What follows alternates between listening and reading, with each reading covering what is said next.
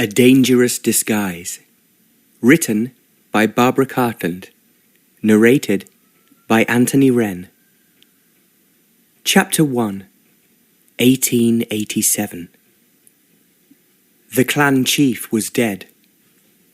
Colonel Ola Mcnewton, who had been like a father to his people, had ruled them sternly but kindly for 30 years, and now he was gone. When the burial service was over, they streamed out of the church and began the short walk to the imposing mansion where he lived with his daughter, Ola. The road lay slightly uphill, so that everyone could see the great building against the background of rugged Scottish scenery. At its best, now that the month was June and the weather was glorious.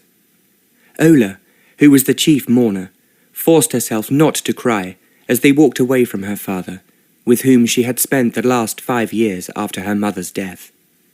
She was a tall, rather stark figure as she led the procession home. Her auburn hair would have been fascinating if it had not been severely hidden away beneath a puritanical bonnet. Her face contained many contradictions. She was beautiful, with large green eyes and a wide, generous mouth. But just now, austerity had settled over her features, as though all thought of beauty was forbidden on this sad day. Behind her walked the next clan chief, Jonas Mcnewton, with his wife and numerous children.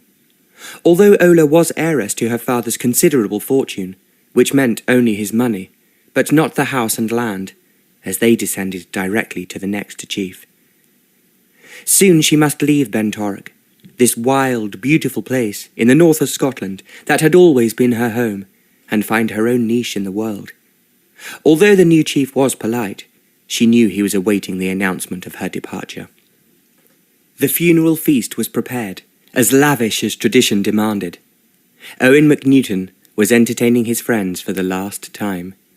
Ola was the perfect hostess, and everybody said that the fine old man had been given a fitting send-off. Only one person seemed displeased.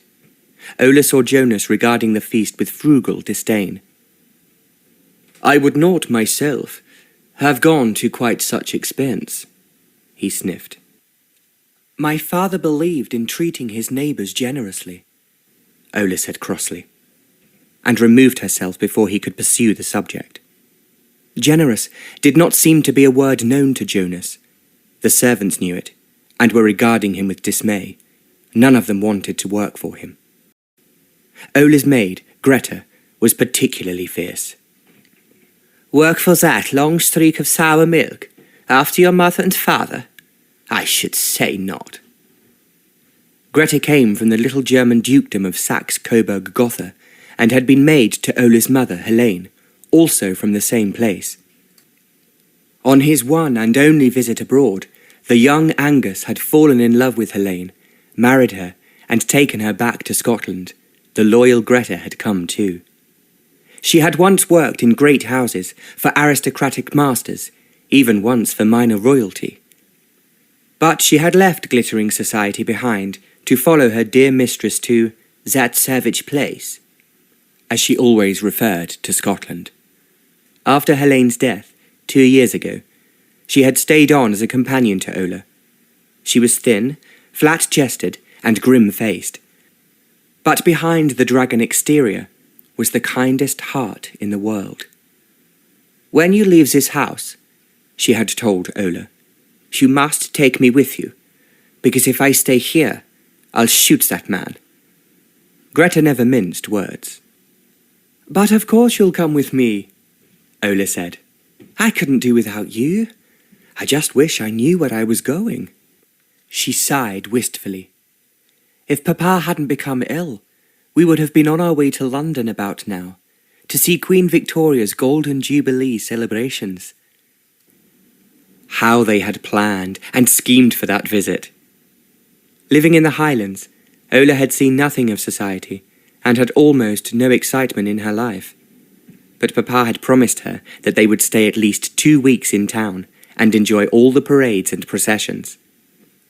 How sad he had been to disappoint her when his last illness had overtaken him.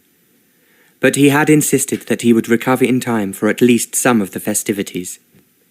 He had even refused to cancel their hotel reservation, fearful of losing the suite of rooms that he had booked, since London was fast filling up with visitors from all over the world. "Keep that reservation open, my dear," he had told Ola, "and we will be there." But it was not to be. On his deathbed, he had said to her, "My darling, I want you to go to London, as we planned." "Oh no, Papa. How could I think of enjoying myself?" "But it's what I want. You've had so little fun shut away up here. You're 24. You should have gone into society years ago. But circumstances conspired against it. We meant to take you to London to make your debut, but then your mother became ill. Her death finished my own life. I could never rouse myself from my grief to make the effort until this year. And then it was too late. I regret my selfishness now." "Please, Papa, it doesn't matter." "But it does. You have your life to live, and it isn't too late. You're beautiful, and you'll have money. Go and enjoy yourself, as we planned. Do all the things we meant to do together.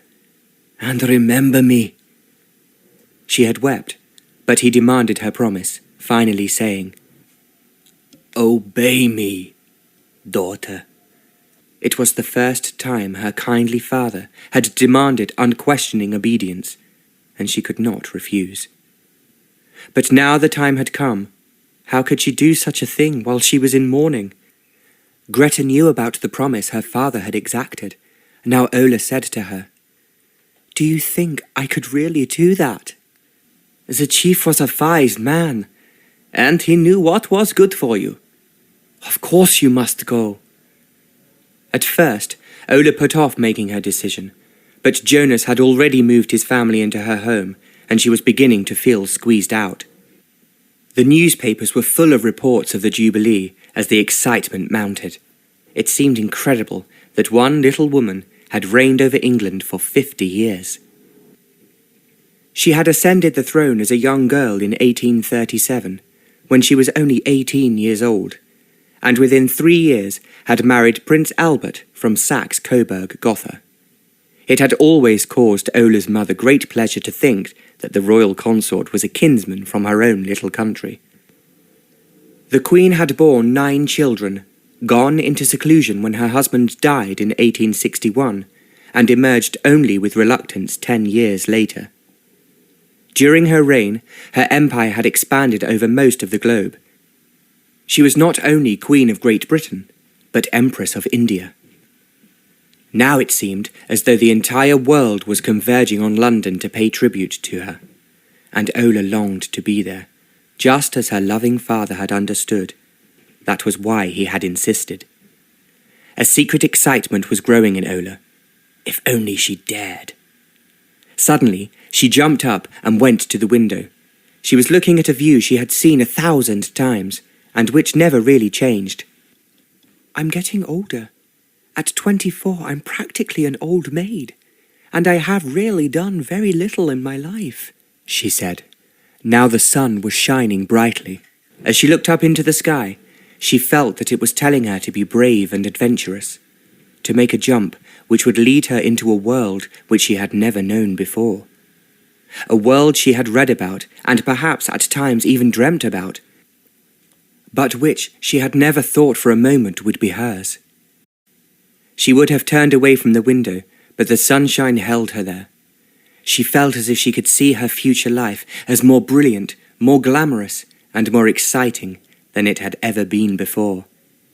It was as if the sun itself and the clear blue sky were waiting for her answer. Then, as if it was impossible for her to say no, she said aloud, "I will do it, and please help me, because I've never done anything noteworthy in my life, and now I must succeed." For a moment, she stood very still, as if she was waiting for an answer. Then, strangely enough, she heard the flutter of wings, and 2 white doves flew from the roof past her window and into the trees in the garden. They were so white and somehow glittering in the sunshine that she felt they were a direct message from the angels, and perhaps her father. Then she should not be afraid, but do what she had promised him without any fear. "I will do it. I will do it," Ola told herself. She summoned Greta to her at once. "We're going to London," she said. "Pack my finest things. I'm going to do everything in tremendous style, just as Papa would have wanted. And if people are shocked at my doing this when I'm in mourning, well, I'll be somebody else. Nobody knows me in London." "Well done," said Greta at once. "You'll need a lot of new clothes." "I'll buy them in London." Greta gave a pleased sigh. "I've looked forward to dressing you as you deserve to be dressed. You have beauty. If it's brought out properly, and by the time I've finished, you'll look like a princess." Ola stared at her. "Greta, that's it. I'm going to be a princess. How will you manage that?" "I shall say I'm a princess, and nobody will know any different. You can tell me all I need to know. How can I? You lived at a court once. For a few months, more than 20 years ago. But it doesn't change, surely. You've always told me that the royal life is fixed in aspect. Everything is done in the traditional way, at the traditional time. In any case, I shan't be living at court." But it was useless for her to protest. Ola was becoming really carried away. "I am Her Royal Highness Princess Relola of Oltenitsa," she declared grandly. "And where exactly is Oltenitsa?" asked Greta. Ola shrugged airily. "I don't know.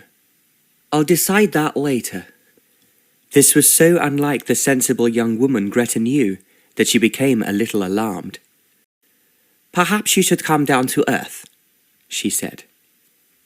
"I don't want to come down to earth. I've had my feet on the ground all my life. Now I want to soar up until I fly close to the sun." "And suppose your wings melt and you fall?" "I don't care. I'll have the memories forever." "All right, my dear," said Greta fondly. "You can be Princess Relola, and I'll be your lady-in-waiting." She gave a deep curtsy. "Your Royal Highness." Ola regarded her haughtily. "You may rise," she said. Then she burst into a giggle of delight. "Oh, Greta," she said, "this is going to be so much fun." They departed next morning, leaving early because of the length of the journey. As Ben Torrock was far out in the country, there was a 20-mile trip in the carriage to the nearest tiny railway station, where they caught the train for Edinburgh. There they caught another train for the long journey south to London. They had 2 first-class sleeping compartments, and they sat up late while Greta did Ola's hair and curlers. Greta was racking her brains to remember what she had learned when she worked for their Royal Highness, the Duke and Duchess of Bainick, many years ago. "They were very minor royalty," she told Ola. "But that didn't make them any less grand. On the contrary, the less important they were, the more they looked down their noses. The Prince of Wales came to visit them once, and he was really nice, actually winked at me. She wouldn't catch the Duke winking, or even noticing I existed." "I don't want to be unkind to people," Ola said. "If you're royal, you don't worry what anyone thinks of you," Greta explained. "If I'm your lady-in-waiting, you'll have to learn to look through me as if I was less than nothing." "Will I?" Ola asked, startled. "Yes, and don't call me Greta. It isn't regal." "You should have a title too," said Ola, eager to share both the glory and the fun. "True," Greta agreed. "Only the very highest aristocrats are allowed to be in attendance on a royal person. I shall be Lady Krasla, but where is Oltenitsa? If anyone should ask, we'd better tell the same story. I've decided that it's one of the little Balkan states. There are so many of them that nobody will be quite sure whether it exists or not." "They will eventually," Greta pointed out, amused. "Ah, but then it'll be too late. I'll have gone on to my next adventure." "How did you think of the name?" "Inspiration," Ola said ecstatically. "It just came to me. Suppose someone asks you to say something in Alternitsen. Aristocratic Alternitsens speak German, just like aristocratic Russians speak French," said Ola triumphantly. "Thank goodness you and Mama managed to teach me." "You seem to have thought of everything." "No, I haven't thought of anything at all. I'm making it up as I go along. That's the fun." "And when something goes really wrong?" "Nonsense," said Ola blithely. "How can anything go wrong?"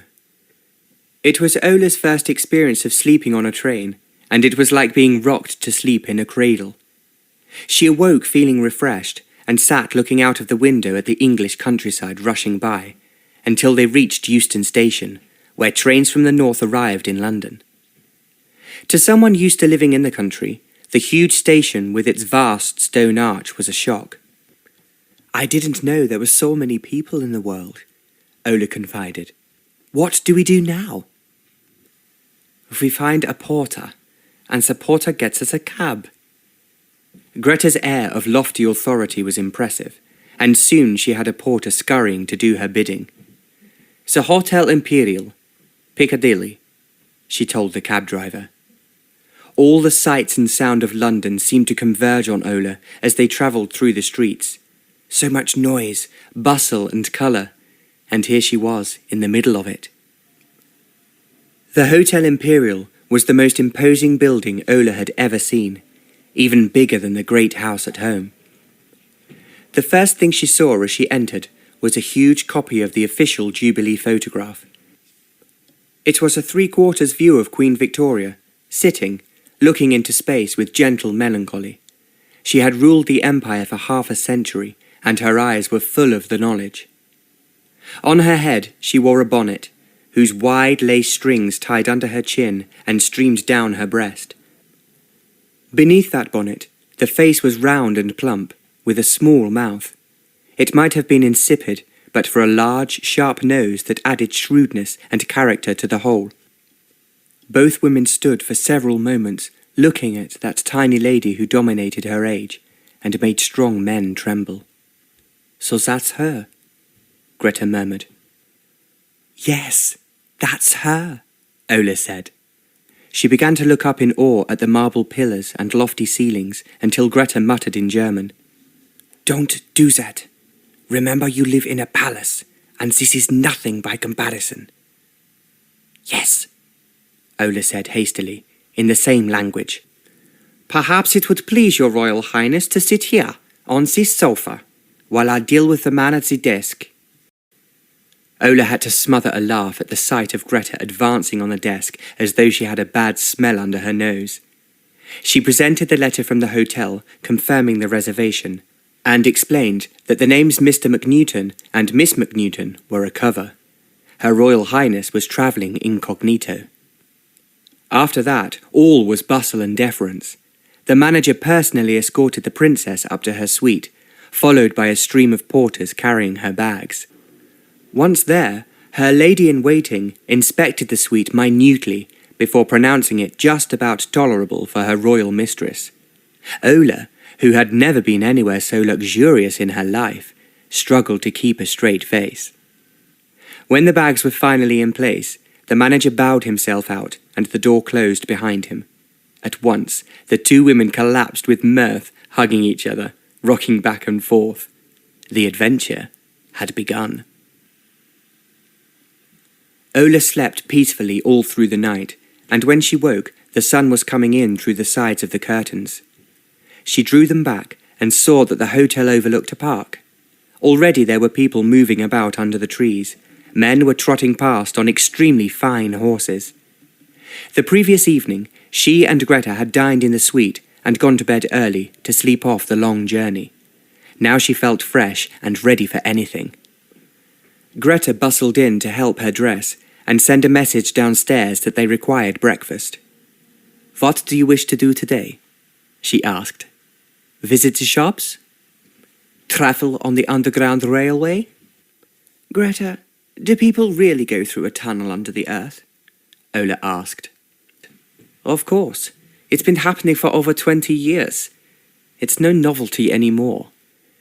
"It is if you come from Bentoruk," Ola said with a chuckle.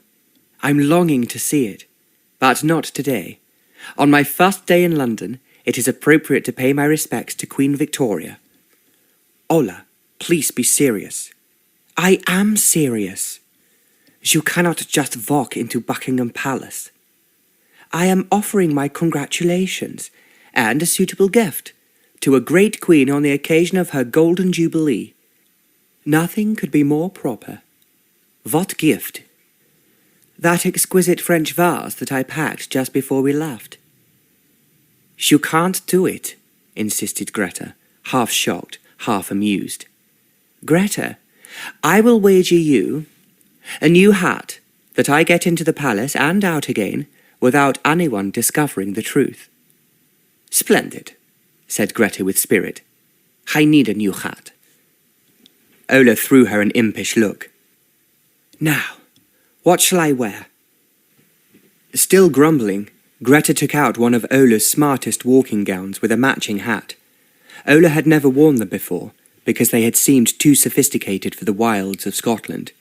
Now she was in the right place for such clothes.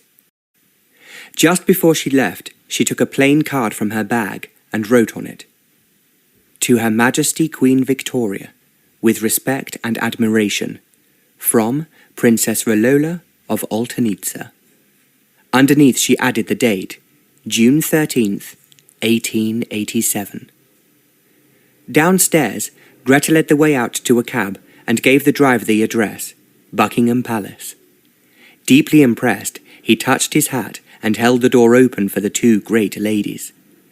The carriage did not take long to reach Buckingham Palace. It was stopped at the gates. A man in uniform opened the door to ask, "May I inquire, madam, for what reason you are coming here at this moment?" It was Greta who replied. "This is Her Royal Highness, Princess Rolola of Oltenitsa," she told him, "bringing greetings and a gift to Her Majesty on this important occasion." The officer saluted, shut the door, and said to the driver, "Pass on." The carriage drove to the back of the building. Ola saw there was a door with 2 sentries on either side of it. As the cab drew up, another man came forward, opened the door, and she stepped out. Then, followed by Greta, she walked inside. There, she saw a dark-suited man standing beside a table on which there was a number of parcels which had been handed in. She walked imperiously towards him and spoke, taking care to assume an accent like Greta's, so that he should not suspect that she was English. "Princess Rolola of Oltenitsa, my gift is not only from myself, but from all my countrymen, who wish Her Majesty well on this great occasion." The man bowed and ceremoniously received the parcel from her. She had done it. She had managed to get into the palace, and had now only to leave to have secured a triumph. But a little imp of daring, suppressed too long, prodded her to say, "I have come a very long way from a distant country. I wonder if I might see some part of the palace before I go?" He looked surprised, but then another man appeared through a door, and he said, "A moment, please, Your Royal Highness." He hastened to the newcomer and spoke in a fierce whisper. Ola could just hear odd words. "Palace, Princess Rolola. What am I to do? Your Grace." The man he had called Your Grace then said, "I will see to it." He walked towards Ola, and she had time to see that he was about 30 years old and very good-looking. "Good morning," he said, with a respectful bow. "I understand that Your Royal Highness has brought a present for the Queen. Her Majesty will be most grateful to you." Do you think she will allow me to see a little of her palace? Ola asked with a smile. I've come all the way from the Balkans, and my people will want to know how your palace compares with ours. I will show you what I can, the man promised. But it's really the job of your embassy to arrange anything like this. Ola gave a cry. Hush, hush, she exclaimed. I don't want them to know I am here. He raised his eyebrows. But why not? Because if they find out, she explained, they will insist on my undertaking a lot of duties, meeting people I don't want to meet, most of them from the Balkans, in which case I might as well have stayed where I was. I've come to see London, and while I'm here, I want to meet only Londoners. He laughed. He had an engaging twinkle in his eyes. I can see your point, he said. Very well. I'll show you what I can of the palace, but you must be careful not to tell your friends. Otherwise, I'll be overwhelmed with people asking the same thing. Oh, that is so kind of you, Ola exclaimed. Come along. I'm breaking all the rules on your behalf. But never mind. As they moved in the direction of the stairs, Greta began to move with them. But Ola turned and said coolly, Lady Krasla, you have our permission to remain here. It might be more suitable if I... Here, if you please. Don't worry, her escort said to Greta. I'll take great care of her. Greta flung her a look of indignation, but Ola refused to see it. She was determined to do this on her own.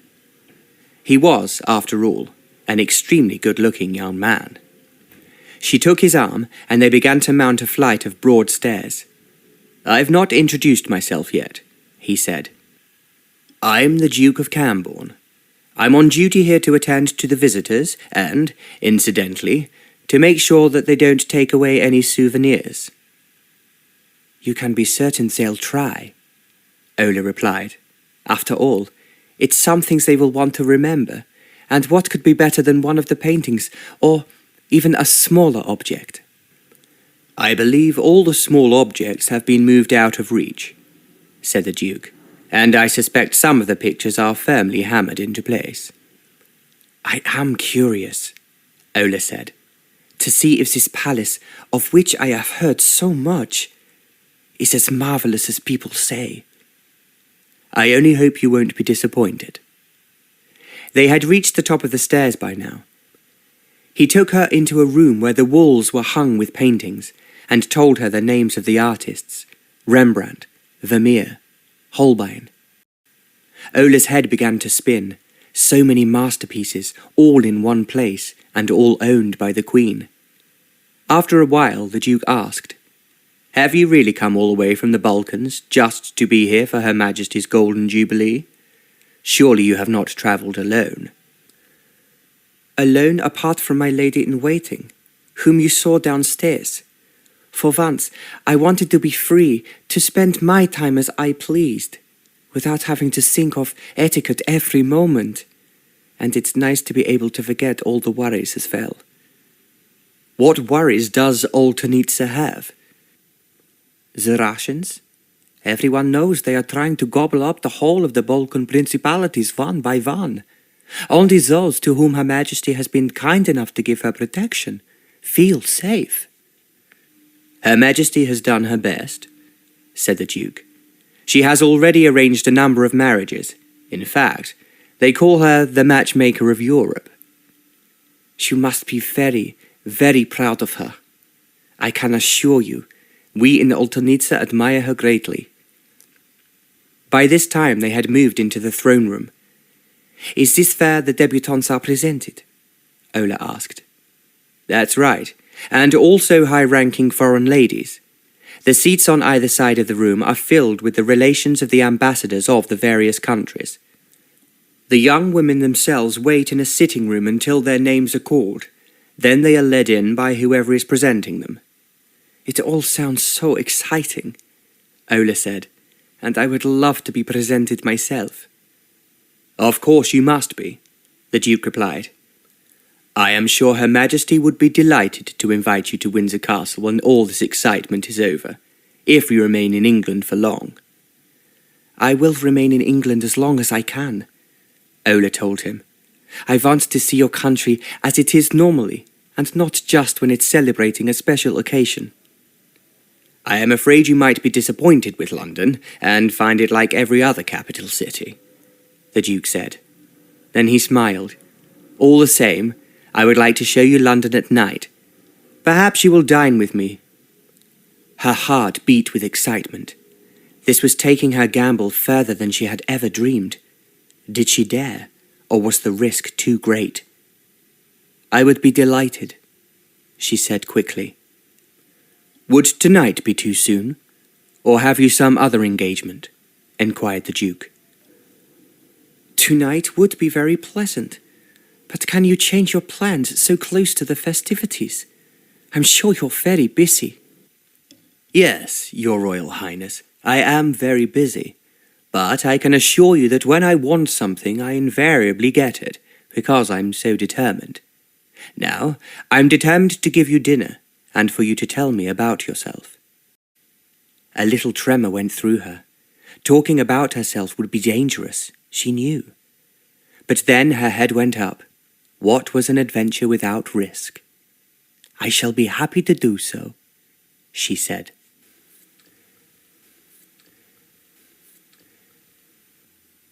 Chapter 2.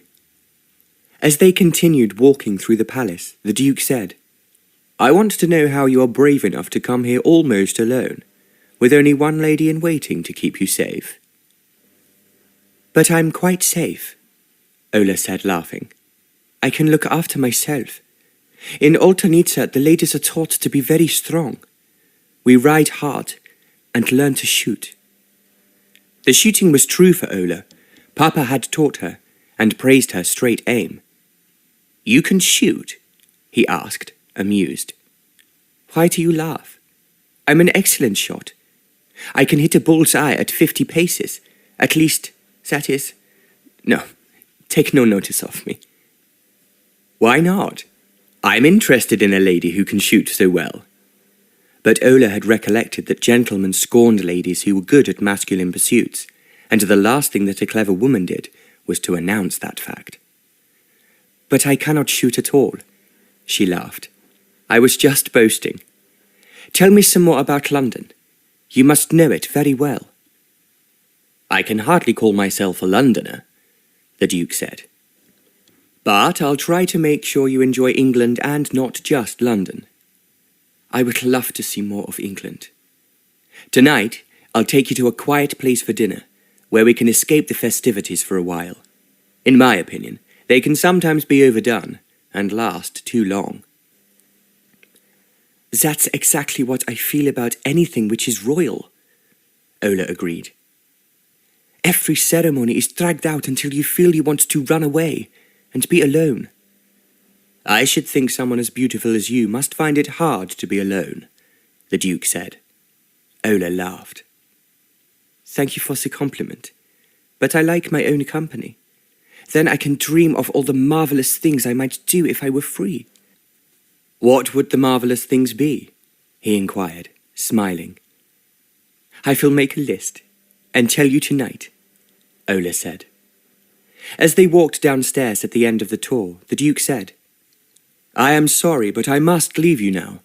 I have to be on duty at a grand luncheon Her Majesty is giving for overseas visitors. Of course, you really should be one of them. No, no, Ola exclaimed. I have to go to too many of that sort of function. But are you quite certain I shouldn't contact your ambassador? I should very much dislike it if you did that, Ola replied with perfect truth. He will want to move me into the embassy. Very well. I'll respect your wishes. But do you mean that you don't intend to meet Her Majesty at all? Is there nothing that you wish to say to her? Nothing except my greetings that I have already delivered with my gift, said Ola.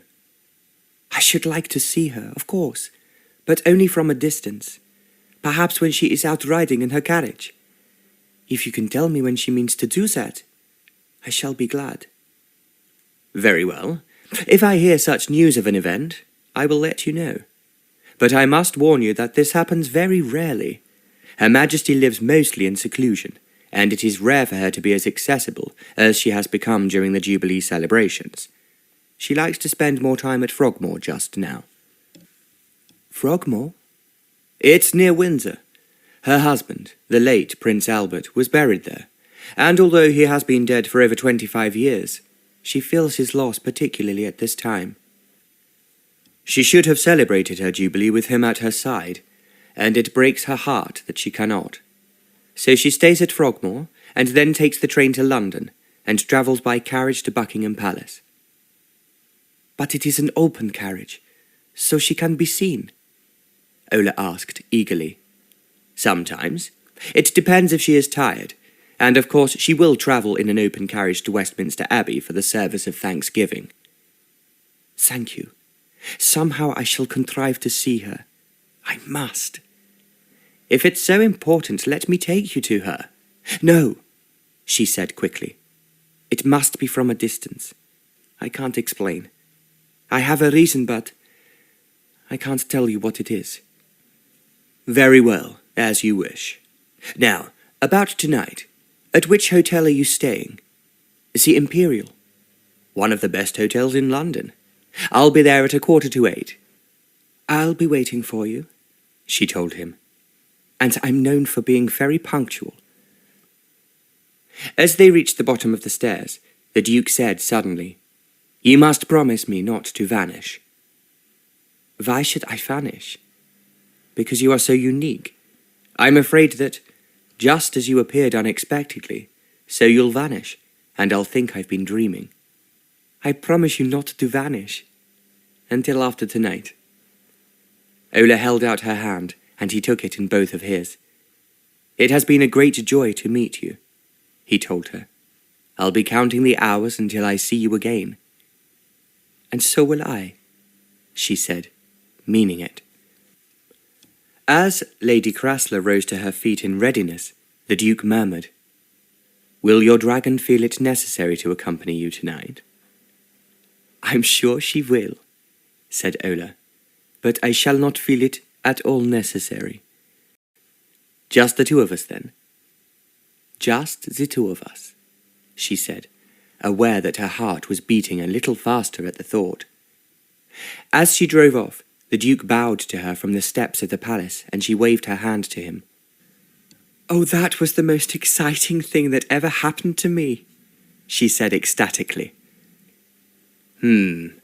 Said Greta, regarding her with suspicion.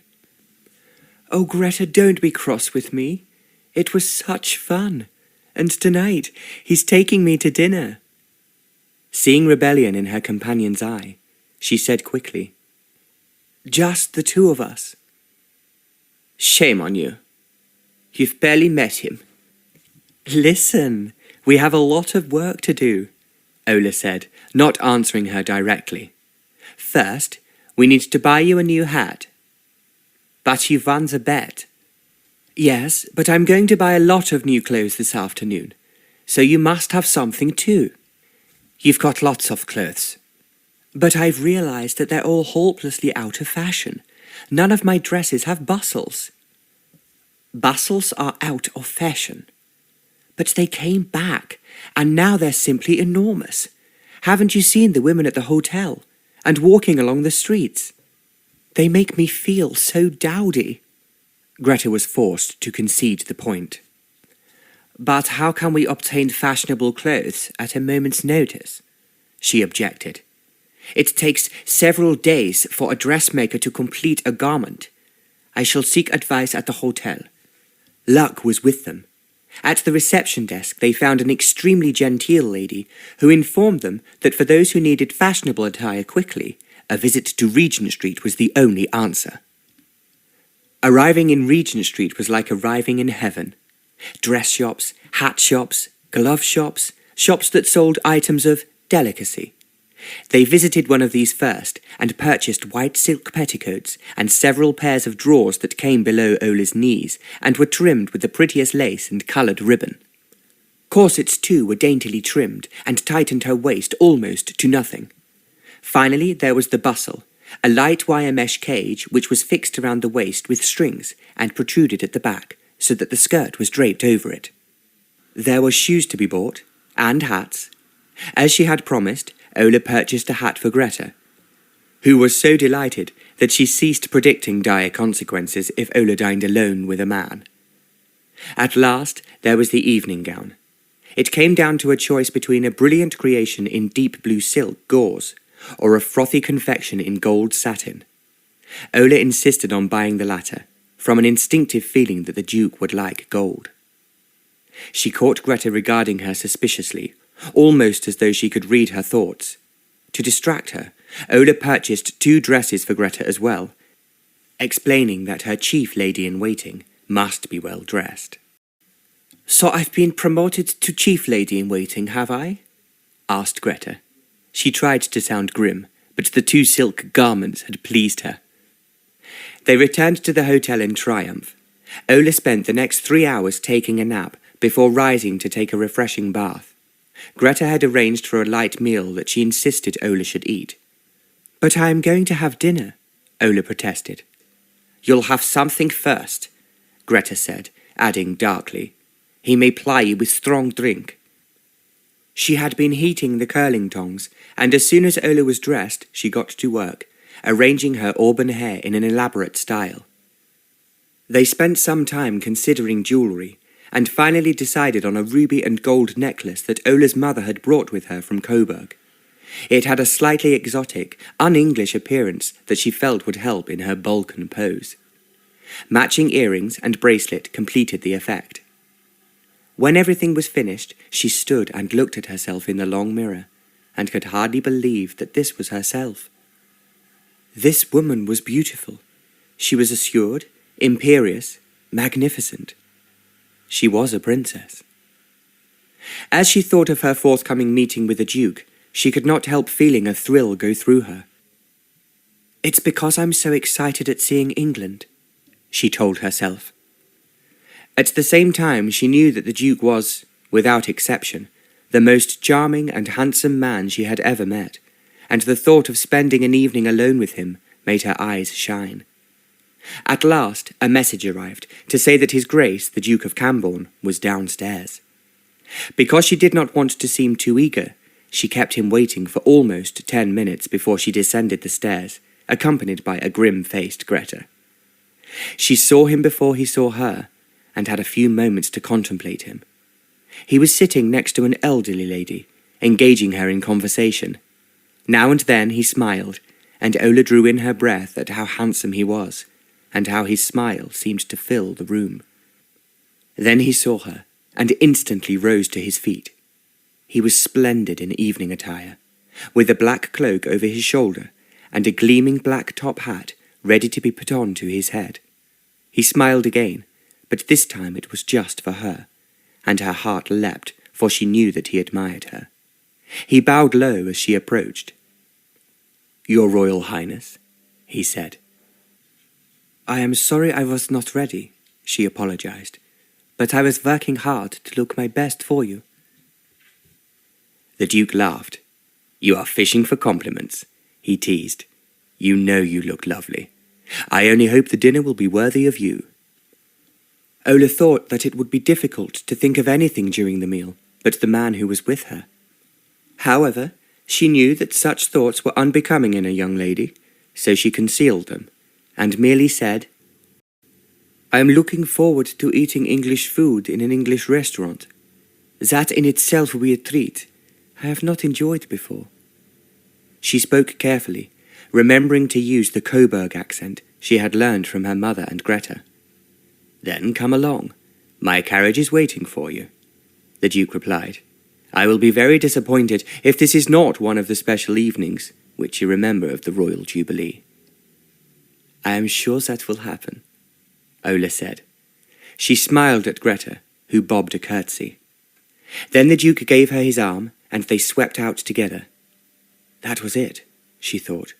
This was the moment of glory that she had promised herself when she planned this venture. The Duke's carriage was extremely grand, with a coat of arms on the sides, and 2 men on the box wearing the Cranborne livery. As they travelled along Piccadilly, Ola looked eagerly out of the windows at the crowds thronging the street.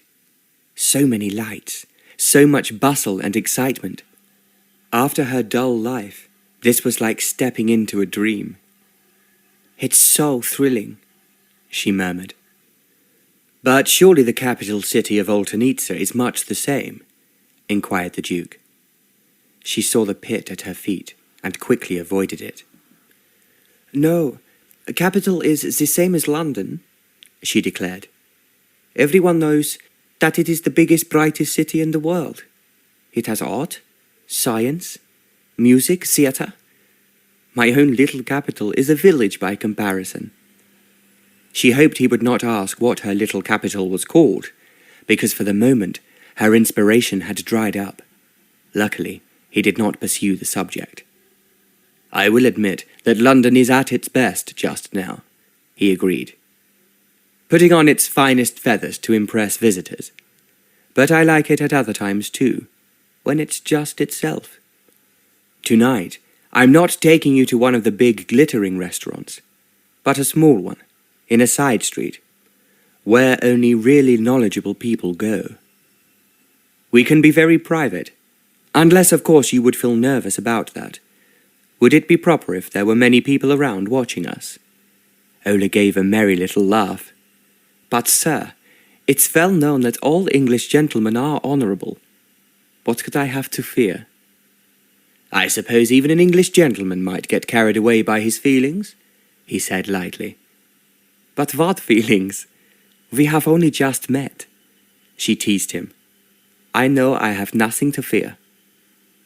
In saying this, she knew she was slightly avoiding the truth. They might have only just met, but she was already in danger of being carried away by her own feelings, and very much hoped that he was too.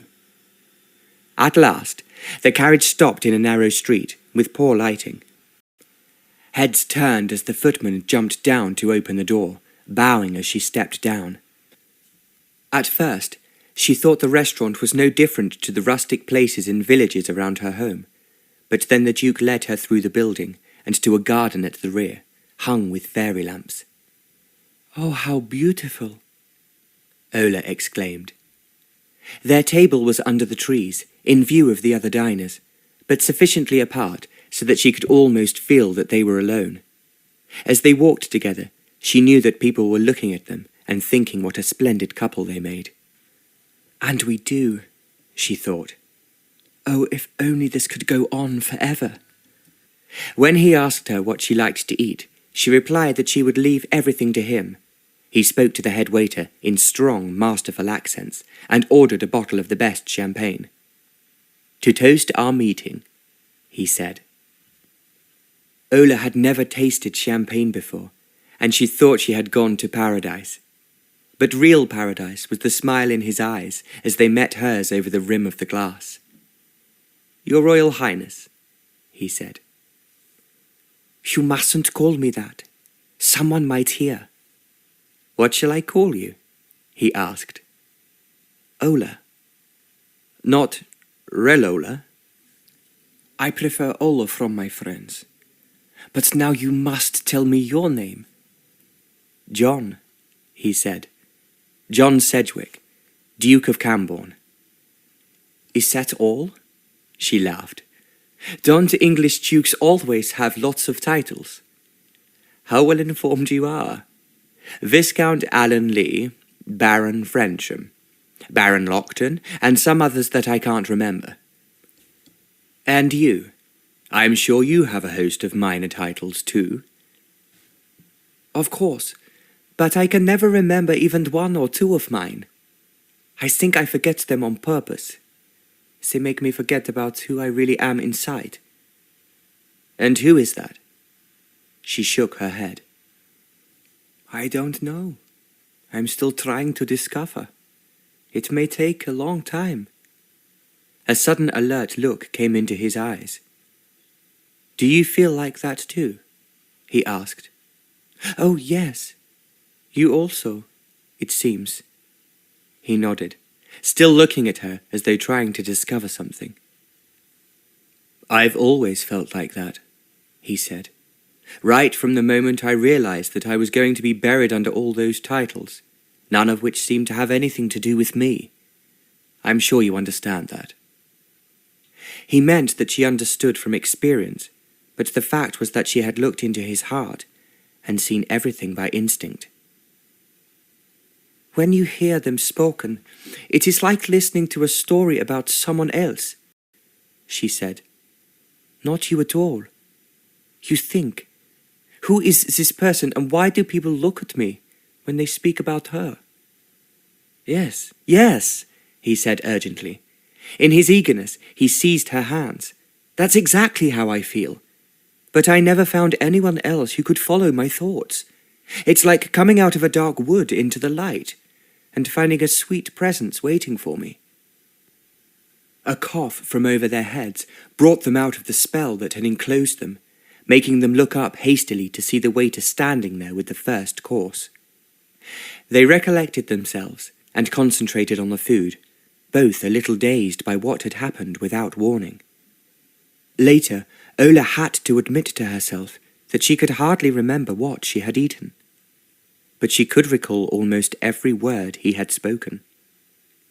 She urged him to talk about his life, and he did so, almost as if there was safety in such personal topics. "You don't live in London all the time, of course?" she asked him. "No, just part of the year, for the season. That's the social season, which starts in May. Debutantes are presented at court. There are balls, parties, regattas on the Thames. It goes on until early August, and then everyone goes north to shoot grouse, starting on the 12th. "To Scotland, yes," she murmured, thinking of the many grouse shooting parties she had seen arriving. "You know Scotland?" he asked in some surprise. "Only by repute," she said hurriedly. "I know about the glorious 12th, and the hunting, shooting and fishing. Do you enjoy the season?" He sighed ruefully. "Not a great deal, I must admit. I like to be out in the country, riding my favourite horses and walking with my dogs." She had often heard her father talk like that. It was enchanting to hear the same sentiments from the man who was weaving spells about her heart. "So you don't like the formality of London?" she said. "People bowing and scraping because you're so important." "They only think I'm important because I have a great title," the Duke replied. "But as a man, I am happier in the country because I'm alone with my animals, and they are not concerned whether I am the Duke or the pantry boy." Ola laughed. "That's what you say. But I'll wager they are taught to bow from the moment they come into this world," she said. "You wouldn't say that if you could see my dogs," the Duke said, grinning. "They think they own me rather than the other way round. I have 5, 4 pedigree and 1 mongrel, and the mongrel is the loftiest of them all." "I like that," Ola said, delighted. "I once had a dog who was just the same. I loved him so much. He was my best friend. We would go walking together, and as he had a rather long coat, all the thistles would stick to it, and it would take me an hour to get them out." "You did that? Not a footman?" "I couldn't have let a servant do it," she said with an air of horror. "Joey wouldn't have liked that at all. It had to be me." "Joey? You gave your dog an English name?" "He was a gift from an English friend," she said quickly. To get off dangerous ground, she said, "You must miss your country home." "Yes, I love the place. It's very old and has been in my family for many years. It is exactly like the houses you read about in storybooks, and I have, although I say it, an outstanding collection of horses." Ola gave a cry. "I love riding," she said. "My favourite horse can jump higher than any other horse in the royal stable. I take him out every morning before breakfast." "I will certainly show you my horses," the Duke promised. "I would love to see them, but I suppose they are not in London." "Most of them are in the country." A thought seemed to strike him. "Your Highness?" "Ola," she corrected him. She wanted to hear her name from his mouth. "Ola," he said. "I must compliment you on your English accent." "Oh, no," she disclaimed. "In Oltenitza I am held to speak English well, but in England I know that my deficiencies must be very apparent." "Not at all. In fact, your accent has grown more naturally English as we have talked." He was right. She had been so absorbed in his company that she had forgotten to maintain her Coburg accent. "Ah, but I am a great mimic," she said quickly. "My accent improves because I am talking with you." "That must be it," he agreed. "Go on telling me about your horses." "I have one in London, which I ride in the Row every morning." "Excuse me? Row? You all ride in rows?" she asked, trying to look as puzzled as possible. She needed to show a little ignorance to put him off the scent. "The Row is Rotten Row, in Hyde Park." "Is it rotten? Then how did you ride there?" He laughed. "It isn't really rotten.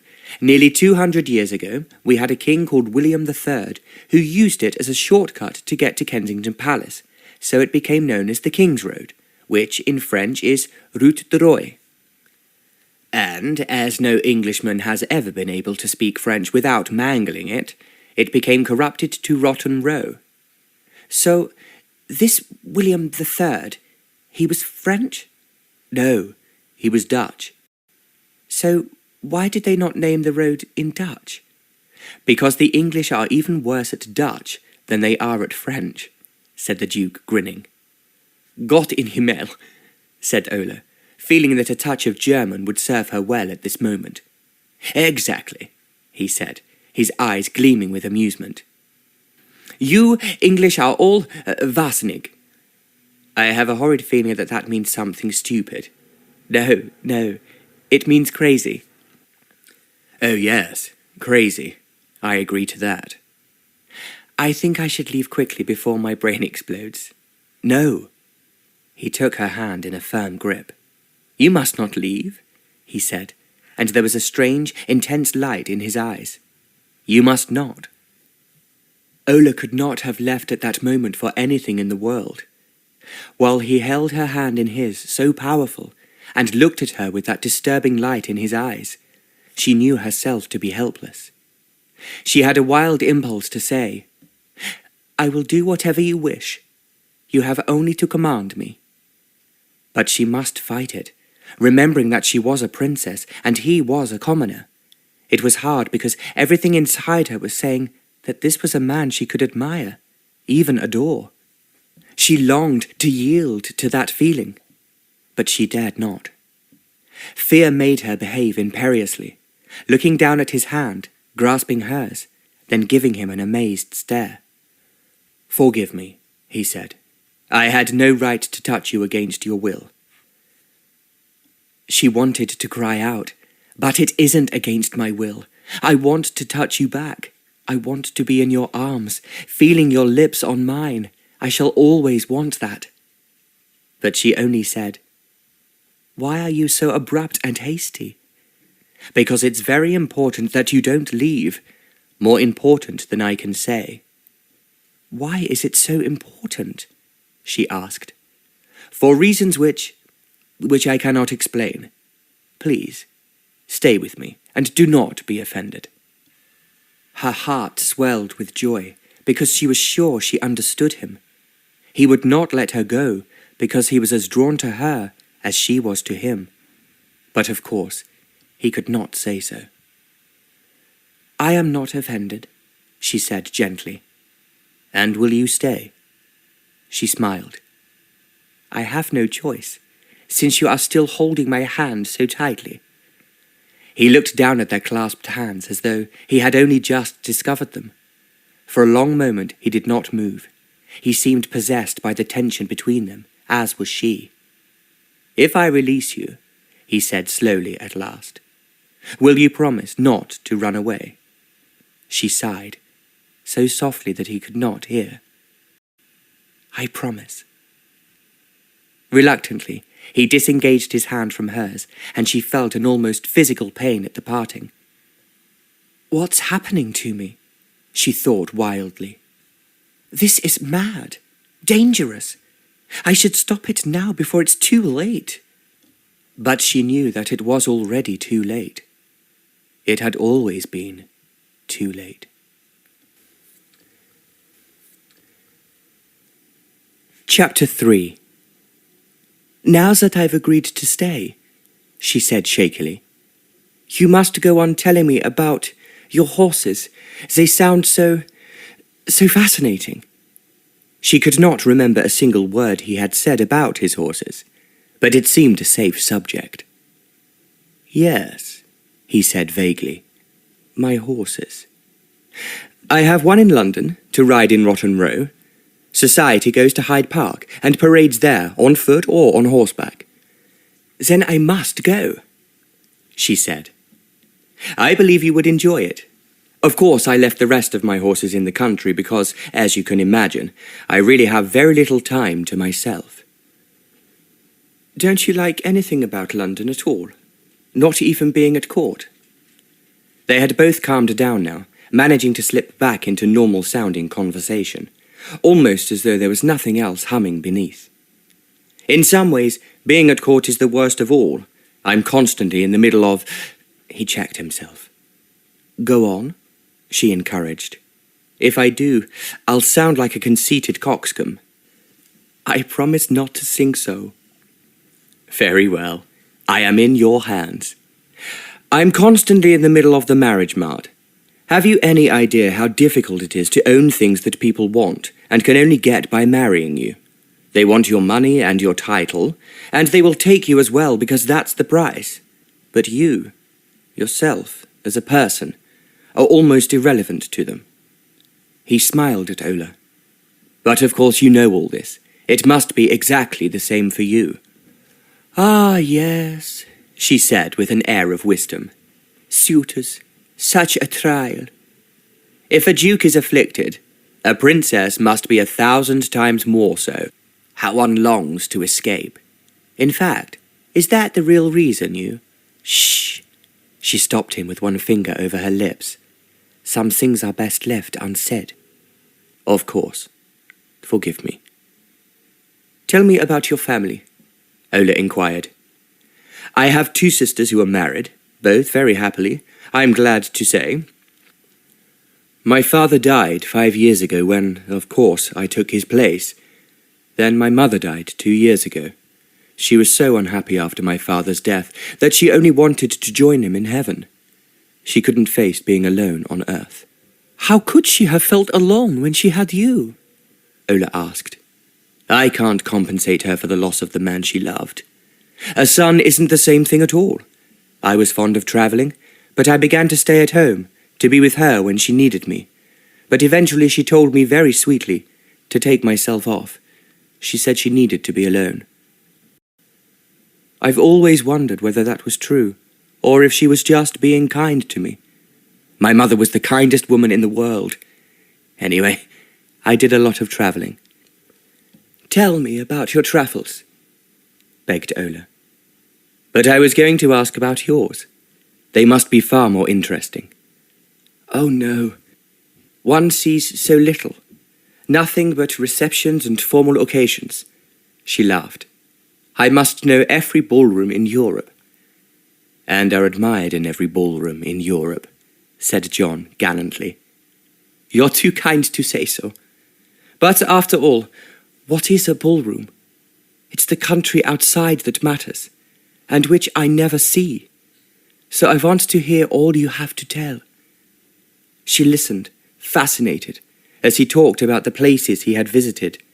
She had never been anywhere but Scotland in her life, but this man had been all over Europe, France, Italy, Spain, and then further to India and Egypt. She listened, entranced, as he described the pyramids, the desert, the Nile.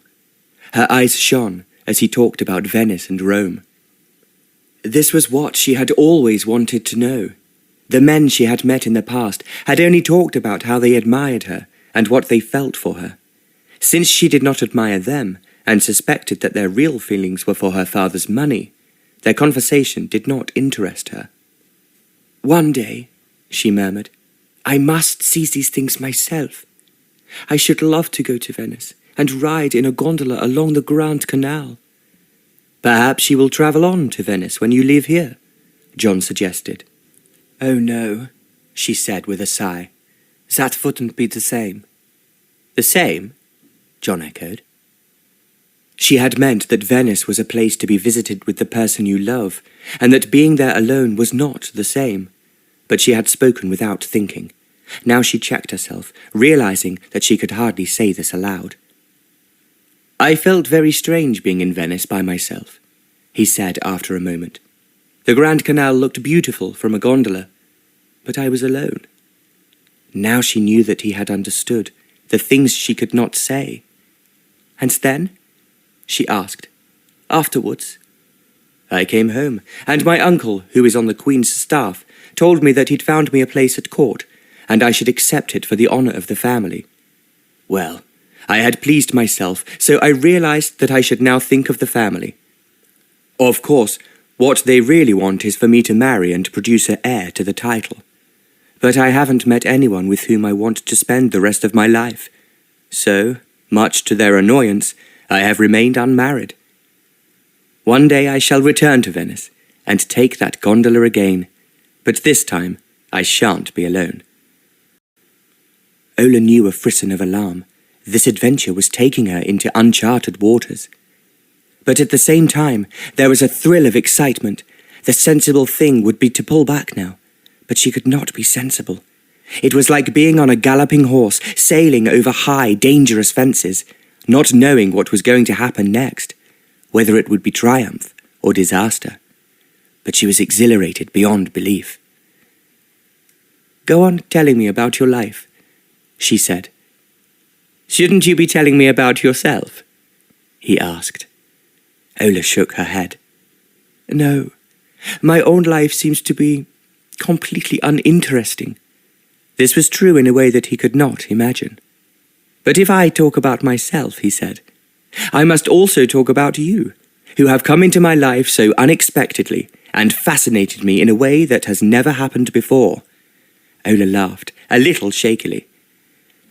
"Do you really expect me to believe that?" "It happens to be the truth," he replied seriously. "And if you are surprised, then I am surprised too." "Yes," Ola said after a moment. "I am surprised." There was a sudden silence. They were both shaken. Suddenly the Duke looked around him with a start. While they had been absorbed in each other, time had passed, and now the restaurant was almost empty. Ola raised her head, also startled. Where had the time gone while she was in the enchanting company of this man? "I should have taken you somewhere where we could dance," he said. "But after the long journey you should go to bed early. We can meet again tomorrow, and I'll show you some of the Jubilee celebrations." "Oh yes, I would like to do that," Ola said. "You are so kind, when you must be busy." "I'm on duty much of the time," the Duke agreed. "But I consider it part of my duty to look after you, and not let you get into trouble." "Do you think I'm likely to get into trouble?" she teased. "Well, I must admit to another reason. I want to have you to myself." Ola smiled. "I was very lucky to meet you." Then he said something she did not understand. "I do hope so." "Surely there can be no doubt of it." "I know when I am being lucky," said Ola.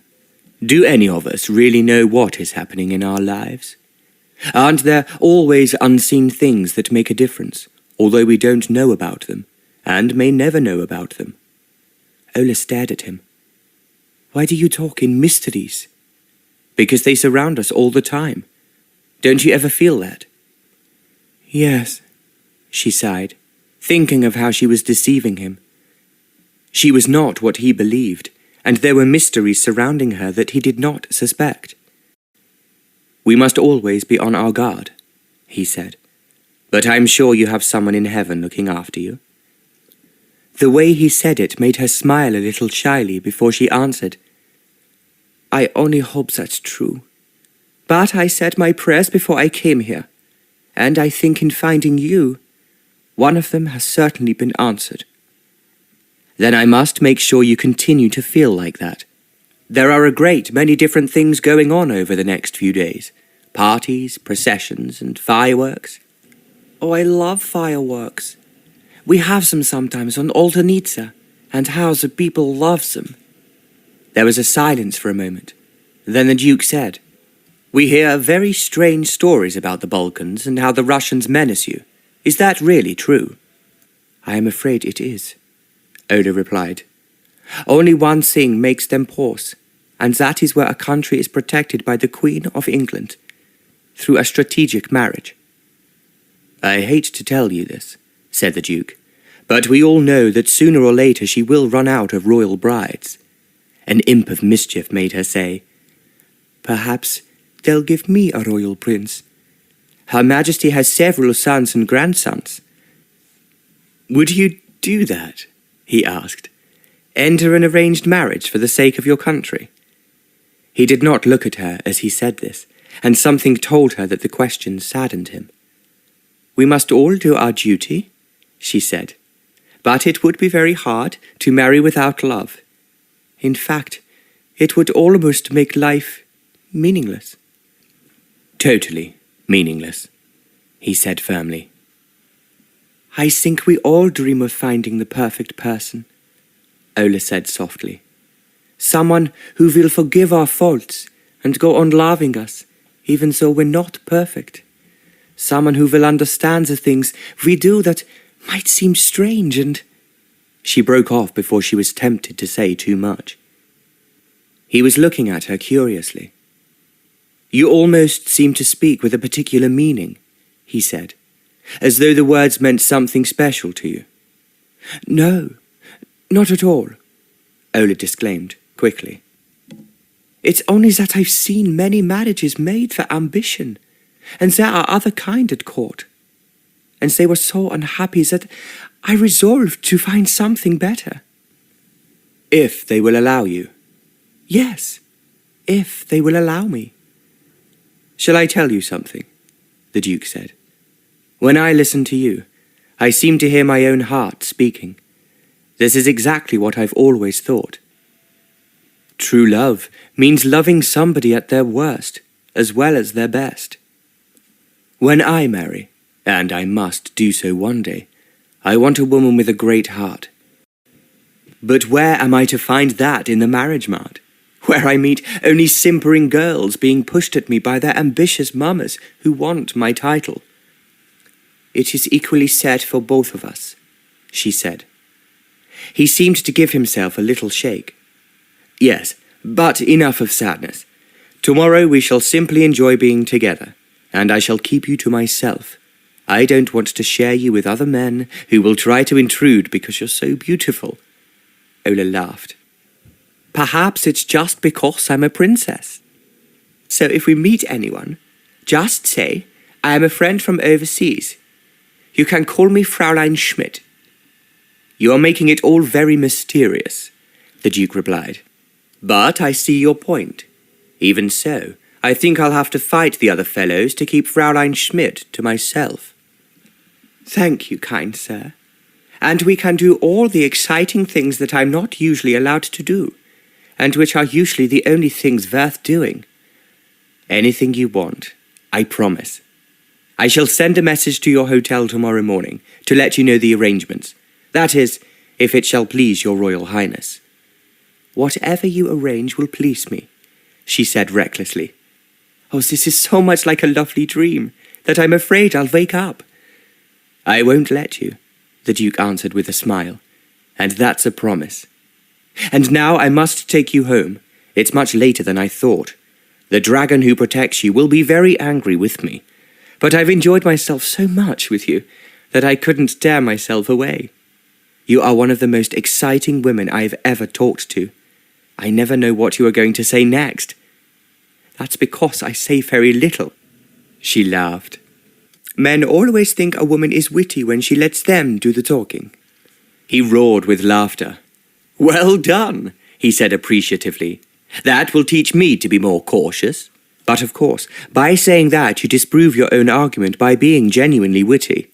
Now I'm really curious to know what else you will say." She looked at him mischievously. "I think you'll be very surprised by some of the things I could say." "Now what do you mean by that?" "Nothing." She backtracked hastily, regretting the moment of madness that made her admit anything so reckless. "That isn't true. You meant something." "Perhaps, but I don't think I'll tell you just now," she said, assuming an imperious voice to silence him. As they drove back to the hotel, she said, "I shall lie awake tonight, thinking of the wonderful things I'm going to do." "If I lie awake, it will be because I'm thinking of you," he replied. There was an expression in his eyes which made her feel a little tremor go through her, and she dared not look at him. He took her hand and raised it to his lips. "I thought I was an honourable man," he said, "but now I find that perhaps you are not as safe with me as you thought. Your Royal Highness, Ola, I want to kiss you. I want that very much." Her heart was beating wildly. "Are you going to?" she whispered. His hand tightened on hers. "No," he said. "It's too soon. But I warn you, tomorrow I may not think that it's too soon. Perhaps you should be aware." She smiled at him in the dim light of the carriage. "I am not afraid," she said. "Perhaps it is you who should be afraid." "I am.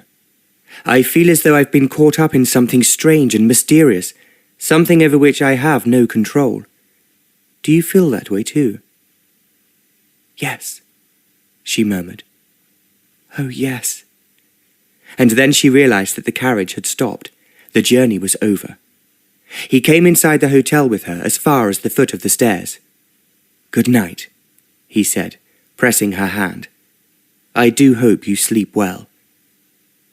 "I doubt if I will," she said. "I have too many things to think about." He nodded. "Until tomorrow," he murmured. Then he turned quickly and left her there. Walking up the stairs, Ola felt it had all been a dream. "How can this possibly have happened?" she asked herself. "And what will become of me? One day, just as I've appeared unexpectedly, so I'll have to disappear. To me, this is a dream come true, but to him, it will be a dream soon forgotten." Greta was waiting up for her. "Well," she demanded eagerly, "what happened? Did he suspect anything?" Ola shook her head, her eyes shining. "You actually got away with it," Greta breathed. "I thought he would see through you, if you had to talk for a long time." "He talked most of the time. I just listened." "Well, thank goodness that's over. You mustn't take such a risk again." "I'm seeing him tomorrow," Ola said dreamily. "What?" "He's going to show me the sights." "Which means that more people will meet you, and the more who hear you called a princess, the more who may suspect something." "No, we're pretending that I'm Fräulein Schmidt." Greta stared. "Are you telling me," she said in a dazed voice, "that you will be a commoner, pretending to be a princess, who is pretending to be a commoner?" "Yes." "You have taken leave of your senses." "Oh, yes," Ola sighed. "I've known that for the last 2 hours." "My dear, you frighten me." "Don't be frightened. I'm not. I'm not going to let myself be scared. It's no way to live." "But how far can this go? What happens when he has to know the truth?" "I don't know. I don't want to think about that." "But if you're falling in love—" Greta was silenced by Ola's hand over her mouth. "Hush. Don't say it. I just want to enjoy this time, however short it is." She would not say any more while Greta helped her to undress and brushed out her hair, but deep inside she was troubled. How will he ever forgive me for deceiving him? She thought. When she thought of the Duke, There was a little sob in her heart. She was doing something wrong, and she felt she should run away. Then she told herself that nothing and no one could stop her seeing him tomorrow. Perhaps, when tomorrow is over, I will have to disappear, she thought, but not until then. She did not want to leave him. She wanted to stay. She wanted this wonderful time to last as long as possible, and she prayed that there would be no ugly, angry reckoning when it all came to an end. When Ola awoke, she knew that this was going to be an exciting day, and wonderful things were going to happen. She got out of bed and looked at herself in the mirror to see if she looked tired and worn out. Instead, she seemed younger than she actually was, and her eyes were shining. I must make myself look lovely for him, she thought.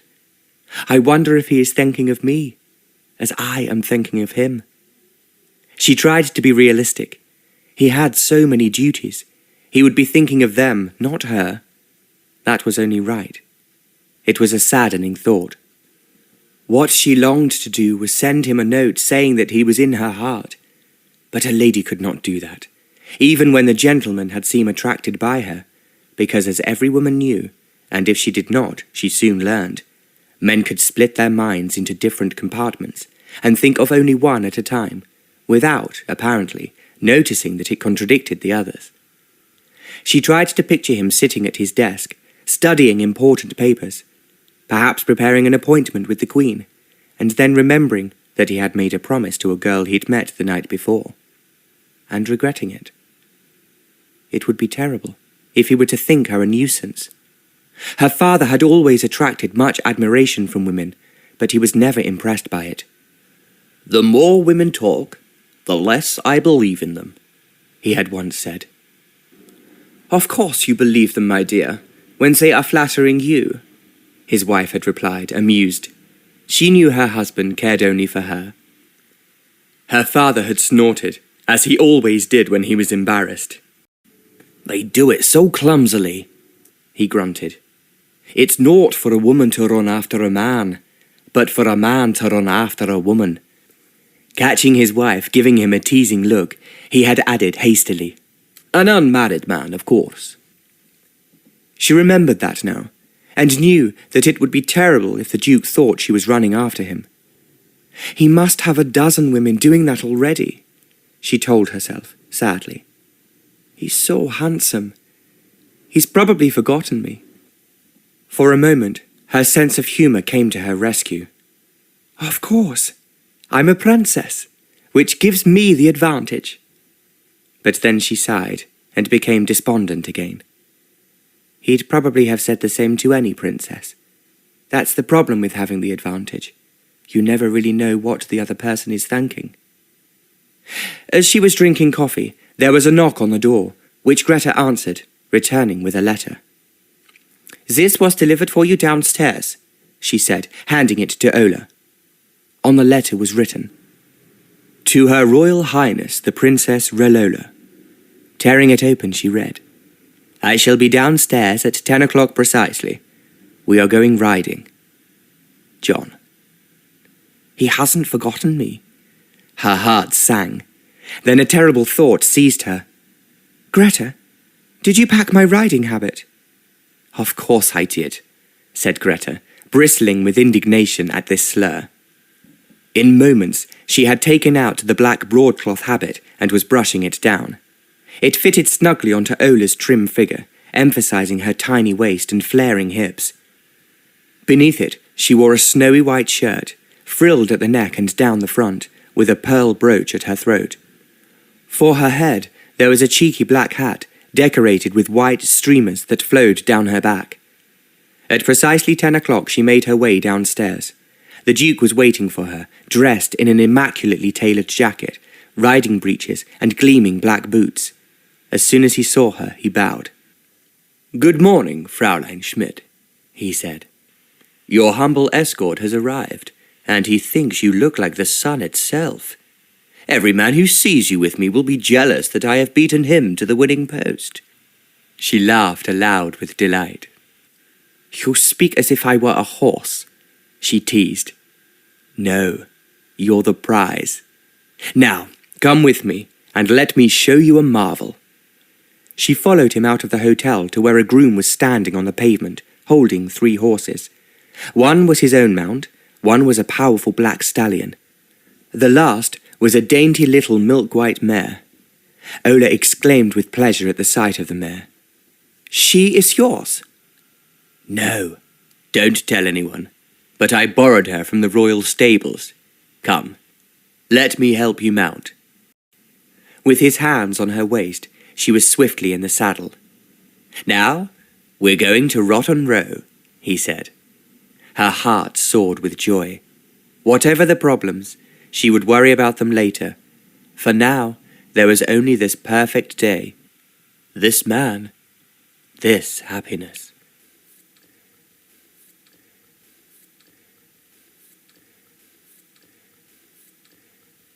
Chapter 4. "Are we far from Hyde Park?" Ola asked, as they cantered along Piccadilly.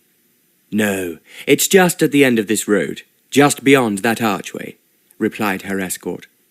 A huge, elaborately carved arch loomed up before them, and when they had passed it, they were entering the great Hyde Park, with its walkways and carriageways for society to display itself. Ola drew in a quick, delighted breath at the sight of so many gorgeously dressed people in summer colours. Here were the carriages, with coats of arms on their panels, indicating the aristocratic status of those who sat inside. As they passed, they greeted each other with precisely graded nods, so that nobody was insulted by being accorded less acknowledgement than their due, or much worse, more acknowledgement than their due. How elegant they were, Ola thought. The vehicles gleamed, the horses shone, the coachmen sat proudly. The ladies, under their summer parasols, wore their finery with ease. Many of them were young girls, out riding with their mammas, showing themselves at the right time and place so that likely suitors with enough money and status could look them over and consider whether to bid for them. This was clearly one facet of what the Duke had called the marriage mart. Some of the mammas waved to him and imperiously ordered their coachman to halt, forcing the Duke to draw up beside them. He introduced Fraulein Schmidt, whose beauty drew looks of alarm from the women and appreciation from the men. One carriage was occupied by the Countess of Selborne, taking the air with her 2 daughters, her son, Gilbert, riding at the rear. The Countess virtually commanded the Duke to ride alongside her, and it seemed as though they would never escape, until Ola had the inspired idea of flirting madly with Gilbert. After that, the Duke speedily made his excuses and drew away. "He's a spendthrift," he said, sounding annoyed, as they made their way to Rotten Row. "Don't waste your time on him." "But it wasn't a waste of time," said Ola merrily. "It made you take action, which was the idea." "Do you mean you deliberately—" He stopped, staring at her. She was laughing at him outright. "Of course," she said. "Well, I suppose I should have expected that." "So, that was the marriage mart?" "Some of it. It's at its most intense in a ballroom, of course. Oh, how I wish I could take you to the palace ball. Every man would envy me, and I would like to introduce you to the Queen." "No, that's not possible," Ola said quickly. "It will be enough if I see her in her carriage. Is this carriageway the route she will take?" "Sometimes, and there is Rotten Row just ahead." They cantered into the broad avenue, where thoroughbred horses could already be seen making their way, bearing their load of thoroughbred humans. It is exciting being a princess, Ola thought, even though I'm supposed to be pretending not to be. Still, I'm sure it has some disadvantages. If I were really a princess, I would be heavily chaperoned and couldn't enjoy a ride like this, alone, with him. "Why are you not working today?" she asked the Duke. "I am playing truant," he answered with a smile. "I was supposed to take some of the royal visitors to see the British Museum, but as I've seen it a dozen times myself, I managed to get one of the equerries to take my place." "That was kind of him," Ola said. I had to promise to ask him to shoot with me when the shooting season begins, the Duke said. As he enjoys coming to stay at my house in the country, he agreed at once. Tell me more about your house, Ola begged. What is it called? Cranborne Park. It's been in my family for over 500 years, and has been owned by 12 generations of my family. It looks a bit like a castle. You mean it has towers and turrets? Yes, that's exactly what it has. And an armory, with walls covered with swords and pistols arranged in geometric patterns. There are suits of armour standing in corners.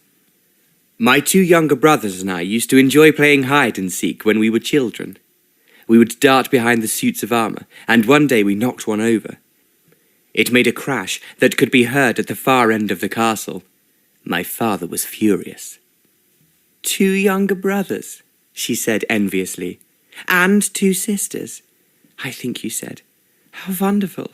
It's so sad being an only child.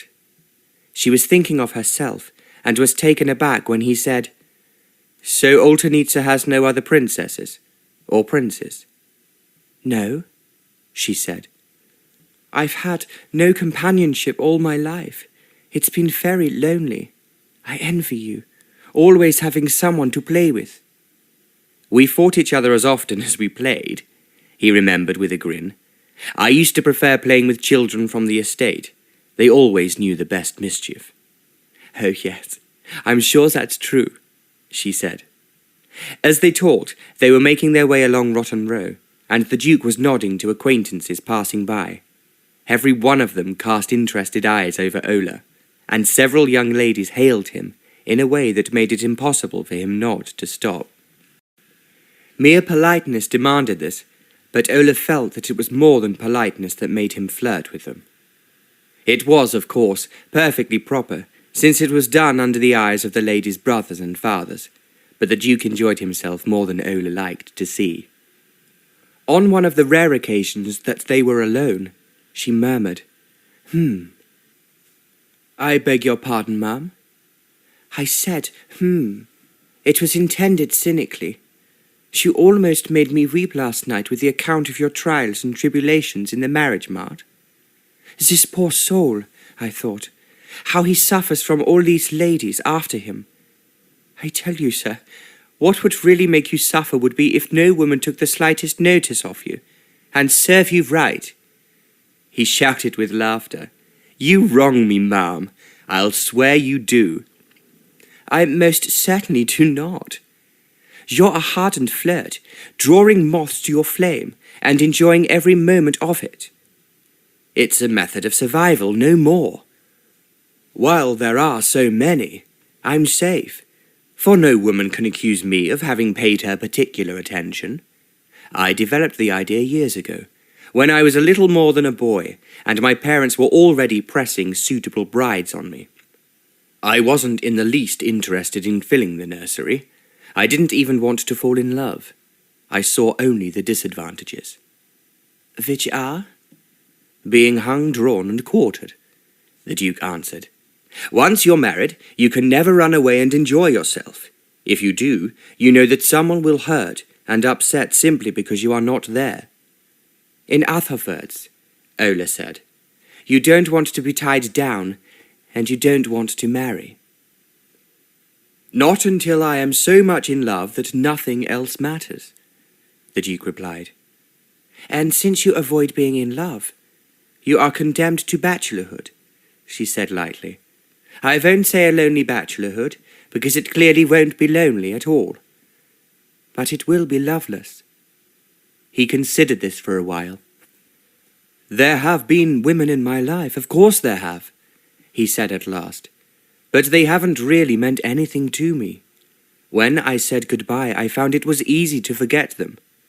Ola drew in her breath. She knew that was what would happen to her. As he would never see her again, he would soon forget her.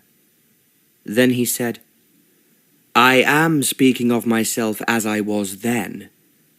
Will you believe that? Ahoy there, Cranborne! The Duke muttered something impolite beneath his breath as a middle-aged man in military uniform waylaid them. Ola, too, would have wished that this introduction had happened at any other time. "Introduce me, you dog," the man bawled cheerfully, doffing his hat and bowing at Ola. She inclined her head graciously in return. "Fraulein, allow me to present General Redbridge." "Sir?" "Fraulein Clara Schmidt." Ola extended one gloved hand to the general, who bowed low over it. Inexperienced though she was, she had no difficulty in estimating him as a roux. The Duke seemed to think so too, because he grew increasingly restive at the other man's outrageous compliments. Ola sat there laughing with pleasure, taking none of it seriously. "If you'll excuse us, General," said the Duke finally. "Fraulein Schmidt has an appointment." "You're wicked," she teased as they rode on. "I don't have an appointment." "Yes, you do. With me. But not here, because it's too public. Let us complete our ride, and then I'll return you to the hotel to change for our outing this afternoon." "Where are we going?" she asked eagerly. "First, I'll take you to lunch, and this afternoon we'll do whatever you wish. A shopping trip? Frills and furbelows." "Oh no, I can shop any time. What I'd really like—" She took a deep breath, unaware that she looked like a bright-eyed child, and that the sight filled him with unaccustomed tenderness. "Tell me," he said. "Anything you want." "I want to go on the underground." "What?" For a moment he was completely taken aback. "You've never—" "Oltenitsa is a backward little country compared to this one," she said hastily. "Over there we hear of the wonders to be found in England, and when I return they will expect to be told all about everything." "Very well. That's where we'll go." They were in high spirits as he delivered her to the Imperial, and left, promising to be back in an hour. During that hour, she and Greta squabbled amiably about the rival merits of a walking dress in deep blue bombazine and one in green velvet. Ola got her way and finally sauntered down the stairs in the blue, wearing a tiny hat with a small black feather over one eye and dainty black kid shoes. His eyes spoke of his admiration. He smiled and took her hand, drawing her quickly out to the waiting vehicle. This time it wasn't his carriage, but a hansom cab that he had hired in the street. This was the kind of detail that Ola was enjoying as much as the major novelties. There were no cabs in Bentorek. "It must be wonderful to be able to simply summon some things like this," she said. "You don't have them in Oltenitsa?" "Not near my home," she said, improvising quickly. "The castle is out in the country, with only a small village nearby, and if I wish to travel, I go into the carriage." "With footmen and outriders?" "Of course," she said, sounding slightly shocked. "But it's so cumbersome. This is more convenient." "It must be difficult not being in the city." "The country is wild and bleak," she agreed, "but very beautiful." She was describing Bentorek now. She had heard somewhere that the countryside in the Balkans was savage and lonely, so her home would do very well as a model. "There are mountains all around," she went on, warming to her theme. "I have learned to climb them. In my own country I am— what is the word? Athletisch?" "Athletic," the Duke replied. "Ah, yes, thank you. There I am an athletic lady, but not here, because it is not good for ladies." "English ladies are certainly not expected to be athletic," he agreed. "So you climb mountains?" "Oh, yes. It is nice to be up so high, where the wind and you can get away from people." "But do you never go into the city?" "Sometimes, for formal occasions. Sometimes my father goes to see his ministers. Sometimes they come to him. Sometimes there are balls and dancing, but too often it is just the same people." "Do you enjoy dancing?" "Oh, very much, but not when it is so formal. Once I was driving home through the village, and people were dancing in the streets. I forget what they were celebrating, but there was a man playing the violin, and everyone was dancing around him. So I stopped and joined in." This was all true. Papa had been most displeased. Suddenly she gasped, "What is that big, beautiful building?" "That is Westminster Abbey, where in a few days the Queen will attend a service of thanksgiving for the 50 years of her reign." The Duke grinned suddenly. "I'll tell you a secret. There's a huge argument going on in the palace. Her advisers want her to wear robes of state and a crown. Her Majesty insists on wearing a bonnet. They're all very upset, but she won't budge." Ola laughed. "I think she is right to do what she feels is best. She should not let the great men bully her." The Duke grinned. "Nobody bullies the Queen. She's a tiny little woman, about 5'1", but everyone is terrified of her." "Are you terrified of her?" "Shaking in my shoes," he said immediately. "Ah, we have arrived." The cab had swung round Westminster Abbey and reached the River Thames. The Duke handed her down and paid off the driver. "Let us walk along the river," he said. It might have been an accident, but as they strolled along the embankment, he contrived to take her hand in his. Ola's heart sang. Whatever might happen in the time ahead, she would always have this moment. She loved him. She could no longer deny the truth to herself. They had only just met, yet she loved him, and she dared to hope that he loved her. She looked out over the broad expanse of water, enthralled by the way the sunlight sparkled on the ripples. She had never seen such a huge river, such great boats. The Duke took her to lunch at a small open-air restaurant, where they could sit and watch the life of the river. For a while, Ola sat watching the great ships and the little boats moving up and down. "Like the rest of London, the Thames has more visitors than usual just now," said the Duke. "I have never seen anything like this," Ola said. "So many vessels, from so many countries. I did not know that ships could be so big."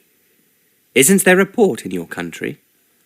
"Oh no, Oltenitsa is landlocked," Ola said quickly, for fear of having to invent a port. "There's a French ship over there," said the Duke, "and the one coming up the centre of the river is Russian." Ola looked at the ship and thought it was large, but not particularly attractive. "Do you see many Russians at your court?" the Duke asked.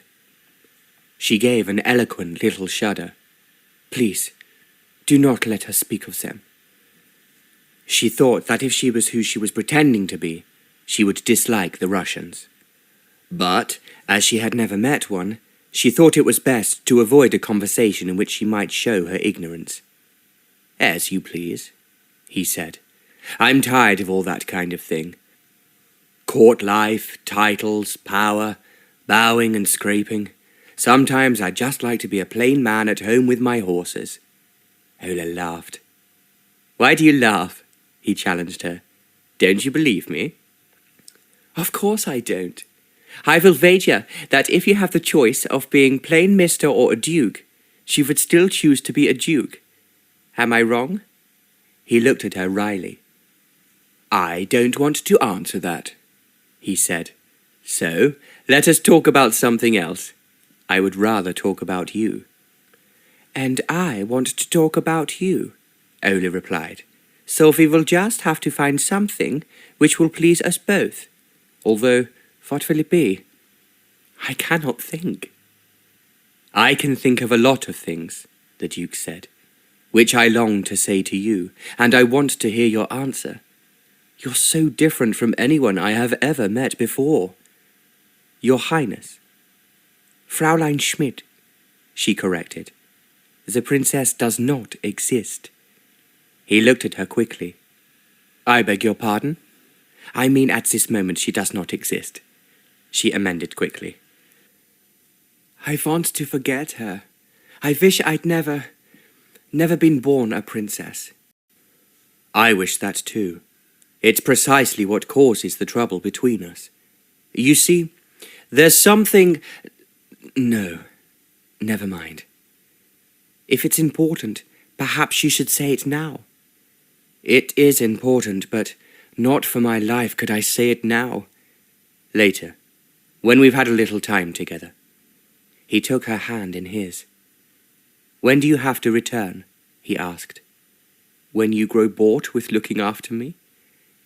He shook his head and spoke in a low voice.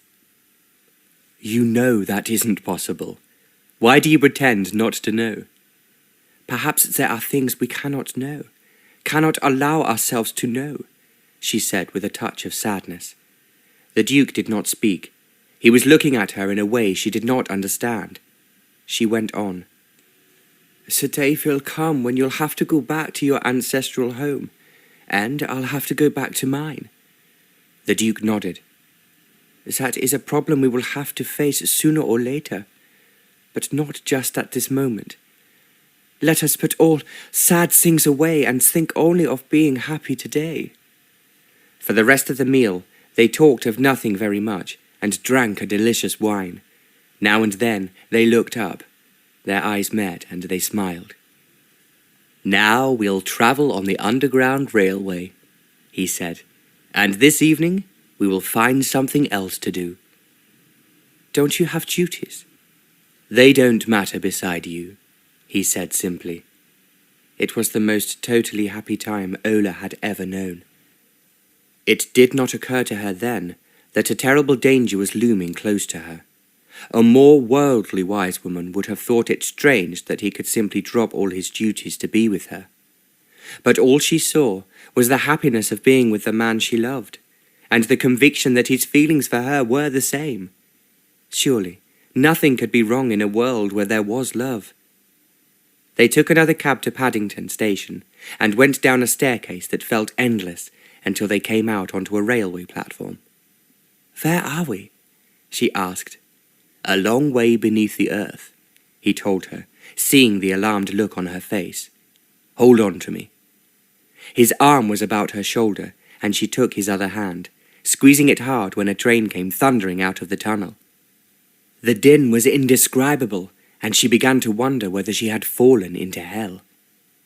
Then they were inside the train, clattering along through the earth. She tried to talk to him, but it was impossible through the noise, and at last she gave up. Do you want to see any more of the underground? He asked when they reached a station. She shook her head. She was beyond speech. He took her back to Paddington, and they came back up into the light. You're looking very pale, he said, looking into her face with concern. Perhaps I should not have taken you. I wouldn't have missed it for anything, she said, but I would like a cup of tea. The Duke chuckled suddenly, and took out a large white handkerchief. I should have said you were pale, except for a smut on your nose, he said, rubbing it gently away. Come now, and we'll find a tea-house. He brought her tea and cream buns, and then they took a cab back to the embankment. I have one more surprise for you, he said. Look. She followed his pointing finger to a boat hung with coloured lamps. People were scurrying down the gangway, eager for the treat that awaited them. From somewhere came the sound of an accordion. You get a trip up the Thames, supper and a little dancing, said the Duke. And you'll also meet the real Londoners, because these aren't the kind of people we normally share our pleasures with. He was right. They were not aristocrats, Ola realised, but shopkeepers and servants. They had worked hard all day, and now they were getting ready to play hard. They looked friendly and happy, and suddenly she longed to be one of them. Come on, she said, seizing his hand. They were the last on board. Then the gangplank was pulled up, the propellers whirred, and they were away, heading downriver. All the tables were taken, and many people were milling around eating from a buffet. The head waiter looked nervously at the Duke's elegant clothes, recognised the quality. I'll get you a table straight away, sir, he said. No, let's stand, said Ola. I'll eat just as well on my feet. We'll stand, said the Duke with a grin. They took wine and rolls, went to an upper deck and stood watching the sun begin to set, while the breeze blew gently round them. "The perfect end to the perfect day," Ola said contentedly. "Has it really been a perfect day, Ola?" "The most perfect day of my life." "And mine," he said, "because it was spent with you. If only—" "If only?" He tossed his roll into the water, where it was seized on by seagulls. "Have you ever been in love?" he asked suddenly. "No." She shook her head. "That's what I was hoping you would say. And yet," he sighed, "there is so much that I want to say to you, and yet I can't. If only we weren't the people that we were. Now would be a good moment to tell the truth," she thought. "John." He gave her a quick smile. "I like to hear you use my name. The others call me Duke or Cranborne, but my name is John. And that's how I like to be with you, just a man and a woman."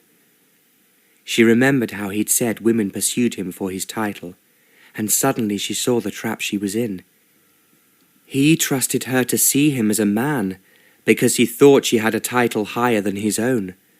But if he knew the truth, would he cease to trust her? A moment ago she had meant to tell him everything, but now the words died unspoken. "Just a man and a woman," she repeated.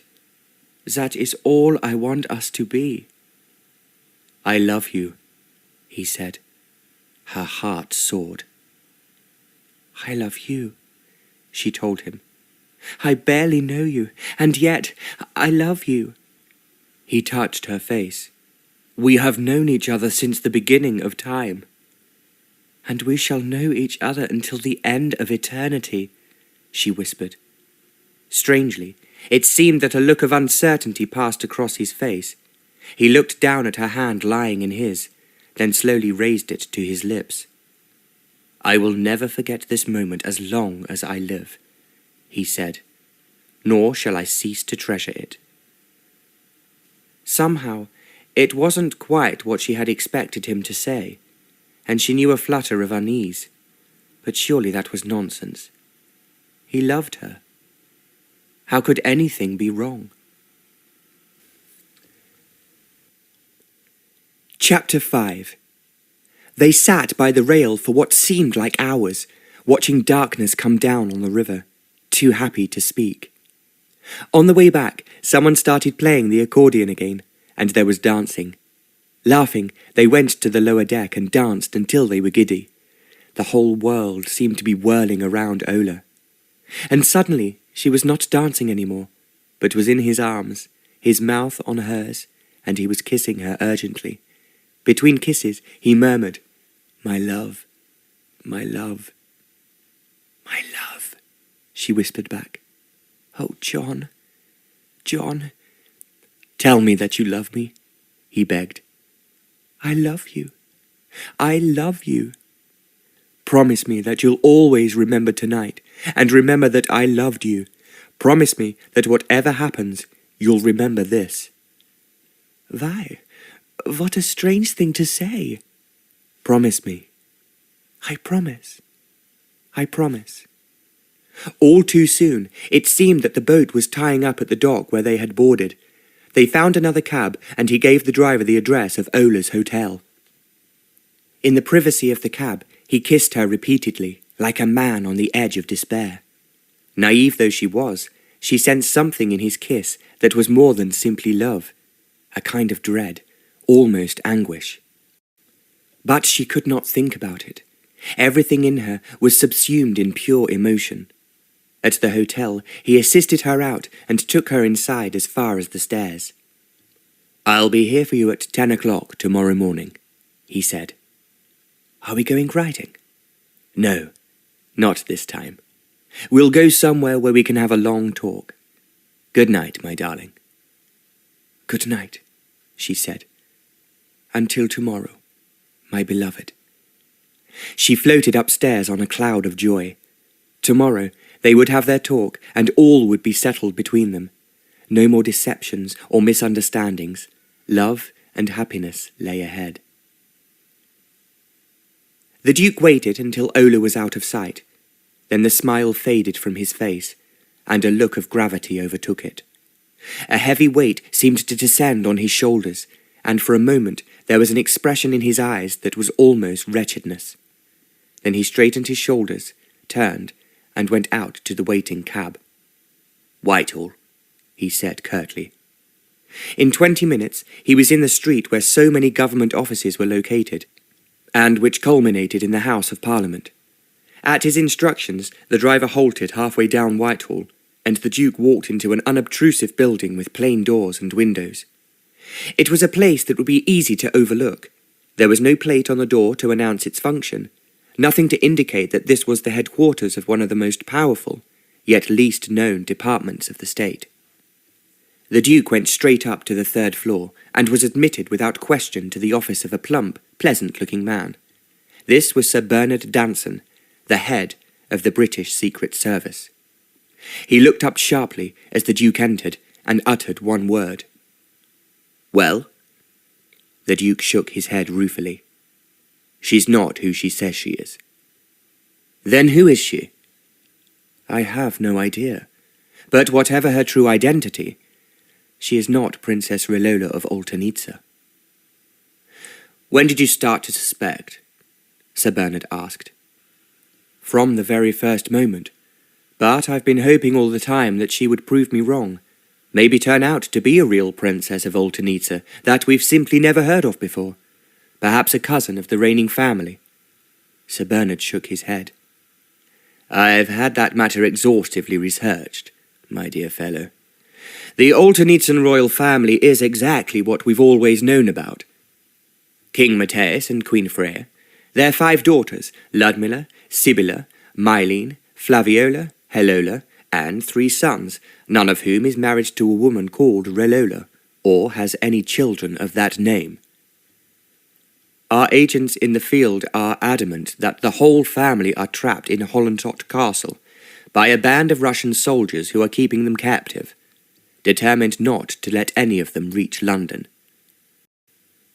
"But Flaviola, Helola, the similarity of name." "Helola is 16 years old, and I've met Flaviola, one of the ugliest women I've ever seen." "Then it can't be either of them," the Duke agreed. "But couldn't one of the others have escaped and fled here to ask our help?" "Then why hasn't she done so? She's been to the palace. She's met you, a man in the royal service. Has she asked you to introduce her to anyone in government?" "No." "And she's made no attempt to contact her embassy?" "I know. Her every movement has been watched, including the long hours she has spent in your company." "I was doing my duty to my country," the Duke said stiffly, "keeping a suspicious person under observation." "Very close observation, apparently. All right, my dear fellow, I'm not going to ask awkward questions about how far you felt obliged to go in the Queen's service. It's an occupational hazard of no importance, as long as you don't lose your head." Under Sir Bernard's keen eyes, the Duke reddened slightly and said, "You were saying about the Oltenitsan embassy. She's been avoiding it. She says she doesn't want them to know she's here because they would envelop her in protocol." "Or she knows they would expose her. Did she ever try to get access to Her Majesty?" "Never. I mentioned the lunch for foreign royalty a couple of days ago and suggested that she should be present, and she said she didn't want that.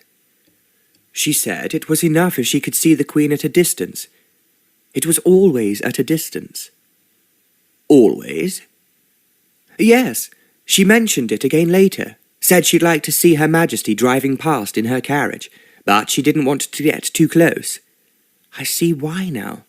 She was afraid of having her silly joke exposed." "Of course. But look here, Cranborne, this could be very serious indeed. We don't know what her agenda is." "I'm sure it's innocent. It's a game to her, no more." You don't think she's got anything serious in mind? Of course not. The sheer clumsiness of the pretence proves its innocence. Why, she even told me that Oltenitsa was a landlocked country, which it isn't. She told me she was an only child, whereas we know the Oltenitsan royal family is large. She hasn't bothered to learn the simplest things about the place. If she were a spy, which I take it is what you're suggesting, she'd be far more professional. Yes, I dare say you're right, but she's got to be stopped. We can't have young women running around London pretending to be royalty from a friendly foreign power. It could lead to unfortunate, misunderstandings. I see that. I'll talk to her. No, bring her to me. Let's see if I can persuade her to go back to where she came from and stop being such a ninny. You won't be hard on her? Good grief, what do you take me for? I've got daughters. In fact, you've met them. The Duke had been hoping Sir Bernard would not say that. He had indeed met the Danson daughters on a weekend visit to their home, and endured their mother's determination to thrust them to his attention. His good manners had constrained him to remain for the whole weekend, but he had finally escaped with a sigh of relief, feeling that he had only just got out alive. He knew now why no other woman had claimed his heart. He had been waiting for Ola to flame across his horizon. Soon, any barriers between them would be down, and he could ask her to marry him. He was a happy man when he went home that night. The Duke was waiting for Ola at the foot of the stairs next morning, in exactly the same position he had left her. His eyes lit up at the sight of her, just as she knew her own must have done at the sight of him. "Where are we going?" she asked, smiling at him. "For a walk in the park. Not Hyde Park this time, but Green Park, which is just over the road." At first, it seemed just a pleasant walk through beautiful gardens, but even then she was aware of a strange tension in him. Suddenly he said, "My darling, do you trust me?" "Of course I trust you," she said at once. "Do you believe that I love you?" "If you tell me that you do, I believe it." "And I tell you that I love you with my whole heart, and I always will. I love and trust you, and I beg you to trust me enough to tell me the truth." "The truth?" she asked cautiously. "About what?" "About who you really are. I know you're not a princess," he replied. Her heart skipped to a beat. "You do?" "Darling, I know that it's all pretense. I realize it's just a game to you, but it's a very dangerous game. How could you be so incautious as to choose a real country? Didn't you realize we could check on the royal family of Oltenitsa?" "You mean there's really a—" She stopped, realizing what she had given away. "Yes, there's really an Oltenitsa. Don't tell me you didn't know." "But I didn't. I made it up. I swear I did." "How could you?" he inquired. "I don't know. It just came to me. How could I have imagined a real name? I've never heard of it." "Most people hadn't until recently. Then it was in the newspapers once or twice. The royal family are trapped in their castle by Russian soldiers. You must have seen it and noticed it without realizing." "Oh, my goodness. There really is such a place." She pressed her hands to her cheeks and gave a little laugh. "Fancy that. Oh, I've been such a fool." "What kind of game were you playing? Where do you really come from?" "Scotland. My name is Ola Mcnewton. Papa and I were going to come to London for the Jubilee, but he died. He made me promise to come away, and I just thought it would be fun to be someone else. I was so bored with being me. Can you understand that?" "Of course I can," he said tenderly. "I can even see that it's amusing. No wonder you didn't want any contact with the embassy. But my dear girl, can you imagine the chaos you've caused? We thought one of the family must have escaped from the castle and reached England, and we've been going crazy trying to work out the truth." Her hand flew to her mouth. "Oh dear, I'm so sorry. I didn't mean to cause any trouble. I just wanted to enjoy myself and think of Papa. You see, in some ways I felt I was doing it for him. He was very sentimental about the Queen. A long time ago he was a little bit in love with her." "What?" "He was in the army then, and a whole group of officers were invited to a ball at Balmoral. He danced with the Queen several times. In those days he had a very strong Scottish accent, and she had to make him repeat everything twice. He was starry-eyed about her all the rest of his life. Mamma used to tease him about it, not minding at all, of course, because they loved each other so much. He said it would be nice to see her again, just from a distance, and when he died recently, I was going to see her for him." The Duke regarded her with a rueful grin. "Wait until Danson hears this," he thought, shaking his head. Innocence personified. He took her hand between his. "Come with me," he said. "I want to talk to a friend of mine, and then we'll put this business behind us and think of the future." "The future, John?" He smiled and carried her hand to his lips. "Come," he said. They took a cab to Whitehall and were instantly admitted to see Sir Bernard Danson.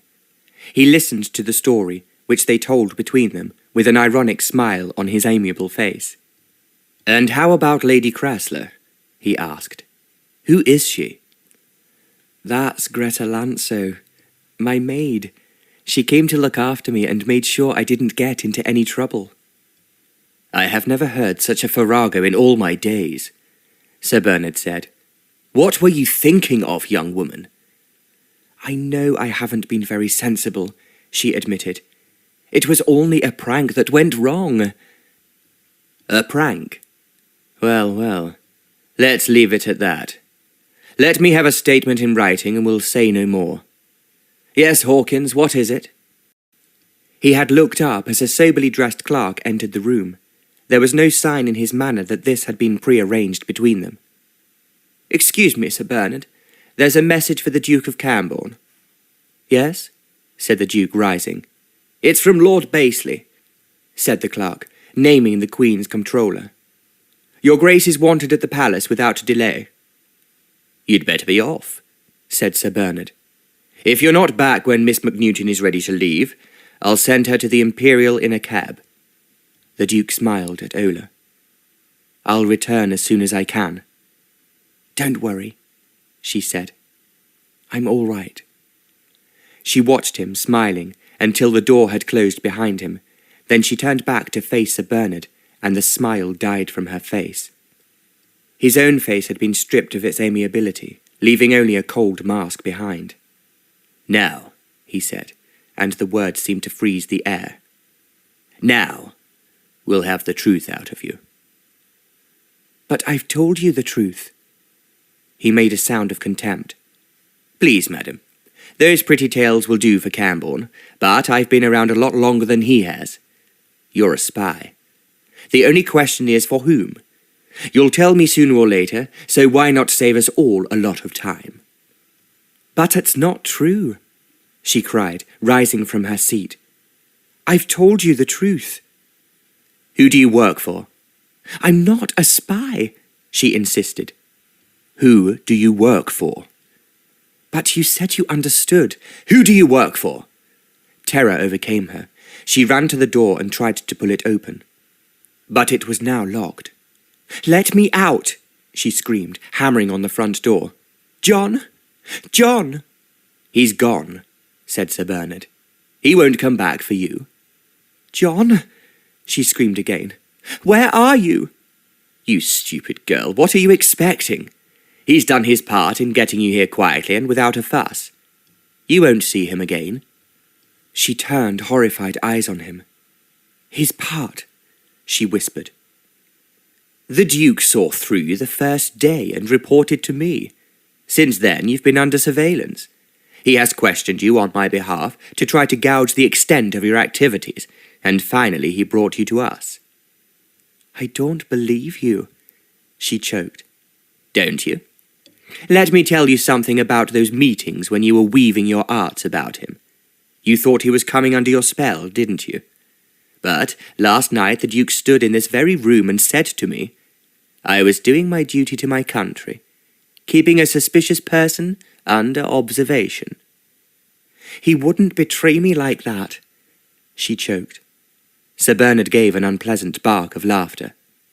"Betray you? Madam, it is possible to betray you. A spy, a deceiver, a trickster. It is you who betray, and now you have been found out. His Grace is totally loyal to the British throne, so abandon any further idea of ensnaring him with your wiles." "No," she screamed. "It isn't true. I'm not a spy."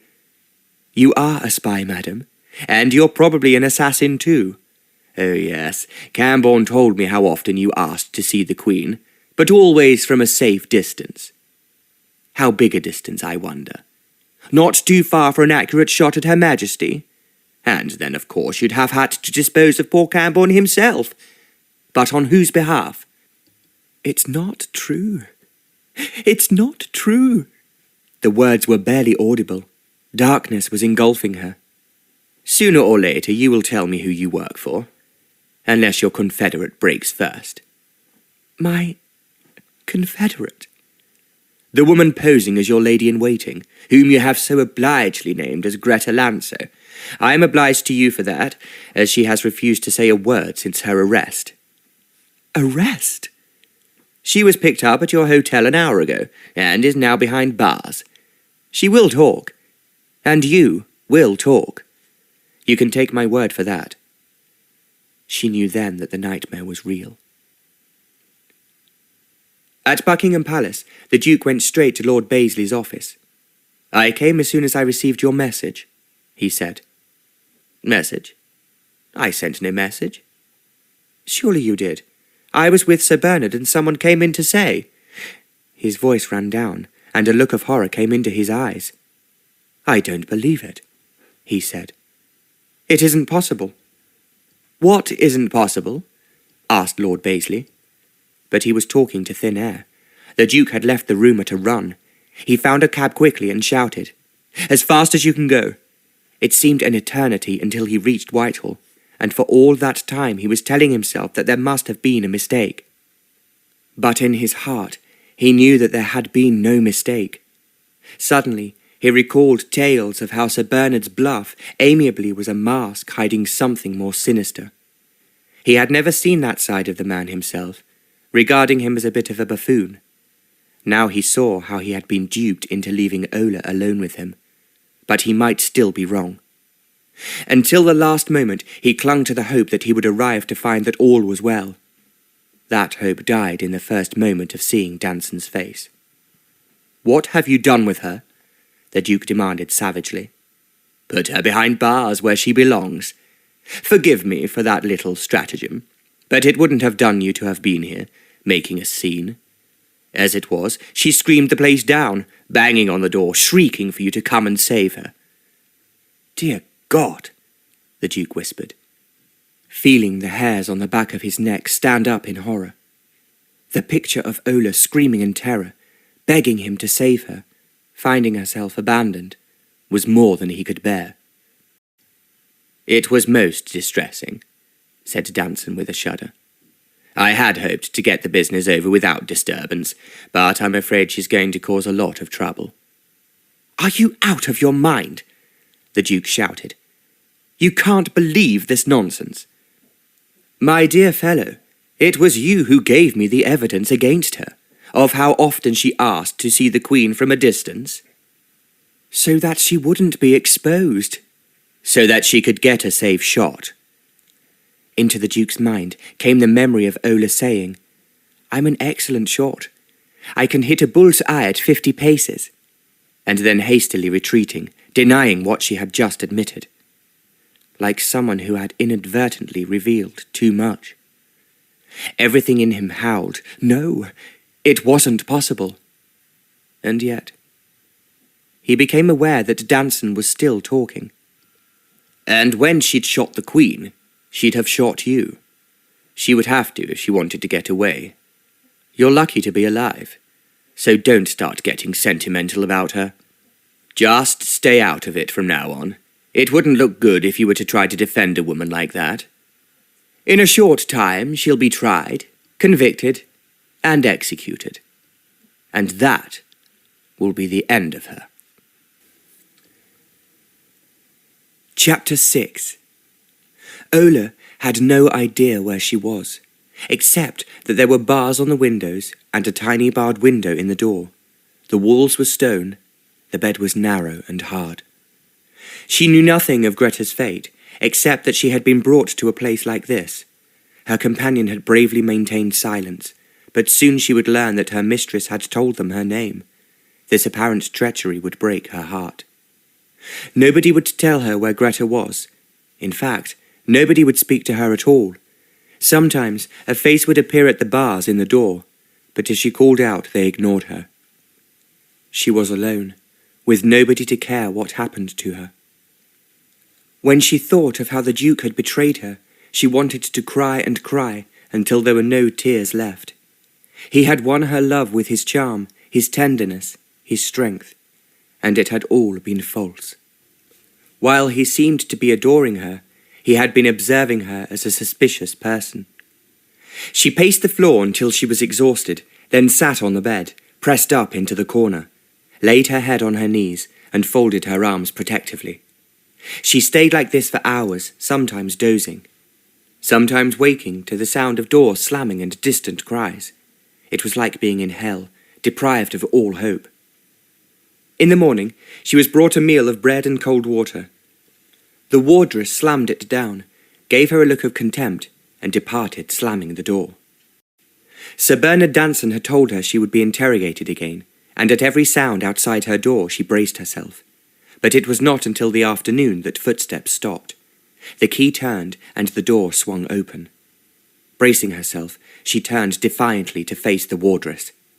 But it was not a wardress. It was the last man in the world she expected to see. "You," she whispered. "You dare to come and face me?" "You should be glad that I did," said the Duke through gritted teeth. "I'm not supposed to be here. I've been warned off taking any further interest in you. Your guards have orders to keep me out. I managed to bribe them, but I don't have much time." He came close to her, looking down into her ravaged face with terrible eyes. "Tell me it isn't true," he said hoarsely. "The things they're saying about you can't be true. Tell me." "What is the use of telling you?" she demanded. "The things they are saying about me are the things you said. You accused me. You brought me here." "You brought yourself here," he raged. "Did you really imagine you could put on such a performance and nobody would be surprised? You came right to the doors of Buckingham Palace, a place where details of every royal family in the world are kept.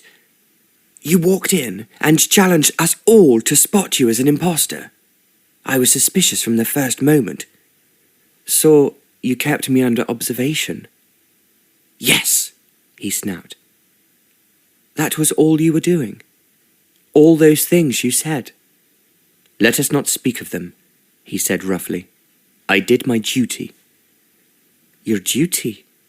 It was your duty to kiss me and say that you loved me. It was your duty to—" "That's enough. It's not for you to demand explanations of me. You came here to deceive." "And I failed. But your deception was very successful, wasn't it? Right up to that moment when you told that man I was behaving suspiciously." "Which you were. You didn't want to get close to the Queen, but you wanted to see her from a distance. With a gun, according to Danson." "You can't believe that." "Why not? You told me you were a crack shot, until you checked yourself and took it back." "But I just thought it wasn't ladylike." She had wanted him to love her, but she could not say that now. Looking into his grim face, she saw no yielding. "Is that the best explanation you can offer?" he demanded coldly. "Yes, it's the best explanation I can offer. It's the truth. I've been stupid, but nothing more. And the stupidest thing of all—" She broke off as her voice wobbled. How could she tell this iron man that the stupidest thing of all was to have believed his honeyed words and given him her heart, given it so completely that it was still his, even though part of her was close to hating him? How he would laugh at that. "Yes?" he demanded. "What is the stupidest thing of all?" Suddenly she was too weary to go on. "It doesn't matter," she said. "You wouldn't believe me. After this, you would never believe anything I said, any more than I could believe you." In the cold stone cell, they faced each other in silence. The Duke walked over to the window and looked out as far as he could. The bleakness of the surroundings suffocated him. He ought to go. There was no more to say. Yet he could not bear to leave her. "I think you do me an injustice," he said curtly. "Was it I who created this situation?" "No, I began it by coming to London in a disguise. But when I look back on some of the talks we've had, I can see that the things I said, which you have used to accuse me—" "Well?" he snapped. "You invited me to say those things, John. You laid traps for me." "Because I knew you to be a deceiver," he raged, infuriated by this injustice. "I merely wanted to know how much of a deceiver." "And then you went to Sir Bernard Danson and told him what you had discovered." He was silent, gazing at her with burning eyes. "Tell me," she went on, "was he one of the friends who warned you off helping me?" "Yes. He thinks you were going to kill the Queen, then kill me. Is that true?" Suddenly her temper flared. It might be unwise to antagonize him, but she was beyond thinking of that. The bitter, searing anger that had been consuming her from the start flamed out into the open. "Would I admit it, if it were true?" she flung at him. He took 2 strides towards her, seized her shoulders and gave them a shake. "Tell me the truth," he shouted. "Has it all been lies? Every smile, every kiss, all a pretense, leading to murder?"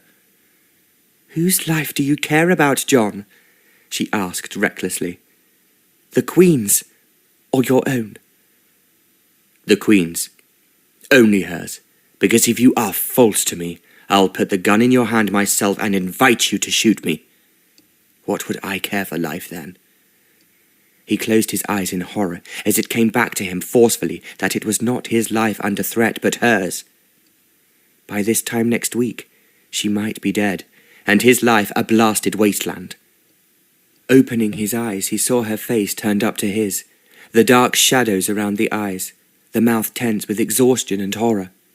He recalled her on the first day, the high-spirited brilliance with which she had played her part, the young, eager laughter with which she had confronted the world, all brought to this. With a groan, he tightened his arms and covered her mouth with his own, seeking to find the secret of her heart. Her lips were sweet against his, as sweet as in the other kisses they had shared, and for a moment this dreadful surroundings vanished, leaving only the 2 of them.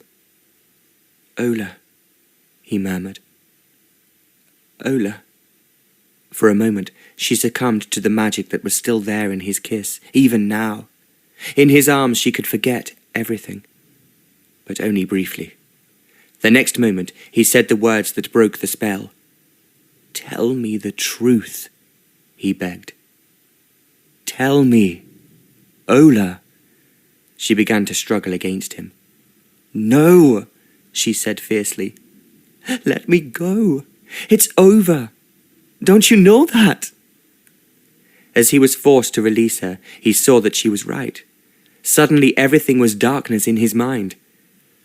"Sir Bernard thinks of everything," she said.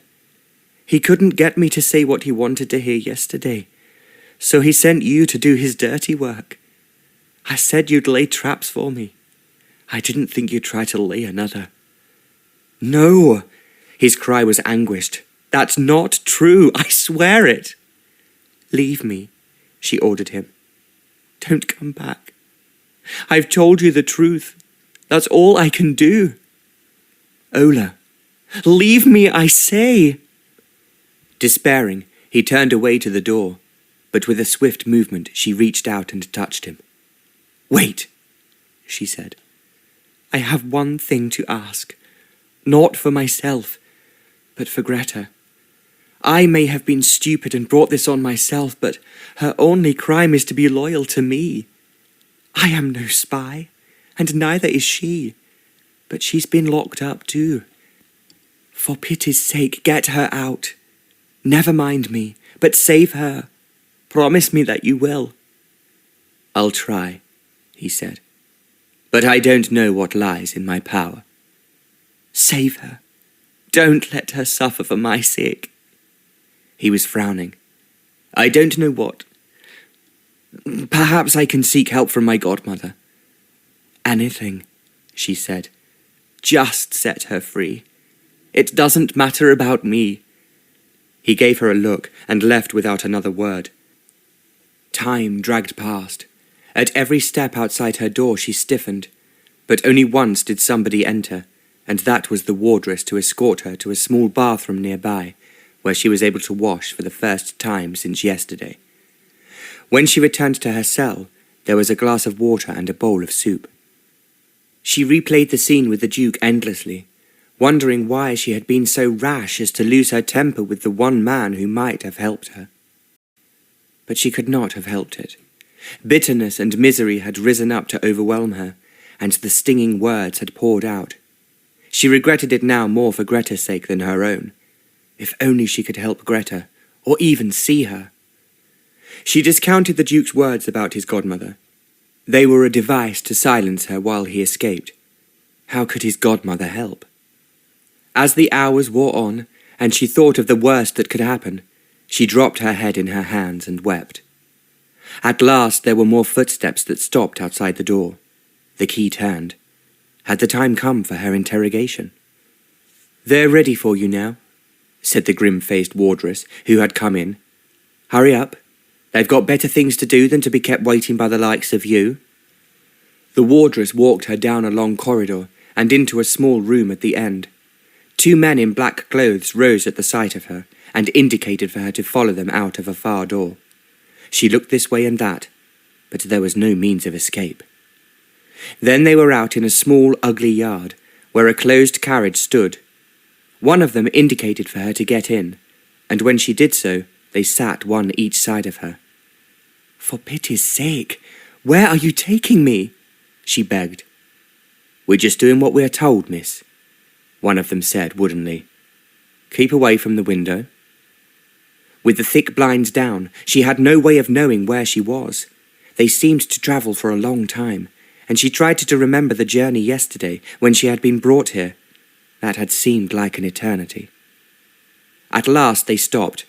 As she got out, she realized that she was in another courtyard, but this one was elegant and well built.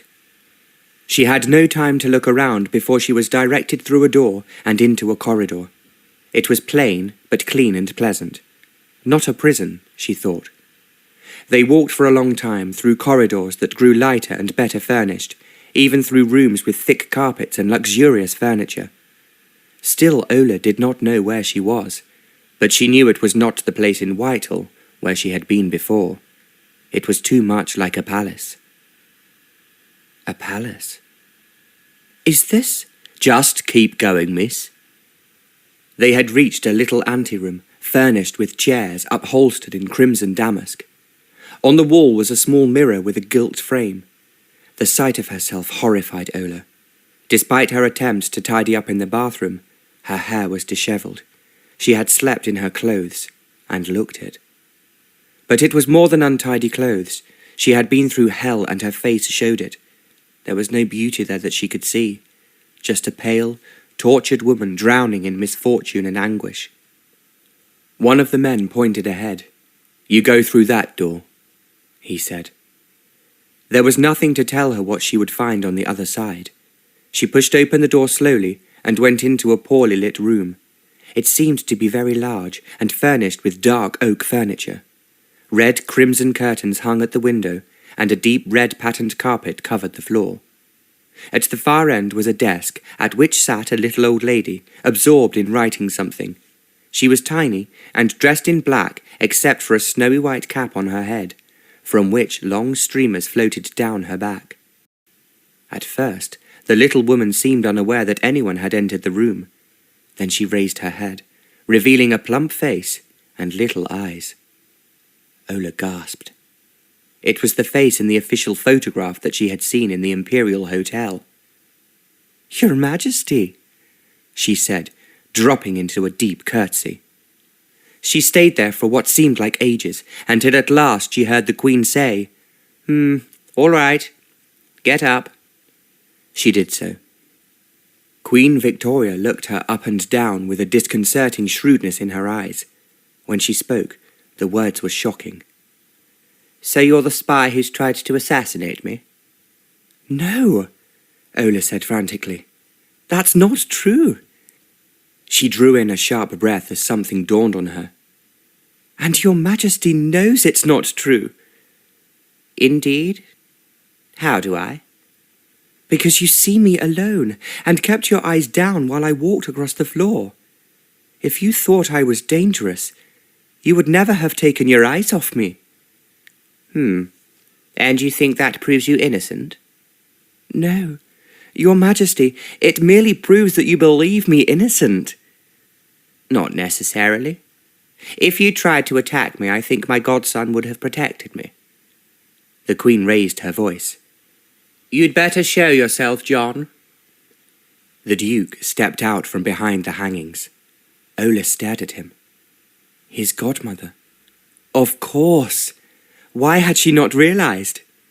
The next moment she fainted.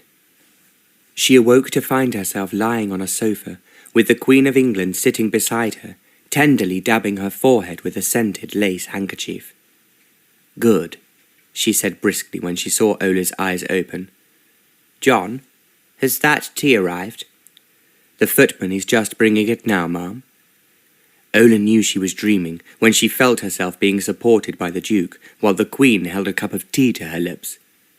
"Now," said the Queen, seating herself and regarding Ola sternly, "John has told me the most incredible story I have ever heard, and he has sworn to me that, unlikely as it looks, you are innocent.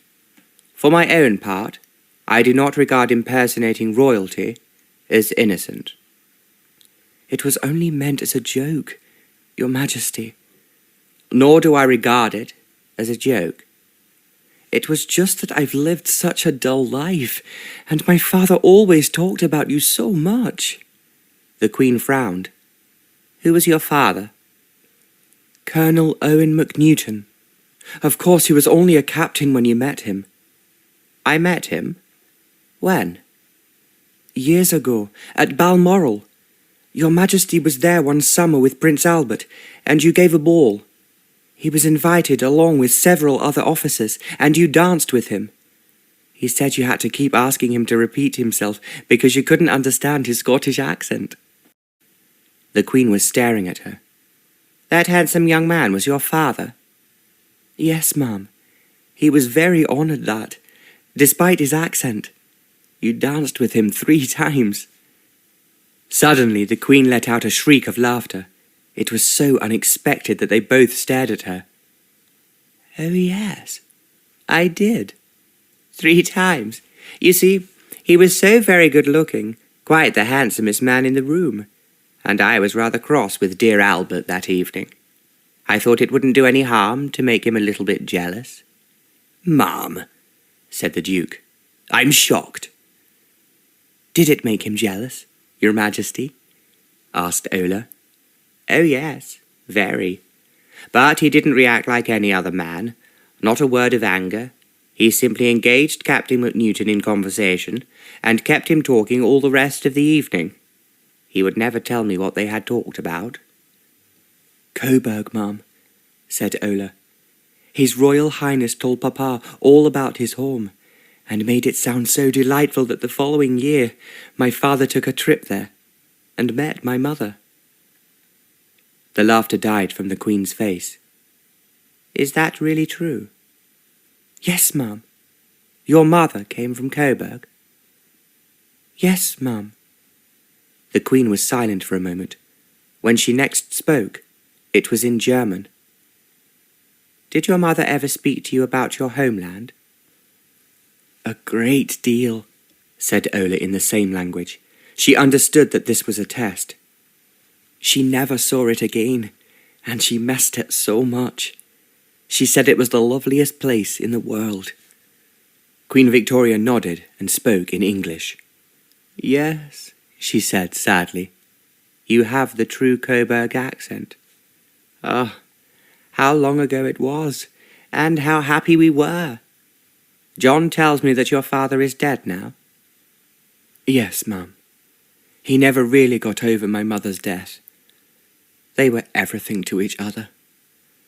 "Yes," said the Queen sadly. "Oh, yes."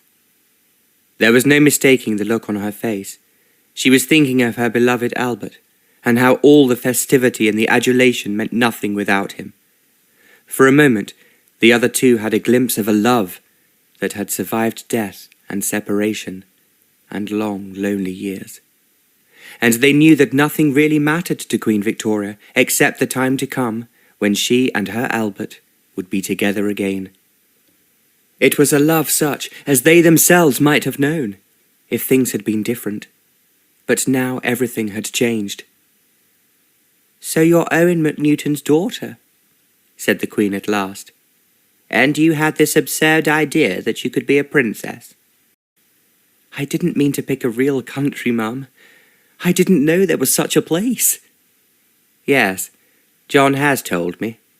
But Alton needs to exist and is in trouble. The royal family have been trapped in their castle by a group of Russian soldiers. So naturally your arrival here has puzzled the Russians, as well as the English, and we need to keep them puzzled." "But how, Mum? Everyone knows about me now." "No, only we know about you, and that is how it must stay. From now on, everything you do must be under expert guidance." It took a moment for the implications of this to dawn on Ola. "Do you mean that I am to continue being... pretending to be..." "Certainly. But this time you will be supported by my recognition. You will be presented to me, and I will greet you as an Alton princess. Let anyone dare to doubt you then." As Ola was too dumbstruck to speak, the Duke asked, "Have you decided which princess she shall be, ma'am?" "Either Flaviola or Hellola, but she will be known simply as Princess Ola. The Russians can simply wonder which one she is, and, if there has to be an explanation eventually, we'll invent a distant cousin." The Queen smiled kindly at Ola. "Now you must go back to your hotel, and one of my ladies will attend you and instruct you in the details. In public, the Duke here will escort you. Go and get some sleep now, and tomorrow he will bring you here to be officially presented to me." "And Greta?" Ola asked quietly. "Who?" "Greta Lanso, my maid who was arrested with me, and who is still in that terrible place. If I am innocent, so is she. When will she be released, please?" "All in good time," said the Queen. Ola raised her head and looked Her Majesty firmly in the eye. "No, ma'am. That isn't good enough. I won't leave her there." A chill settled over the Queen's face. She was not used to people telling her that her decisions were not good enough. "Young woman," she said at last, "let us be plain about this. Your innocence is very far from being proved, and so is hers. You've been given a chance to redeem yourself, and if you do well, we may reconsider the question of your innocence and what is to happen to you. But the same does not apply to her." "But I need her," Ola cried. "I can't do this without her." "I've told you. You will have one of my ladies." Greta is my maid and my friend. She can help me in ways that nobody else can. The whole plan will have a better chance of success if Greta is with me." "My answer is no," replied the Queen firmly. "Your Majesty, I beg you to release her. She's only in trouble because of me, and I won't live in comfort while she's in that place." "You have no choice." "Oh, but I do. I won't do this without her." The Queen gave Ola a long, hard look. "Do you realize what you are saying? Are you prepared to be sent back to the cells? Is that what you want?" "No, Mum. It's not what I want. It terrifies me to think of being sent back there. But I'll go, rather than abandon a faithful friend who is suffering because of me." The words were defiant, but her voice was small and shaking. When she had finished, she closed her eyes in dread at what she might have brought down upon herself. And so she did not see the look of satisfaction that the Queen gave to the Duke, or the slight smile that touched her lips. "Very well," said Queen Victoria at last. "It seems that I must yield. You and I will talk more tomorrow about your presentation. You must leave me now. I'll send a message to Sir Bernard about your maid. John will see you to your hotel." She rang a bell on her desk, and a woman appeared. "Lady Cadwick will take care of you until your carriage is ready." She waited until Ola had left the room under Lady Cadwick's care before saying, "She is everything you told me, my dear boy. Loyal and true. I think she would really have gone back to her cell, rather than betray her friend." "I'm sure of it, Ma'am." "She'll make you an excellent wife." But the Duke shook his head. "I fear there's no chance of that. I think she almost hates me now." "What? After all you did for her? Bursting in on me in that rude fashion, and refusing to leave until I've heard you out? I owed her that after betraying her so carelessly to that fool Danson. I had no idea he had such a lurid imagination. But I'm afraid it's too late for Ola and myself, Ma'am. We've said such things to each other." He sighed. "I don't know what can happen now," he said heavily. "It will come right if you truly love each other," said the Queen. "And love is worth fighting for. Nothing is more worth it. Always remember that." Chapter 7. After another cup of strong tea, Ola began to feel a little better, and with Lady Cadwick's help, she tidied up her hair. When she left the palace half an hour later, her dishevelled looks were concealed by a velvet cloak. One of the Queen's carriages was waiting for her, its large coat of arms on the panel proclaiming that this person travelled under Her Majesty's protection. The Duke was waiting for her beside the carriage. He offered his hand to assist her, and she took it because her legs were shaky. But as soon as she was inside, she released it and huddled in the far corner, as far away from him as possible. When he was inside and closed the door, the carriage began to rumble away out of the palace yard. "Ola," he said, reaching for her. "Please." She flung out a hand to ward him off. "I want to say that I am deeply sensible of what I owe you. When you spoke of asking help from your godmother, I did not realize." "That I meant the Queen?" "Yes, she has always been very good to me." "And of course you interceded on my behalf," she said, speaking with an effort. "That was kind of you." "Please, Ola, there's no need." "I would not like you to think that I was ungrateful, but—" It was too much for her. She dropped her head into her hands and burst into violent sobs. At once he was beside her, trying to put his arms about her. "Ola, darling, please." "No," she said fiercely. "I will do as Her Majesty wishes, for as long as she needs, but anything else—" "I know," he said sadly. "You think you cannot trust me." "Nor you me." "Would I have taken you to the Queen if I didn't trust you?" "Oh, You know I'm not a spy, but that isn't what I meant." "No, of course not. I realise that it's hard. But can't we find our way back to each other if we try?"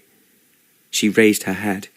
In the dim light of the carriage, he could see the tears glittering on her cheeks, and the urge to take her in his arms was almost overwhelming. But he knew he must resist it, at least for the moment. "No," she whispered through her tears. "It's over. Whatever we might have had died before it had a chance to truly live. It can never flourish now."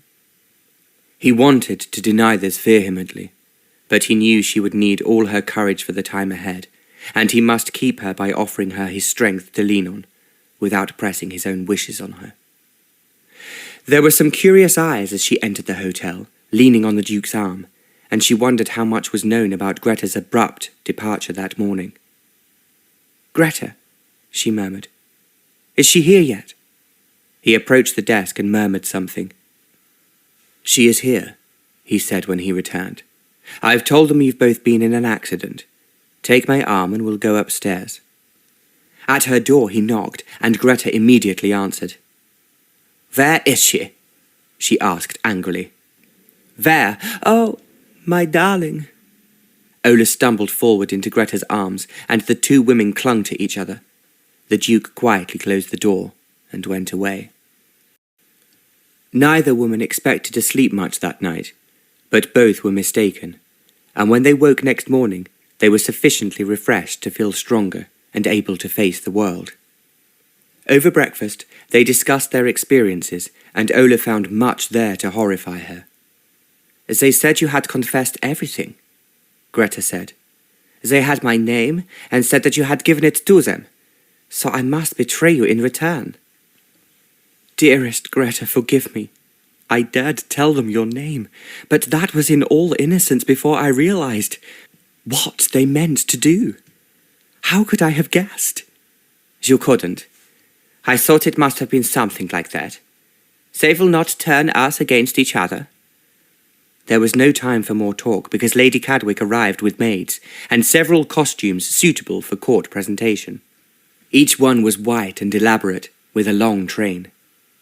Ola donned gown after gown, walking up and down before the long mirror, while the others squabbled amiably about which one suited her the best. At last they settled on an elegant white silk and lace, heavily draped over the bustle, and with a train that was 3 yards long. "The train must be a little difficult," Lady Cadwick explained. "When you have been presented to Her Majesty, you will have to back away without tripping over the train." They tried it, and Ola tripped over 4 times before she found the trick of it. To complete the elaborate ensemble, she wore a long white veil, held in place by a coronet of diamonds which Lady Cadwick loaned her from the fabulous Cadwick collection. On top of this were fixed 3 ostrich feathers. In addition, she had a large feathered fan and long white gloves. Ola had wanted to be presented at court. It had never occurred to her that it would be like this. Lady Cadwick stood back and looked at her with pride. Then she dropped a deep curtsy. "Your Royal Highness," she said. "Will I get away with it?" "Oh, yes, you will, I promise. You look magnificent, and just as you ought. Now you are all ready to be presented."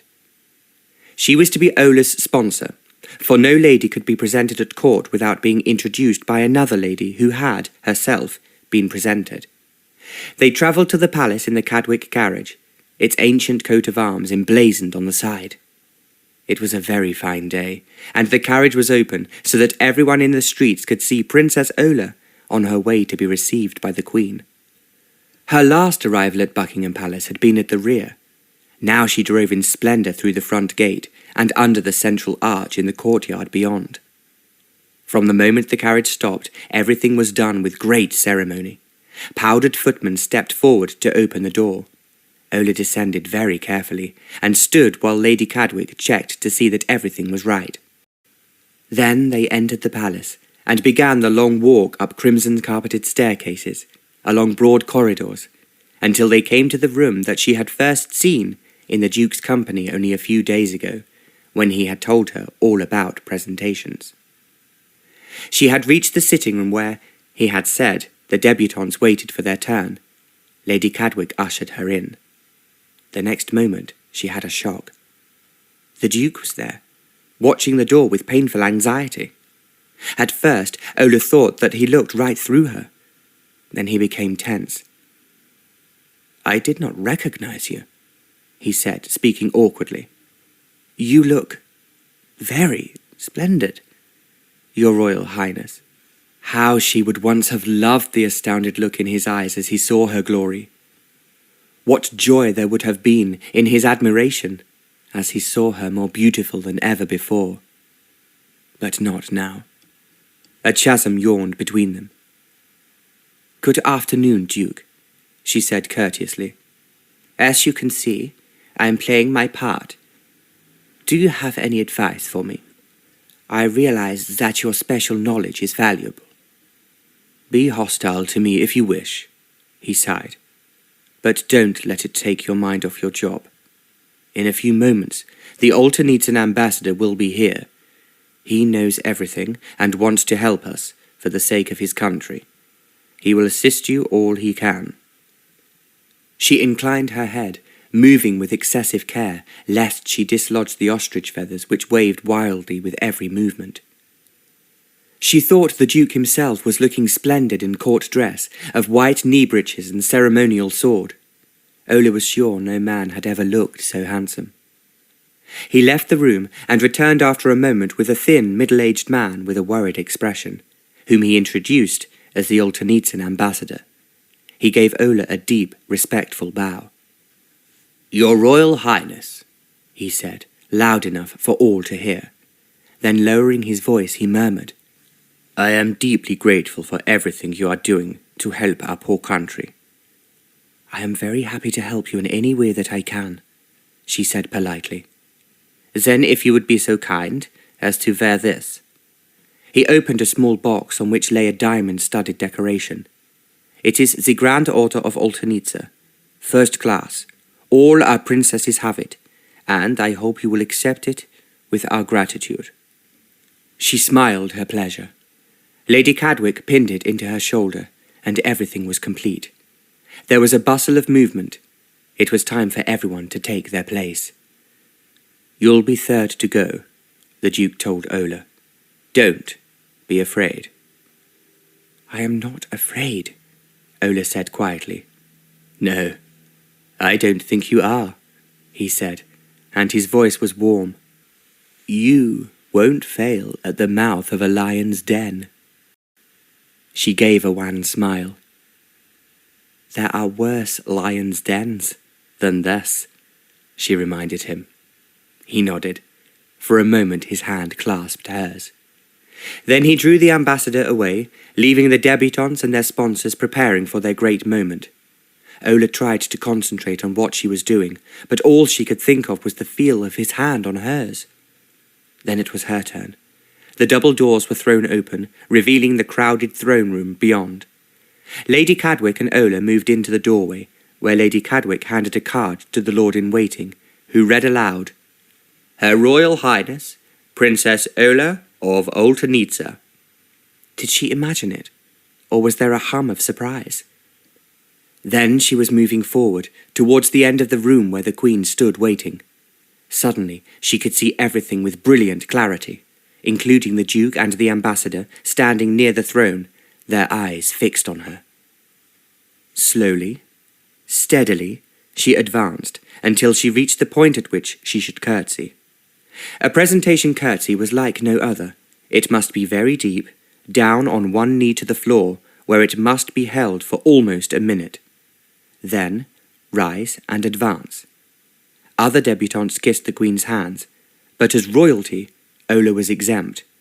Instead, Victoria leaned towards her and kissed her forehead. She was smiling, very slightly, and her lips moved to murmur, "Well done."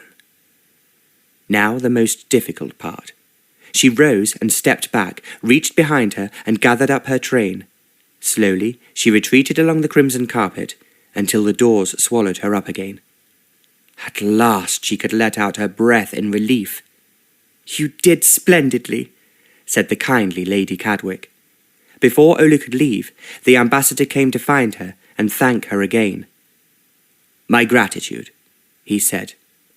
"You were very convincing, and there were several people there who were astonished." "I hope I may have done some good," she said. "Is there any news from your country?" He shook his head sadly. "I look forward to seeing you again tomorrow," he said. "Tomorrow?" Ola asked, puzzled. "Tomorrow night there's a dinner in Buckingham Palace for visiting royalty and ambassadors," the Duke explained. "Afterwards there is a ball." "Your presence at both will be very helpful," the ambassador said. "My friend here, the Duke of Cranborne, will escort you, so you will be all right. He will take good care of you." "Yes," said Ola in a colourless voice. "I know he will take care of me." The Duke drew her aside. "Return to your hotel," he said, "and have something to eat. This afternoon I shall take you out for a drive in the carriage. It's important that you should be seen in public. Please be ready at 3 o'clock. "What about Greta? Surely my lady-in-waiting should accompany me." "I hardly think she doesn't like being left alone in the hotel. After what happened last time, she's frightened." "But surely she's not alone there now." "No, one of Lady Cadwick's maids is with her. I should much prefer that she comes too." He looked at her sadly for a moment. "There's no need for this, Ola." "What did you call me? I meant, of course, Your Royal Highness. It is quite unnecessary to take Greta with us." "I wish her to come," Ola said firmly. He gave a small bow. "As Your Royal Highness pleases." "It doesn't please me," she thought. "It breaks my heart. But what else can there be between us now?" Lady Cadwick took her away for the journey back to the hotel. There she stood in the centre of her room, while they all helped her to disrobe. The ostrich feathers were removed, then the diamond tiara, then the magnificent gown, bearing the Grand Order of Oltenitsa, first class. Gradually, Princess Ola was vanishing, leaving behind only herself, and she was no longer quite certain who she was. Lady Cadwick removed the order and handed it to Greta. "Princess Ola must wear this at the banquet and ball tomorrow night," she said. Greta nodded and put the decoration away carefully. When they were alone, Ola told her about the arrangements for the rest of the day, and Greta smiled. "We will be all right now the Duke has taken charge," she said. "Greta, we have to stop thinking of him as a friend. All the time I thought he was." Her voice shook, but she forced herself to recover. "All that time, he was going back to this terrible man to report everything we said or did." "But you cannot blame him for that," Greta pointed out reasonably. "If he realized right from the start that you were an impostor, what was he supposed to do?" "I don't know. It's just that when I think of the things he said to me, and I said to him." "You never really told me what happened that first night she went out with him," Greta observed hopefully. Ola sighed. "It doesn't matter now. It's over and done with. Let's plan what we're going to wear this afternoon." "I'm really going too. Wouldn't you and he rather be together?" "And leave you alone here, trembling every time there was a knock at the door. You were distinctly nervous, I recall." "Yes, but not now. Nothing will happen while we are under the Duke's protection. I know you're not friends with him any more, but he has to keep us safe or be in trouble with the Queen. I'm happy to stay here, so that you can talk and sort it out." "I'm a princess," Ola said. "I don't go out without my lady-in-waiting." As she spoke, an expression of stubbornness settled on her face that Greta had never seen before. It was as though Ola had become somebody else. At 3 o'clock, precisely, the Duke was waiting for them below. He bowed to Ola and greeted Greta graciously. Although he had not wanted her to come, his good nature prevented him from revealing this in his manner. Although he was beginning to feel that, since Ola was clearly not going to soften towards him, a third person might be useful. As they drove towards Hyde Park, he said, "The two of you have a great deal to learn before tomorrow night. You must know about Oltenitsa, as it will be fatal if anyone catches you out. You should, for instance, know about the port of Resina, on the Aegean Sea, through which much of the country's prosperity comes." "You mean it isn't landlocked?" asked Ola, recalling her own blunder with a wry smile. "No, Your Royal Highness. In fact, I suggest that you travelled from that port." "Oh, yes," she agreed. "I remember telling you so." "Indeed you did. I believe you also mentioned that your brother Piers and your sister Ludmilla came to see you off, before returning to their home in Hollantot Castle." And she had claimed to be an only child. Although the Duke had told Ola that he had seen through her from the start, it was only at this moment that it became real to her. She had been so sure that she could treat this as a game, with no idea of the powerful forces ranged against her. So she had blundered, and now she felt incredibly foolish. She had blamed John for betraying her to Danson, but the truth was 1,000 times worse. How he must have laughed at her! While she had been losing her heart to a man who seemed charming and warm-hearted, he had actually been enjoying the joke against her. She felt she could bear anything but his derision. She closed her eyes against the pain that swept over her. Now she opened them again and faced him with cool dignity. It was the only way she could bear it. "Naturally, they came to see me off," she said, "after which they returned to the castle, and were then trapped there by the Russians, where they have been ever since." "How do you know this?" he said quickly. "It happened after you left." "You told me," she replied. "When I arrived here, you informed me of the misfortune that had befallen my country." "And advised you to remain here where you are safe, rather than yielding to your understandable desire to return home and help your family and your countrymen," he supplied. "Yes, that was it. I've realized that my best course was to stay here and seek the help of Her Majesty." "Well done." "But wait, how did you know about my family's fate?" "There are agents in the field who send back information to appreciate sources." "Ah, yes," she said with an air of remembering. "Sir Bernard Danson is so excellent at his job, is he not? So accurate." "Sir Bernard is an ambitious man," the Duke said through gritted teeth. "It sometimes leads him to jump to conclusions." "But of course he can only act on the information presented to him," Ola pointed out sweetly. "And so much depend on the way it is presented." After a sulphurous silence, the Duke asked, "May I inquire if your Royal Highness meant anything particular by that remark?" The Princess regarded him with an imperious eye. "Let us merely say that it is probably not the only man who may sometimes exaggerate," she told him.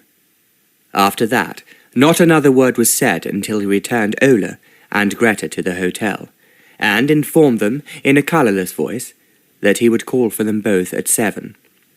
"I have a special treat for you tonight, for I'm taking you to the theatre," he explained.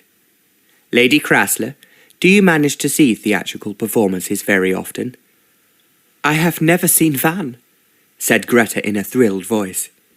"Then I shall look forward to your enjoyment. Good day, Your Royal Highness." Ola climbed the stairs, seething.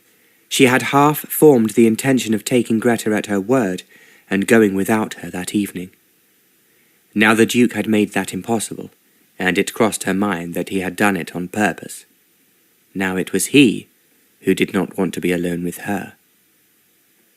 Greta was so delighted at her first visit to the theatre that Ola was determined not to spoil it for her, and did her best to enter into the spirit of the occasion. They helped to dress each other, for now Greta could wear one of the silk dresses Ola had bought her on her first day. Ola's own gown was a very pale yellow silk, which threw her auburn hair into dramatic relief, but choosing jewels for it was a problem. Her mother's jewels were of good quality and had seemed suitable until then, but the diamond tiara she had borrowed from Lady Cadwick had been on a different level entirely. That, Ola now realised, was how royalty should dress, and she could not do so. "I can't wear pearls with this colour," she said. "I need something warm." "There are your garnets," Greta said, sounding doubtful. Garnets could never compete with diamonds. Ola made a face. "Yes, my garnets. Oh dear." There was a knock on the outer door. Greta went to answer it, and Ola heard the Duke's voice. She hastened out of her room. He was splendid in white tie and tails, a crimson satin-lined opera cloak over his shoulders. He bowed. "Forgive me for coming early, Your Royal Highness," he said, "but I wanted you to look at these. I believe they would be suitable for you to wear." He was carrying a black velvet box, such as was usually used to carry jewels, except that this was larger than usual. Before their astonished eyes, he opened it out onto the table. Both women gasped. Inside was the most fabulous set of emeralds and diamonds that they had ever seen. There was a tiara, a heavy two-strand necklace, earrings, a bracelet, a ring. They were more than merely beautiful and expensive. They were luxurious, fabulous, exotic and glorious. They were jewels for a princess. "I guessed well," the Duke remarked. "They will be perfect with that gown." "But where do they come from?" Ola breathed. "They belong to my family." "Then I can't wear them," she said at once. "They must be well known, and will be recognized." "Not at all. My mother wore them once 30 years ago. Since then, no other woman has worn them. They were lodged in the bank's vaults, where they have remained ever since. I promise you, nobody will know them."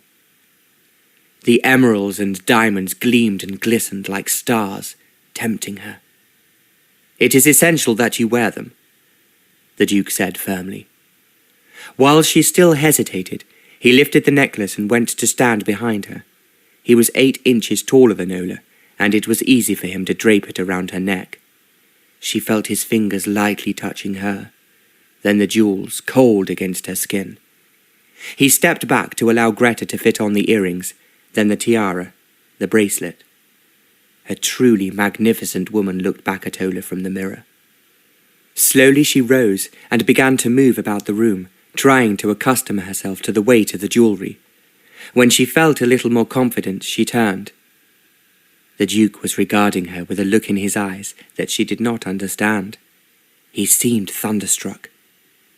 "Not every woman can wear magnificent jewels," he said, "but you do them justice." "You think they will help me play my part convincingly?" Ola asked. He seemed to come out of a dream. "Your part?" "Yes, indeed. You will play your part perfectly, I know. Now, ladies, shall we be on our way?" Chapter 8. On the journey, the Duke told them they were going to the Savoy Theatre to see a performance of Princess Ida by Gilbert and Sullivan. "It's an operetta," he explained, "about a princess who decides she doesn't want to marry. So she founds a university of like-minded ladies and withdraws from the world." "What's the point of that?" demanded Greta, scandalized. The Duke grinned. "It makes the prince chase after her and fight to win her hand." "That's all right, then," said Greta, sounding satisfied. "It doesn't do the gentleman too easy a time." The Duke gave Ola a wry look. "I know somebody who agrees with you," he said. The princess loftily disdained to answer this, looking out of the carriage at the street, where she was attracting much attention. People gaped at her glittering jewels and her regal manner. She was getting into the way of it now, and could adopt a majestic air. So she sat there, looking royal, wondering if the Duke thought her beautiful, and castigating herself for caring. It was only a short journey to the Savoy Theatre, and soon she was being handed down the carriage steps to sweep into the theatre, her hand lightly on the Duke's arm, with Lady Crassler bringing up the rear in stately fashion. It occurred to her that Greta was enjoying all this. She would have enjoyed it herself if her heart had not been aching. The manager of the theatre bowed before Princess Ola, who inclined her head graciously. "The royal box is ready for your highness." The box was large and elegant, with chairs of gilt and plush. In deference to the rule that royalty arrives last, the rest of the audience were already present, and as the box protruded into the auditorium, they all had a clear view of Her Royal Highness advancing to the front. What they did not see was the Duke of Cranborne gently taking hold of her elbow to prevent her from sitting too soon, or hear his murmur of, "Keep standing while they play your national anthem." She remained still, her head high on her long neck, while the orchestra played her national anthem. The Savoy Theatre was famed as the first public building in London to use electric light, and now that light winked and sparkled off the Camborne diamonds and emeralds. Down below, the crowd oohed and ahed at the beauty of the princess, who looked exactly how a princess ought to look, and when the music finished, they applauded her. She smiled and acknowledged the tribute. Then the Duke drew out a chair for her to sit, took his place beside her, and the lights went down. Afterwards, she could never remember any details of the performance. All she was aware of was the Duke, sitting close. She could hear his voice when he laughed, and sometimes she thought he was looking at her, not the operetta. The force of his look made her tremble, and she longed to speak to him, to find the words that would end their quarrel. But there were no such words. She could never blot out the memory of his kiss, and her own passionate response to it, and all the while he had been reporting back to British intelligence. One part of her knew she was being unreasonable. After all, it was she who had started everything, and as Greta had said, what else could he have done? But this had nothing to do with reason. This was a matter for the heart, and her heart felt betrayed and disillusioned. After the performance, he took them both to dine in a fashionable restaurant, where once again Ola received stares and admiration. "You would think they had never seen royalty before," she observed. "Yes, but you look like royalty, and many of the real ones don't," said the Duke with a grin. She noticed that he spoke with perfect composure, and seemed not in the least troubled by the coolness between them. Perhaps he did not care. Perhaps it even suited him. When their food had been served, he spoke in a businesslike fashion. "We need to settle the details for tomorrow. It's the great day of the celebrations, the day when Her Majesty rides in state to Westminster Abbey for the service of Thanksgiving. I shall be on duty and unable to be with you, so I wish you both to remain at the hotel." "Certainly," said Greta obediently. "There is no certainly about it," Ola said at once. "Perhaps I should like to go out and watch the procession to the Abbey." "No," said the Duke at once. "In other words, I'm still under suspicion," Ola flashed. "My dear," Greta protested, "the Duke knows best. He's only thinking of your welfare." "No. He's thinking I might assassinate the Queen on her journey. Don't be fooled by all this, Greta. He still doesn't trust me." The Duke stared at her, and for the first time that evening, the mask fell from his face, leaving behind pure, raging anger. "Don't be ridiculous," he said with soft vehemence. She stared at him, shocked by the blazing fury in his eyes. For the first time, she realized that this was a man at the end of his tether. Some violent, suppressed emotion was driving him on, even while he played the smooth courtier. He calmed down. The courtier's mask was in place again. "You misunderstand me," he said. "As Lady Crassler says, I am concerned for your welfare. You have attracted a lot of attention, and if you go out without me tomorrow, I'm concerned that some situation may arise that you would be unable to deal with. Suppose, for instance, that somebody confronted you, speaking Old Mcnewton. It would be no use saying that you only speak German. I suppose I got that wrong too, she said crossly. No, you got that right. German is the aristocratic language of Old Mcnewton. I congratulate you. But if someone is intent on discovering the truth about you, he would certainly test your knowledge of the local language. Without me there to intervene, you could be easily in difficulties. So please oblige me by taking no risks and agreeing to remain in your hotel suite. We shall do so, Greta said at once. Ola glared indignantly, but she could not defy the Duke now, after the astounding look she had seen in his eyes. You can spend the day studying some books that I shall leave with you tonight, the Duke continued. They will tell you about your country, so that you can appear knowledgeable at the banquet tomorrow night. I appreciate that you would rather be out enjoying yourself with the crowd, but you are now working for British intelligence, and we all have to obey our orders. Indeed we do, she said, giving him a level gaze. Orders must be obeyed, whatever the cost. Their eyes met. His own was suddenly full of sadness. Whatever the cost, he agreed quietly. After that, the evening died. Conversation was spasmodic, and they were all relieved when it was time to return to the hotel. The Duke handed the books to Greta and saw them to the door. Until tomorrow evening, he said. I shall call for you at 6 o'clock.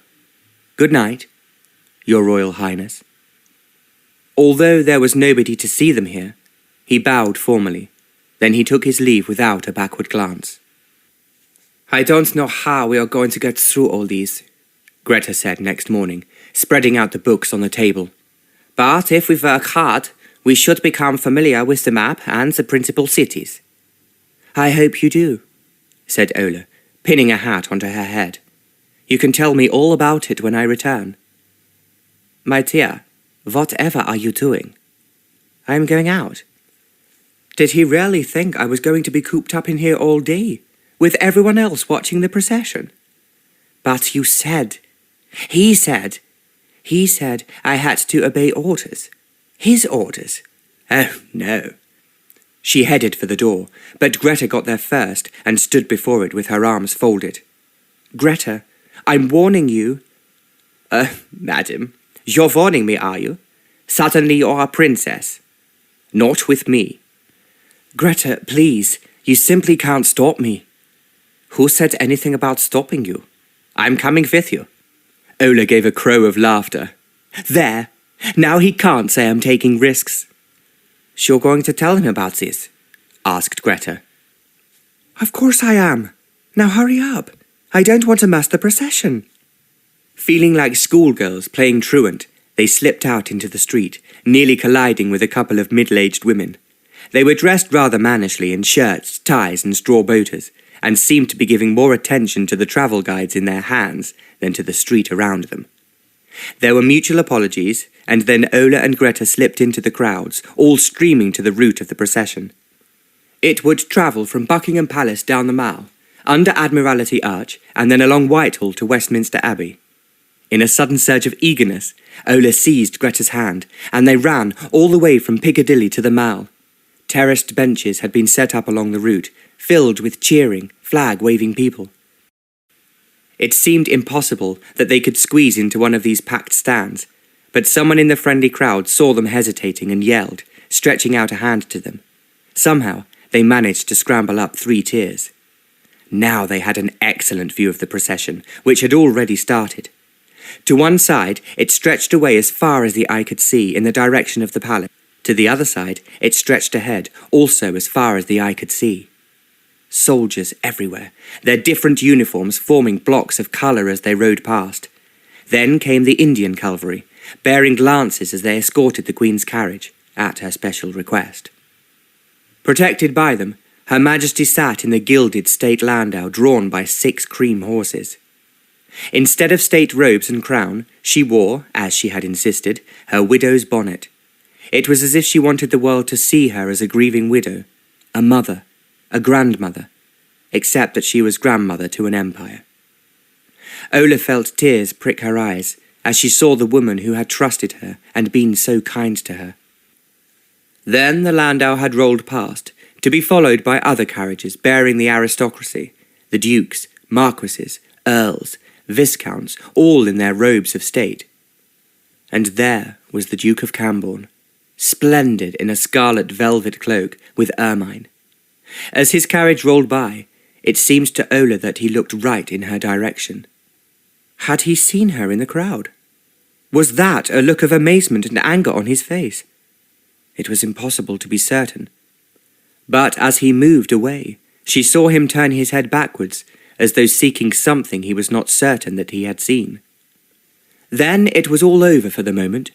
The procession passed on to the abbey, and the crowds were left to enjoy themselves with the numberless entertainments London provided. There were stalls everywhere. Some sold Jubilee souvenirs, and Greta bought a china mug, while Ola purchased an octagonal plate, both with the Queen's portrait.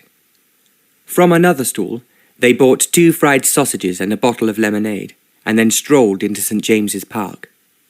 There they sat, enjoying the sun and the feeling of having nothing to do but enjoy themselves. I'm beginning to understand why royalty likes to get away from being stared at, Ola said with a sigh. I've only experienced it for a day or 2, and already I shall be glad when it ends. My goodness, yes, Greta exclaimed. You can't even get away from them here. Look at those men staring at you. Ola followed her finger and saw 2 men standing near a flower bed. They were watching in a blatant manner, sometimes looking at her, sometimes at each other, as though seeking confirmation. They've been sent to check my identity, Ola confided in a conspirational whisper. At any moment, one of them will come and speak to me in Oltenitsen. They chuckled, recalling the Duke's warning. What will you do? Greta asked. Nothing. I shall leave that to you. As my lady-in-waiting, it's your job to deal with people on my behalf. But I don't know Oltenitsen either. Then perhaps we'd better leave. As they walked away, Greta said, I think I saw them last night as we were leaving the theatre. So they must have seen you there, and they couldn't believe it when they recognized you today. That must be it. Where are we going now? Let's go and stand outside Buckingham Palace. The Queen will be arriving soon. They managed to get close to the gates just before the crowd began to converge from all directions. After waiting nearly an hour, they were rewarded by the sight of the Queen's arrival. A few minutes later, she appeared on the balcony, and they joined in the cheers. And now, said Ola, I think we should hurry back to the hotel and try to arrive before the Duke descends on me in a fury. Greta? Greta did not seem to be listening. She was staring deep into the crowd. Greta, what is it? I just thought I saw those 2 men again, but they vanished. How dare he? Ola said explosively. Who? The Duke. I've suddenly understood everything. Those 2 men work for him. He told them to follow us. How could he? He was in the procession. He could have sent a servant with a message as soon as he reached the abbey. We didn't notice until an hour later, remember? Or he could have arranged for them to wait outside the hotel, to see if we left, and we just didn't notice them. I wouldn't put anything past him. Come on, let's give him the slip. They hurried away until they had left the crowd behind. Within a few minutes, they had secured a cab and were heading for the hotel, where they enjoyed a good lunch and spent the rest of the afternoon virtuously reading books about Oltenitsa, until it was time to dress for the evening. The Duke arrived promptly on the dot of 6, and he was in a towering rage. Have you taken leave of your senses? He demanded of Ola. Are you talking to me? She inquired with regal loftiness. Don't play games with me. I saw you in the stands, after I told you. You told me all sorts of absurd things because you didn't want me to see the Queen's procession. Well, I did see it, and you may have noticed that Her Majesty is unharmed. Of course she is, he snapped. It was your safety I was thinking of. I too am unharmed. The only mysterious followers I saw were yours, and I gave them the slip very easily. So it would seem. I must have a word with them. He took a deep breath, as though forcing himself to calm down. Now, let's forget that for the moment. Have you studied your books at all? Ja, Herr Lehrer, she told him brightly. What? It means, yes, Mr. Schoolmaster. I think it suits you. Greta made the mistake of choking back a giggle. The Duke cast her fulminating look. You know I don't speak German, he snapped. But Princess Ola does speak it. Also, Princess Ola does not like being given orders. Then Princess Ola is a feather-brained ninny who doesn't know when to listen to wiser heads than her own. Princess Ola will be very glad when this is over, and she can return to Scotland. And some people will be glad to see her go, since she is nothing but trouble, he raged. Now, are you ready to leave? Quite ready. Thank you. This time Greta was not to travel with them, which Greta herself thought was a pity, since this quarrel was shaping up very promisingly.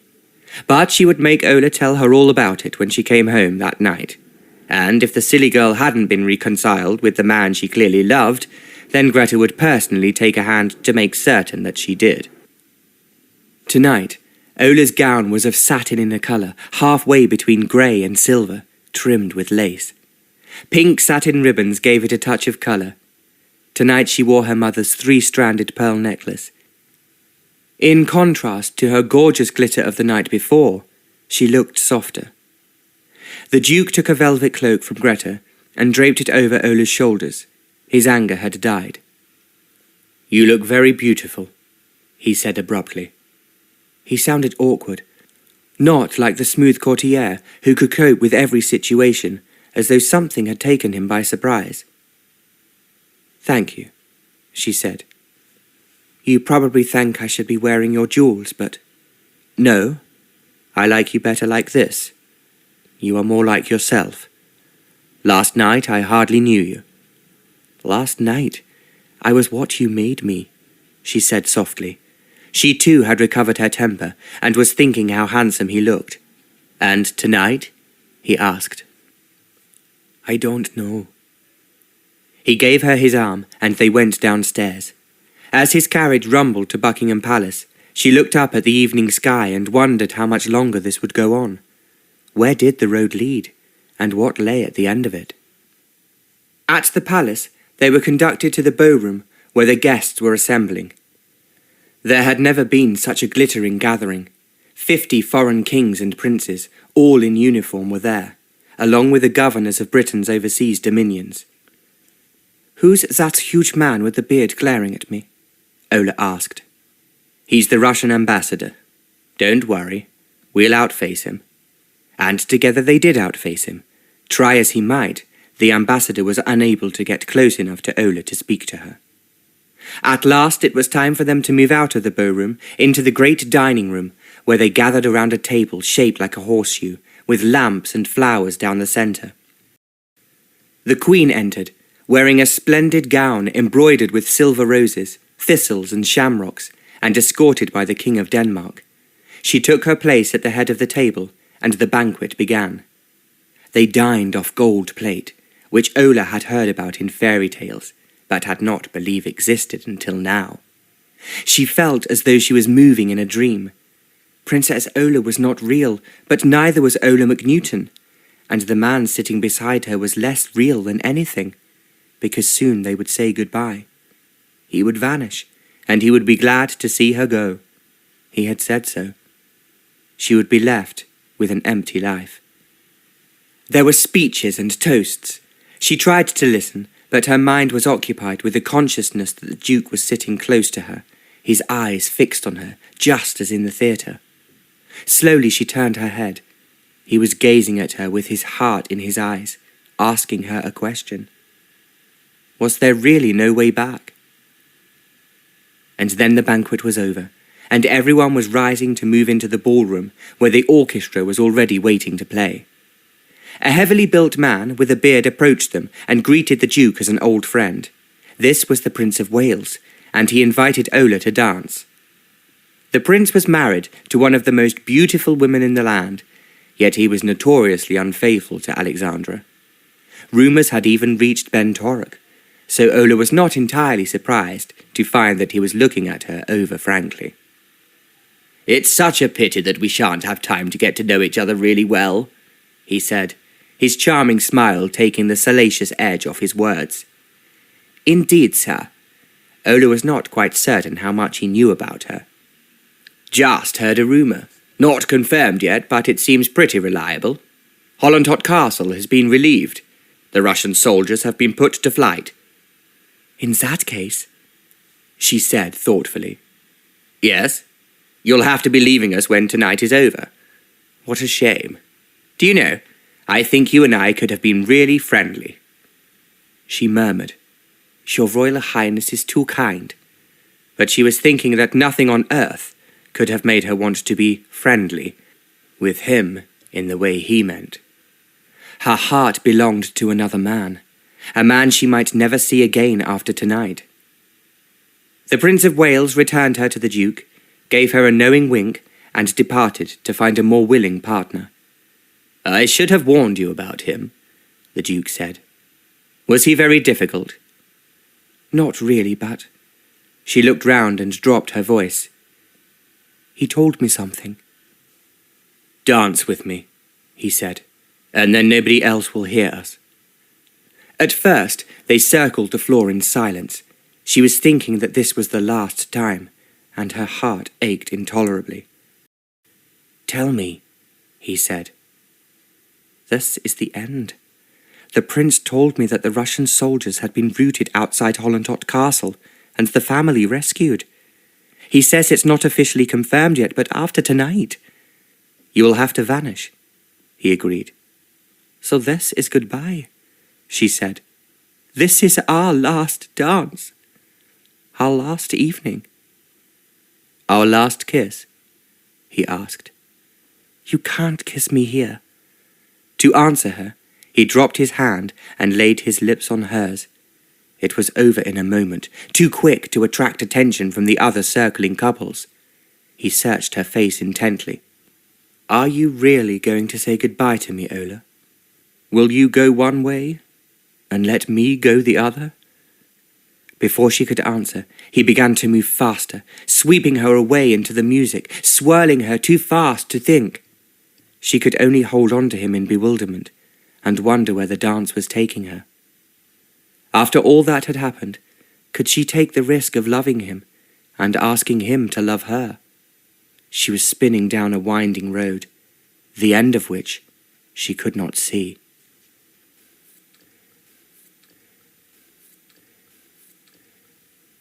Chapter 9. At last, they slowed enough to talk. "Do you still dislike me too much to talk?" he asked. "I don't dislike you, my lord." "You mustn't say that," he interrupted quickly. "A princess would call me Cranborne, or even John. From you, I prefer John. I remember how sweet my name once sounded on your lips." "But that was in another life," she whispered. "But the life we live now will only be brief. Then we have to return to the old one." "We can't go back to that. We know too much." He gave her a wry smile. "What's really different is that now we each know what the other knows. So we could start being honest with each other at last. Tell me about Ola Mcnewton. I want to know a lot more about her." Ola shook her head. "She isn't very interesting. When we met, you thought I was rare and strange, perhaps even a little exotic and exciting." "Yes, you were that." "But Ola Mcnewton is just a girl who's been nowhere and done nothing. This is the first time she's even left Scotland." "Then it will be my pleasure to show her the world. We'll go to Venice and ride in that gondola, and this time neither of us will be alone. And Ola Mcnewton is a lot more interesting than the princess, because she's real." "I know a little about her," he continued, I know she has so much courage that she isn't daunted by the thought of storming a city and a palace. That's a woman I admire. I also know that she has a temper that can make a man think twice before he speaks, and make him sorry if he hasn't played by her rules. He gave her a wry look before adding, The trouble is that her rules are a little complicated, and she isn't always fair or reasonable. Indeed? Well, I know she prizes honesty, so I thought I'd be completely open and frank. He smiled. I dare not put Miss Mcnewton high on a pedestal, because she's so awkward that if I approached her, she'd kick my hat off. She doesn't sound very nice, Ola observed. I didn't say she wasn't nice, just awkward and prickly, and unjust. And unreasonable, she reminded him. Oh, you know her? He asked quickly. Yes, I know her very well, and I think you should give her a wide berth. That would be the sensible thing to do, he agreed.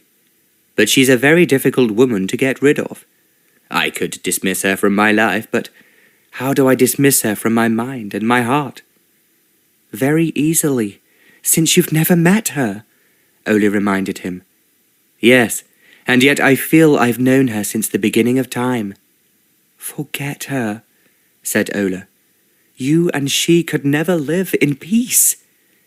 You don't think she could ever bring herself to believe me when I say that I fell in love with her during those 2 magic days we spent together? But who did you spend those days with? She asked urgently. You didn't know who she was, only who she wasn't. You're wrong. I didn't know her name, but I came to know her, and everything I said was said to her. It was her that I fell in love with. Don't you think she could understand that? It's really very simple. There was a hint of teasing in the smile Ola gave him. You may think it's simple, but she's just awkward enough to make it complicated. That sounds like her, he agreed. But I remember something she said to me on the first night, about each of us wanting to find somebody who would see the worst of us and love us anyway. I recall her exact words. Someone who will understand things we do that might seem strange. I thought then that only a woman with a great heart could say such a thing, and that she, of all women, would understand about forgiveness. She looked up at him stricken. It was true. She had said that. And then she had refused to understand the things he had been forced to do. Suddenly, she saw that there was only one thing she could say to him. I love you, she said. I shall always love you. His face lost its look of anxiety and broke into radiant joy. Ola, my love, my beloved. The music was coming to an end. The dance was over, but the world had changed. The Duke drew in a sharp breath. There's the Russian ambassador heading for you again. You mustn't talk to him, at least until we know the truth from Oltenitsa. Come. He walked firmly from the ballroom, her hand clasped in his. This was strictly against royal protocol, which decreed that nobody departed before the Queen. But the Duke crossed his fingers and hoped his godmother would understand. They did not stop running until they reached the ground floor and ran out into the gardens. Here, everything was prepared for the great firework display that would finish the evening. This was an occasion for the public as a whole, and they were already beginning to appear. Marquees dotted the huge gardens. The largest one of all was for the Queen's guests, just behind the Canopy Dae, where Her Majesty would sit to watch the fireworks. We have a little time yet, said John, drawing her under the trees and taking her into his arms. It was as though they kissed for the first time. Now they could begin to understand each other and find the true love that they had always known must be theirs some day. He kissed her again and again. We might so easily have lost each other, he murmured, and I could not have borne that. I knew at once that you were the one woman in all the world for me, and I was praying that you would turn out not to be a real princess, because then how could we have married?" "Is that what you really want?" she asked. "I shall not be content until you are my wife. You belong to me now, and I will never let you go as long as I live." "That's all I want too," she said happily. "Ola, I swear I never dreamed that fool Danson would behave so stupidly. I thought he'd see it as an innocent prank, as I did." "He didn't want to believe me innocent," Ola said with a shudder. "I think you're right. If he could have caught a real-life spy, it would have been a triumph for him. He thought his chance had come with you, and he wasn't going to let you go easily. But it's over now. After tonight, Princess Ola will vanish into thin air, taking her secrets with her, and her place will be taken by the Duchess of Cranborne." They embraced again, but for the moment they could have no more time alone. The gardens of Buckingham Palace were rapidly filling up. Lords and ladies, royalty and ambassadors were coming out to take their seats to watch the fireworks. When they were all in place, there was a trumpet fanfare, and everyone rose to their feet as the Queen came towards the dais where she was to sit. She was such a tiny figure in her widow's weeds, the white bonnet on her head, with the white streamers flowing behind. Yet priceless diamonds glittered at her throat, and she looked every inch a queen and an empress. The people watching her cheered from the depths of their hearts. Their voices rang out among the trees. Most of them could not remember a time when she had not been on the throne. Behind her came some of her family. The Prince of Wales, now appearing as a model husband with his wife and their two eldest sons, Eddie and George, both good-looking young men in their 20s. The Queen acknowledged the cheers, then she sat down and listened as the band struck up God Save the Queen. Everyone sang heartily. Then the audience sat down and waited for the fireworks to begin. It was such a display, so colourful and brilliant. How high the rockets soared, how gloriously the wheels spun. The crowd oohed and ahed with delight. Ola had never seen a sight so glorious and spectacular. Eyes shining, she gazed up into the heavens. When she looked down again, she saw John watching her. "Are you warm enough?" he asked. "Yes," she said happily. "Being with you keeps me warm."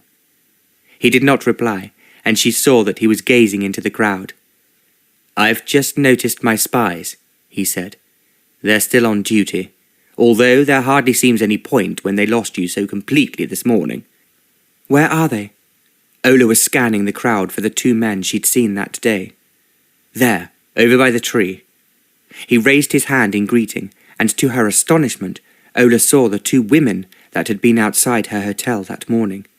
She and Greta had collided with them, and they had all picked each other up, laughing and apologizing. But surely she had been followed by two men. "They are the ones you meant?" she asked, bewildered. "Yes, their names are Joan and Mildred, and they're sisters. You'll hardly believe it. But they work for a private detective agency. The man who runs it is an old friend of mine, and he says women are far better than men at ferreting out information and at following people. Joan and Mildred are actually his aunts, and he says they're worth their weight in gold."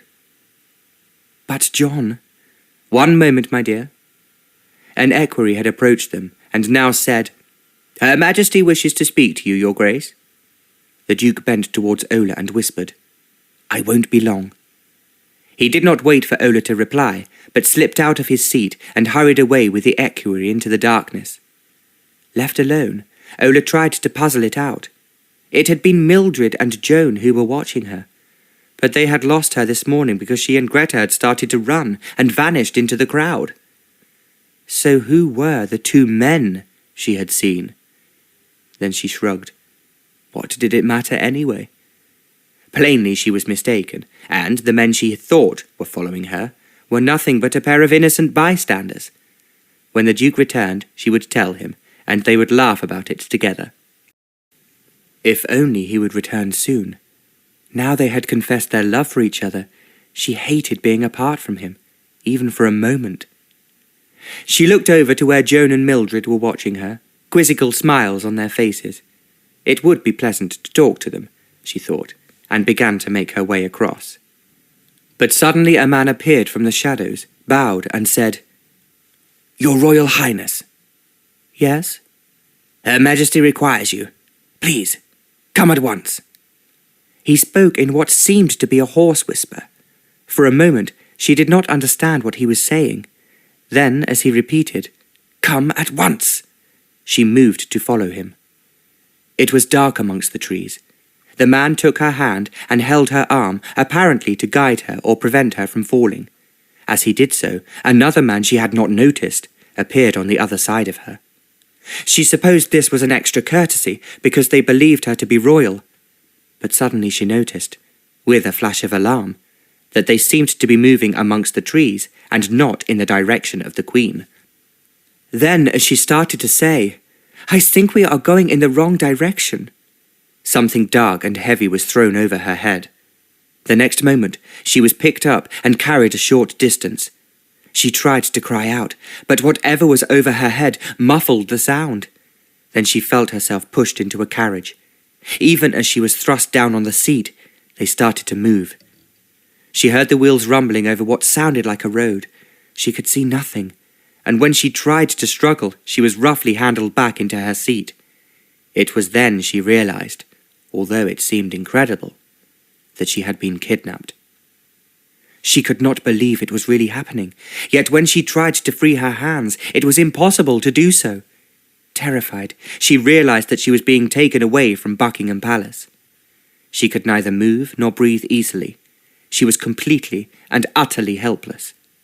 They seemed to be moving at great speed. She thought they must be out of the palace grounds and on a more or less empty road. Ola had the horrifying sensation of being carried into nowhere. It was so hard to breathe that she was afraid she was becoming unconscious. So she tried to keep still and breathe slowly, enough to keep her conscious. "Please, God save me," she cried inwardly. "Where am I going? What is happening?" Although it was difficult to hear clearly, she thought she heard the two men speaking in a language that she did not understand. Perhaps it was Russian. She could only guess, but if they were speaking Russian, then she knew the worst.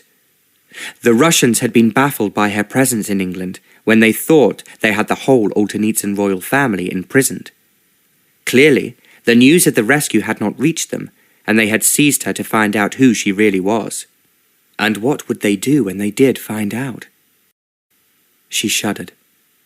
She was almost unconscious when the carriage came to a standstill, and she felt herself being lifted from the seat by the two men. She was still completely covered and unable to move as they carried her from the carriage, then downhill. Then, by the sudden swaying, she knew that she was on board a ship. "I'm a prisoner, and John will never find me," she thought frantically.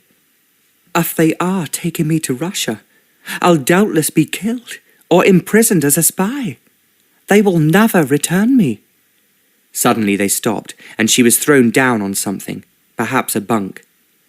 The men were talking again. A third man joined them, speaking loudly, also in the language she thought must be Russian. "They are taking me away," she thought in despair, "and I will never see John again." At the thought of him, every nerve in her body seemed to cry out for him to save her. "Help me! Help me!" she wanted to cry. But she knew no one would hear her, least of all the Duke. "Only God can save me now," she thought. But it seemed that heaven was far away, and perhaps no one, not even God and his angels, would hear her cry for help. Suddenly the rugs which covered her were pulled off. When she opened her eyes, she saw that she really was in a ship, lying on a bed in rather a large cabin. There was only one light, and it was a very small one. The three men were walking out of the room.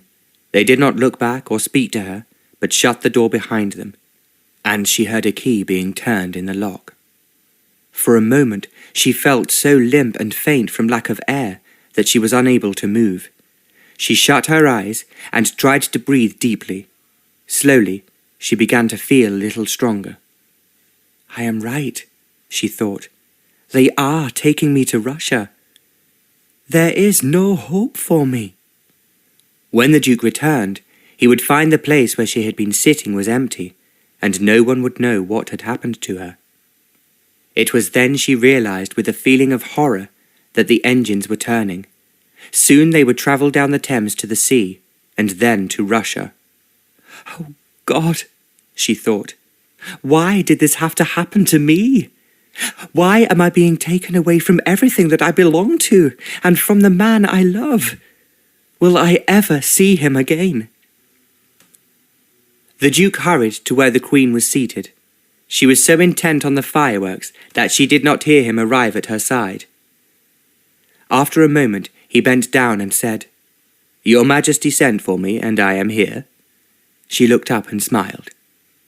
"I want your help badly," she told him. "What is it, ma'am?" the Duke inquired. "I have just learned that Prince Victor Persevich has arrived unexpectedly and uninvited from Russia. I have no wish to talk to him. Please make certain he cannot approach me. He's a drunkard and a bore, and I really can't face listening to any more of his stories about his great-grandfather and Ivan the Terrible." She was speaking in almost a whisper. The Duke could not help laughing. "You are quite right, ma'am," he replied, "and I will do my best to keep him away from your Majesty. Do you happen to know where he is at the moment?" "Wherever there is a strong drink, probably." The Duke started his search in a huge decorated tent just behind the royal dais. It was set aside for distinguished visitors, and Prince Victor had no business being there. But, as the Queen had guessed, he had taken up position in the centre of a few other men who had also made an early start on the refreshments. The Duke did not speak to him because he had a better idea. He knew that once he obeyed the royal command to remain with the prince, he would never get away from this tedious man. His salvation came in Teddy and Rick, two brothers in their 20s, whose elder brother had been his friend at school. The Duke had visited their country home and knew the lads well. Strictly speaking, they too should not have been there, but they had gravitated to where the best brandy was to be found. He went up to them, and drawing the elder on one side, said, "Teddy, old man, I need your help, and I need it badly. Yours too, Rick." Teddy regarded him with a look of surprise on his amiable, slightly foolish face. "What can we do?" he inquired. "I want both of you to keep Prince Persevich of Russia from being a nuisance to Her Majesty. That's him over there. Just fill him up with drink, keep him quiet, and keep him occupied." At that moment, a blast of raucous laughter came from Prince Victor, shaking the whole tent. "Well, keep him occupied anyway," muttered the Duke. "Sounds like a good fellow," said Rick, who was deep in his cups. "Well, he drinks a lot, if that's what you mean," the Duke confirmed. "Prince what?" Teddy inquired. "Prince Persevich." "Why isn't he with the other royals?" "He's not royal. In Russia, prince is just like a title, like duke." Rick considered this with tipsy gravity. "Do you mean we don't have to curtsy?" he asked. "I should strongly advise you against curtsying," said the Duke, "and you address him as your Excellency. Oh Lord, he's on the move." The prince had started making his way out of the tent. The Duke managed to intercept him, saying, "It is splendid to see you here, your Excellency, and I do beg of you to come and have a drink with two young men who are very anxious to meet you." The red-faced prince shook him by the hand. "A drink is always welcome, as you well know," he bawled. "I do indeed," the Duke replied. "Come to the back of this tent, where there is some excellent brandy, which I can thoroughly recommend." The prince laughed. "Then I will certainly sample it, as I am sure the fireworks will go on for hours. There is no reason to hurry." "No reason at all," the Duke agreed. He drew him to the back of the tent and introduced him to Teddy and Rick. At once, the prince, delighted to have found a new audience, began to talk very loudly. The more he talked, the more they filled his glass, and the more they filled his glass, the more he talked. The Duke heard the words, "Ivan the Terrible," and made a hasty exit, grinning. At last he was free to hurry back to where he had left Ola, and the true start of their life together. At last, all misunderstandings between them were swept away. The future would be what they would make of it, one of joy and happiness, where they gave each other nothing but love day after day. She is mine, and I am hers, he said to himself, smiling, and nothing can part us now. Chapter 10. As the Duke made his way back to his beloved Ola, he knew that he was a totally happy man for perhaps the first time in his life. But when he reached the place where he had left her, to his astonishment, he saw that her seat was empty. "I wonder where she can be," he thought. "Perhaps she went to look for me." He addressed the elderly lady in the next seat. "I am sorry to bother you, madam, but I left my friend here a short while ago, and now she has disappeared." The woman smiled. "Oh, after you had gone, an elderly man came up and told her that the Queen wanted to see her." "Are you sure that that was what she was told?" the Duke asked in surprise. "I am almost certain that that was what the man said, but he had a strange accent and was definitely a foreigner, so I might have been mistaken." The Duke drew in his breath sharply. Suddenly, he was full of fear. He knew that Ola had not approached the Queen. The next moment, someone came flying towards him. It was Mildred, one of his spies. "Your Grace," she said breathlessly. "They've taken her away." "Who?" he demanded sharply. "After you left, she looked in our direction, and it seemed that she was coming to talk to us." "I just told her who you were," said the Duke. "And I think she'd recognized us from outside the hotel. Anyway, she was just heading our way when two men pounced on her. They hustled her into a cab before we could stop them. Joan and I ran after them, but they were going at a terrible rate." The Duke stared at her, full of horror.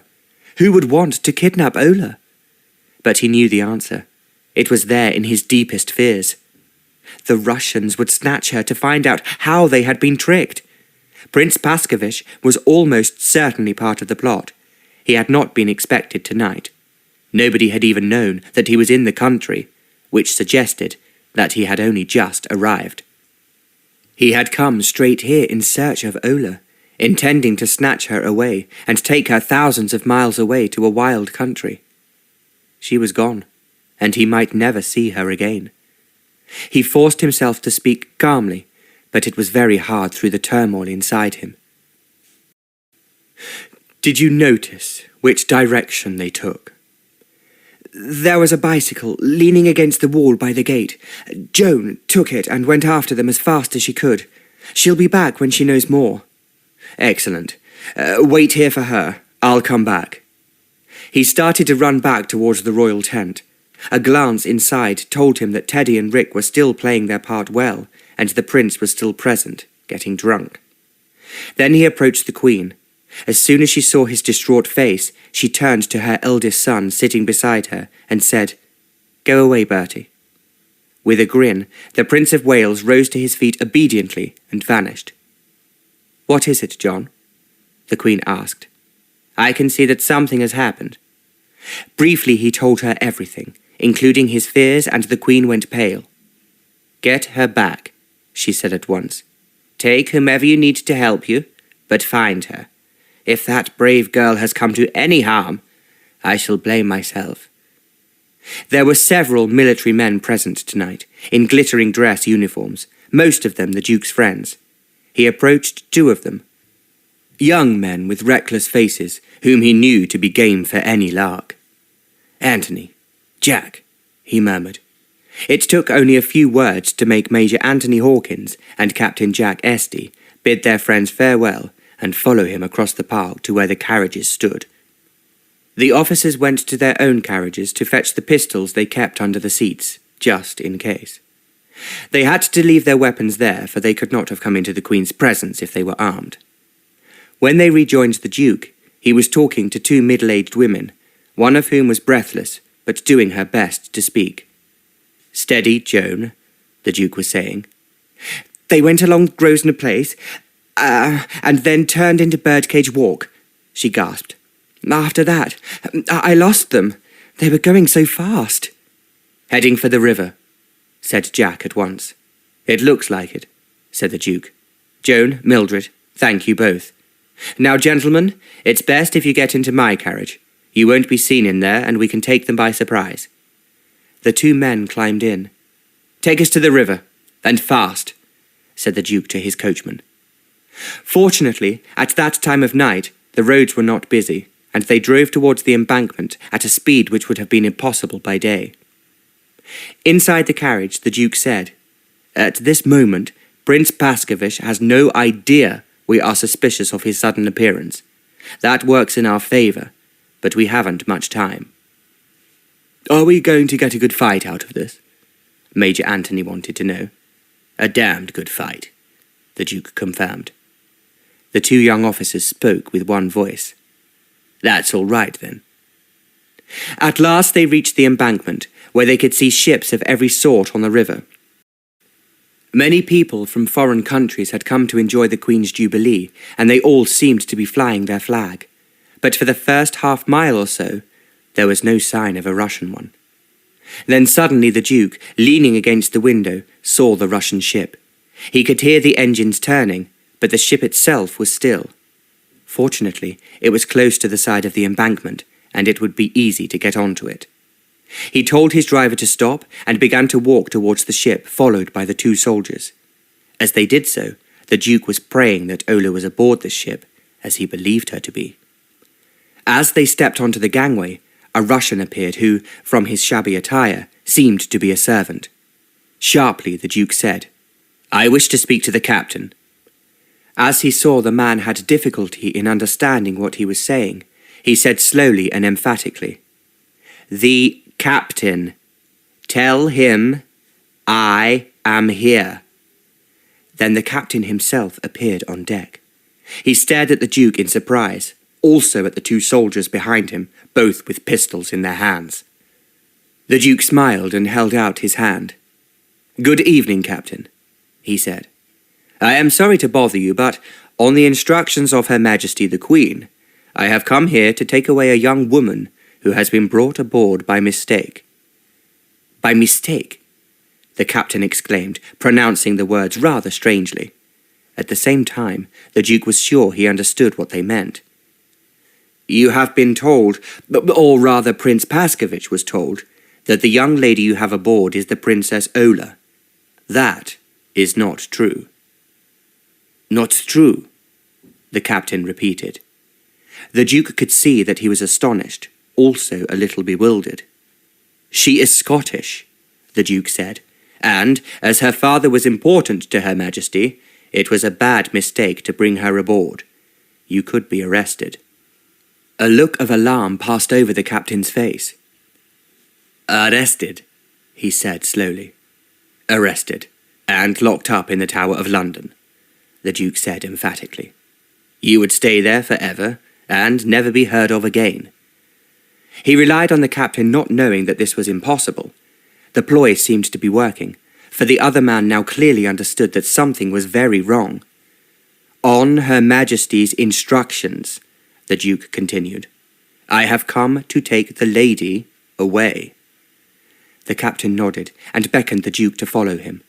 The Duke said to the officers, "Wait here, but be ready to leave the moment I return." They nodded without speaking, and he followed the captain rather slowly down to the deck below. He recognized, when he followed him, that they were now passing the cabins in which, if the ship was carrying anyone of importance, this was where they would sleep. As they walked further down the passage, he realized they were going towards the master cabin. It was then for a moment he was afraid he was making a mistake. Surely, if the prince were travelling in this ship, he would sleep in the master cabin, and the prisoner, whatever else they might call her, would be in one of the less important cabins in this corridor.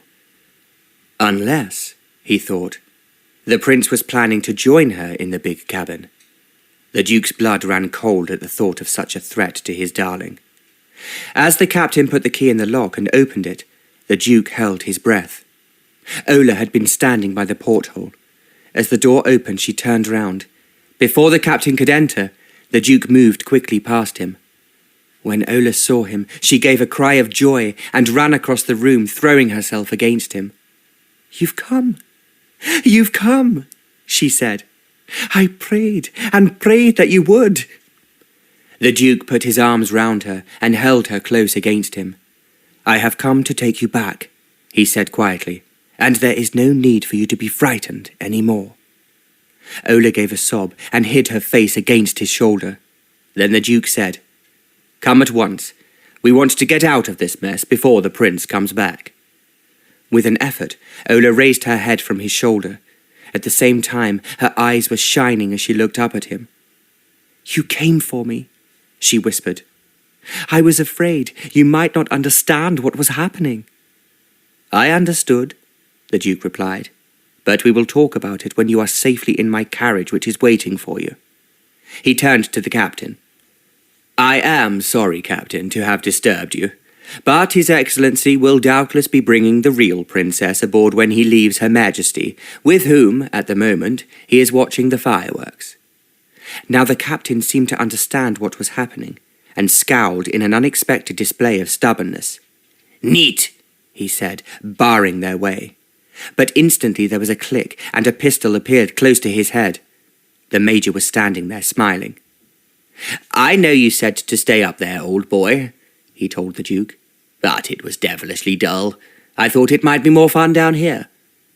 The captain, eyes bulging with alarm, stepped back and away from the door, leaving room for Ola and the Duke to walk past. The Major came behind them, walking backwards, keeping his pistol trained on the captain until they were up the stairs. Jack Esty was there, keeping his gleaming pistol in full view of the crew members who had begun to gather. Major Anthony joined him, and the two stood there defiantly while the Duke hurried Ola ashore. "Thank you, lads," said the Duke fervently. "You mean that's it?" Jack asked in disgust. "I don't call that a fight." "I couldn't have done it without you." The two soldiers grinned and hopped up onto the box with the driver, leaving the Duke and Ola to get into the carriage together. As they moved away, Ola gave a cry and threw herself against the Duke. "You saved me," she whispered. "I longed for you, but I didn't dare to hope that you would find me." Now the tears were running down her cheeks, but they were tears of happiness. The Duke put his arms round her, and his lips found hers. As he kissed her, she knew this was what she had prayed for. She felt as if she not only gave him her heart, but her soul. "I love you, my darling, I love you," he said. "Thank God I got there in time." Then he could no longer speak, because he was kissing her again and again. "I'll never let you go now," he said. "You're mine, whether you like it or not." "But I do like it," she said. "Oh, John, my darling, I thought I would never see you again." "Do you think I would have let that happen? Don't you know that I would have searched for you to the ends of the earth, even if it took the whole of my life? I love you, and I am going to marry you as soon as possible, in case you disappear again. I have never been so frightened in my whole life. If they had managed to get away with you, to Russia." He shuddered. Then he was kissing her again, kissing her so passionately that Ola wanted to cry from sheer happiness. "Can't we go away somewhere and shut the world out?" she asked him. "I would like nothing more, my darling, but I'm afraid we must go back and see Her Majesty. She was very concerned about you, and I have unfinished business with Prince Victor Passovich." "Who is he?" "The Russian who sent his men to abduct you. Don't worry, you'll be safe with me, but he has to know that his plot has failed." "How did you know where to come?" "Luckily, my two spies saw them take you. Joan chased the carriage on a bicycle that she seemed to have borrowed from a policeman. She got far enough to tell me your direction."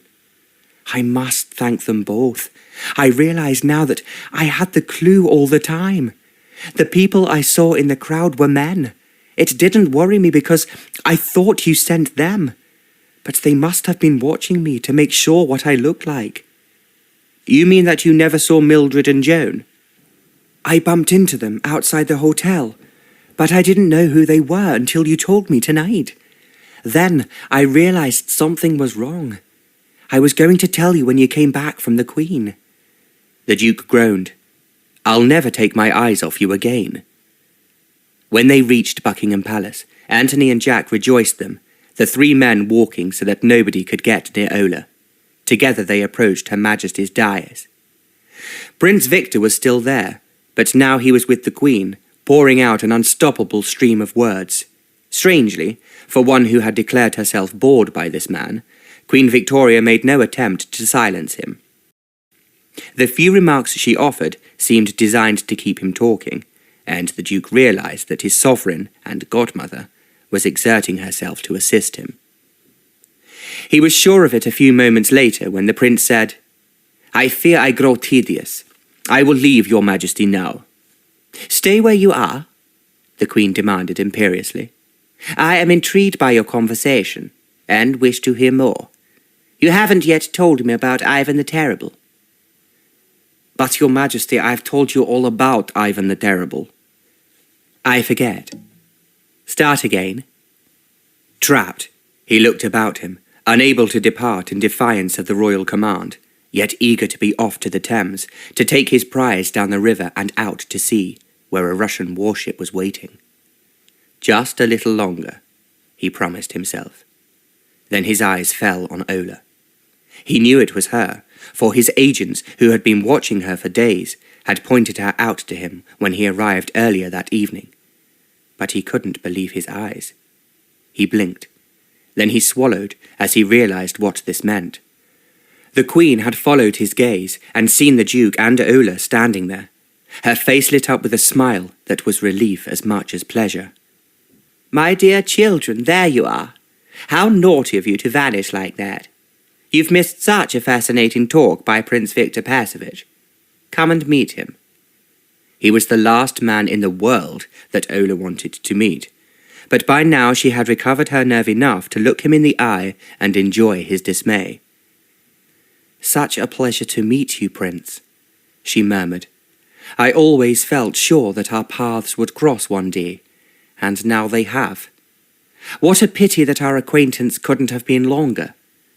Not a pity for me, of course, but a great pity for you." He understood her. He gobbled like a turkey cock. The Duke clapped him on the back with dreadful heartiness. "I'm sure Her Majesty will release you now, old chap. Won't you, Mum?"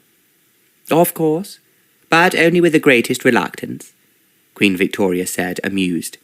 Her little eyes twinkled. She was enjoying herself. "So why don't you get off to your ship on the Thames?" the Duke went on. "The captain wants to have a word with you. And when you get home empty-handed, I dare say that the Tsar would like a word with you too."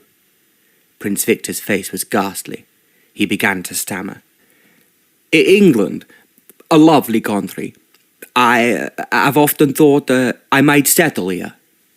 "Goodbye, Prince Victor," said Queen Victoria implacably. He tottered away. Smiling, the Queen turned to Ola, who dropped a deep curtsy. "No, come here, my dear," she said, holding out her arms. When she hugged Ola soundly, she said to the Duke, "Well done, John. And thank you, Mum, for your invaluable assistance in keeping him here," he said, grinning. "It was a noble effort." "I'm glad you appreciate it. I don't know when I've suffered so much." "Ivan the Terrible, and the flooding of the Volga," she said with a shudder. "Never mind. I hope never to see him again. Now, listen. I have some excellent news. I expect you've heard the rumours from Oltanitsa." "That the royal family has been rescued, Mum?" "Yes, it's definite. A group of English soldiers, travelling incognito, did most of the business, but they were helped by the people, who rose against the Russian troops. The whole family is safe, including the Princess Flaviola and Heliola." "Then it's over?" Ola asked eagerly. "Yes, my dear. Soon everyone will know that the family is free, and I think you should vanish at once." "She's going too," said the Duke. "If I may have your permission to leave, ma'am, I would like to take her to Camborne Park, where she will stay until our wedding." "So I should hope." "We shall marry quietly, in the little chapel there, and be away from London for some time." "To give people a chance to forget they saw her in another incarnation," the Queen agreed. "Very wise. Well, I would have liked to attend your wedding in Westminster Abbey, which is where you ought to be married, but I can see that it will not be possible. When you return to London, I shall give a reception for you, and when people see that I accept the Duchess of Cranborne, they will forget any passing resemblance to a princess who is no longer here." The Duke kissed her hand. "Dear godmother," he said, "you are too good to me." "Give me a kiss," the Queen said. "You too, Ola, my dear, and may God bless you both, and make you as happy as I was with dear Albert, but for much, much longer." They stopped at the hotel to collect Greta and the luggage. It was past midnight, but nobody wanted to linger.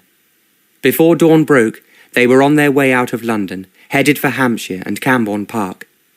At first, Greta's presence inhibited them, but gradually she nodded off in the corner, and they were able to pretend they were alone. The Duke took her into his arms and kissed Ola until it was difficult for either of them to breathe. "You grow lovelier every time I look at you," he whispered. "I'm convinced now that you're not human, but someone supernatural, or perhaps an angel, who has come from heaven to make me happy." "All I want to do," she said in a small voice, "is to make you happy, because I'm only happy when I'm with you." "And I'm only happy when we are together," the Duke replied. "There is no woman in the world who is as important to me as you are. If I were offered all the queens and all the angels, I should not find any of them as wonderful as you." "I'm just an ordinary girl, not even a princess." "You are, Ola. You are my love. There is nothing more wonderful than that." They kissed again, and then she snuggled contentedly against him. "I'm longing for you to see my home," he said. "I think you'll love it, and the little chapel where we'll marry. The priest will receive you with open arms, because he's always been afraid I would end up marrying someone who loved me only because I was a duke, and not because I was a man." "You know I love you as a man," Ola answered. "I would love you if you were a crossing sweeper. I think we've been looking for each other a long time, although we haven't known it." "I knew it as soon as I saw you," he replied. There was a silence for a few miles, and then she asked, "Why are you frowning?" "I was just wondering. Why a crossing sweeper?" She gave a sleepy, contented laugh. "It was the furthest thing from a duke that I could think of. Mind you, I think I prefer you being a duke and having all those lovely horses to ride." "Ah, you're marrying me for my horses?" "Well, you made them sound marvellous when you talked about them." "Do you remember all that?" the Duke asked. "I remember everything you have ever said to me," Ola told him. "I want you to remember what I am going to tell you now, because it will never alter. I love you. I love you, and there has never been another man in my life, and there never will be." The Duke was very moved. As he kissed her, he knew he had found what he thought would never be his. A true love that came from the heart, from a woman with a deep, honest soul, who loved him for himself alone, without thought of worldly advantage. There would never be in either of their lives anyone else of any importance. A week later, wearing her most beautiful white gown and some of her mother's precious jewellery, Ola was married to the man she loved in the small chapel adjacent to the Duke's great mansion. The chapel was filled with flowers which scented the air, as the old priest pronounced them man and wife. "How can it be possible that we are so happy?" the Duke asked later that evening. "How can I have been so fortunate as to find you? My whole heart and soul are yours," she said. "God brought us together, and no human being will ever separate us or make us unhappy again." "Amen to that," the Duke replied.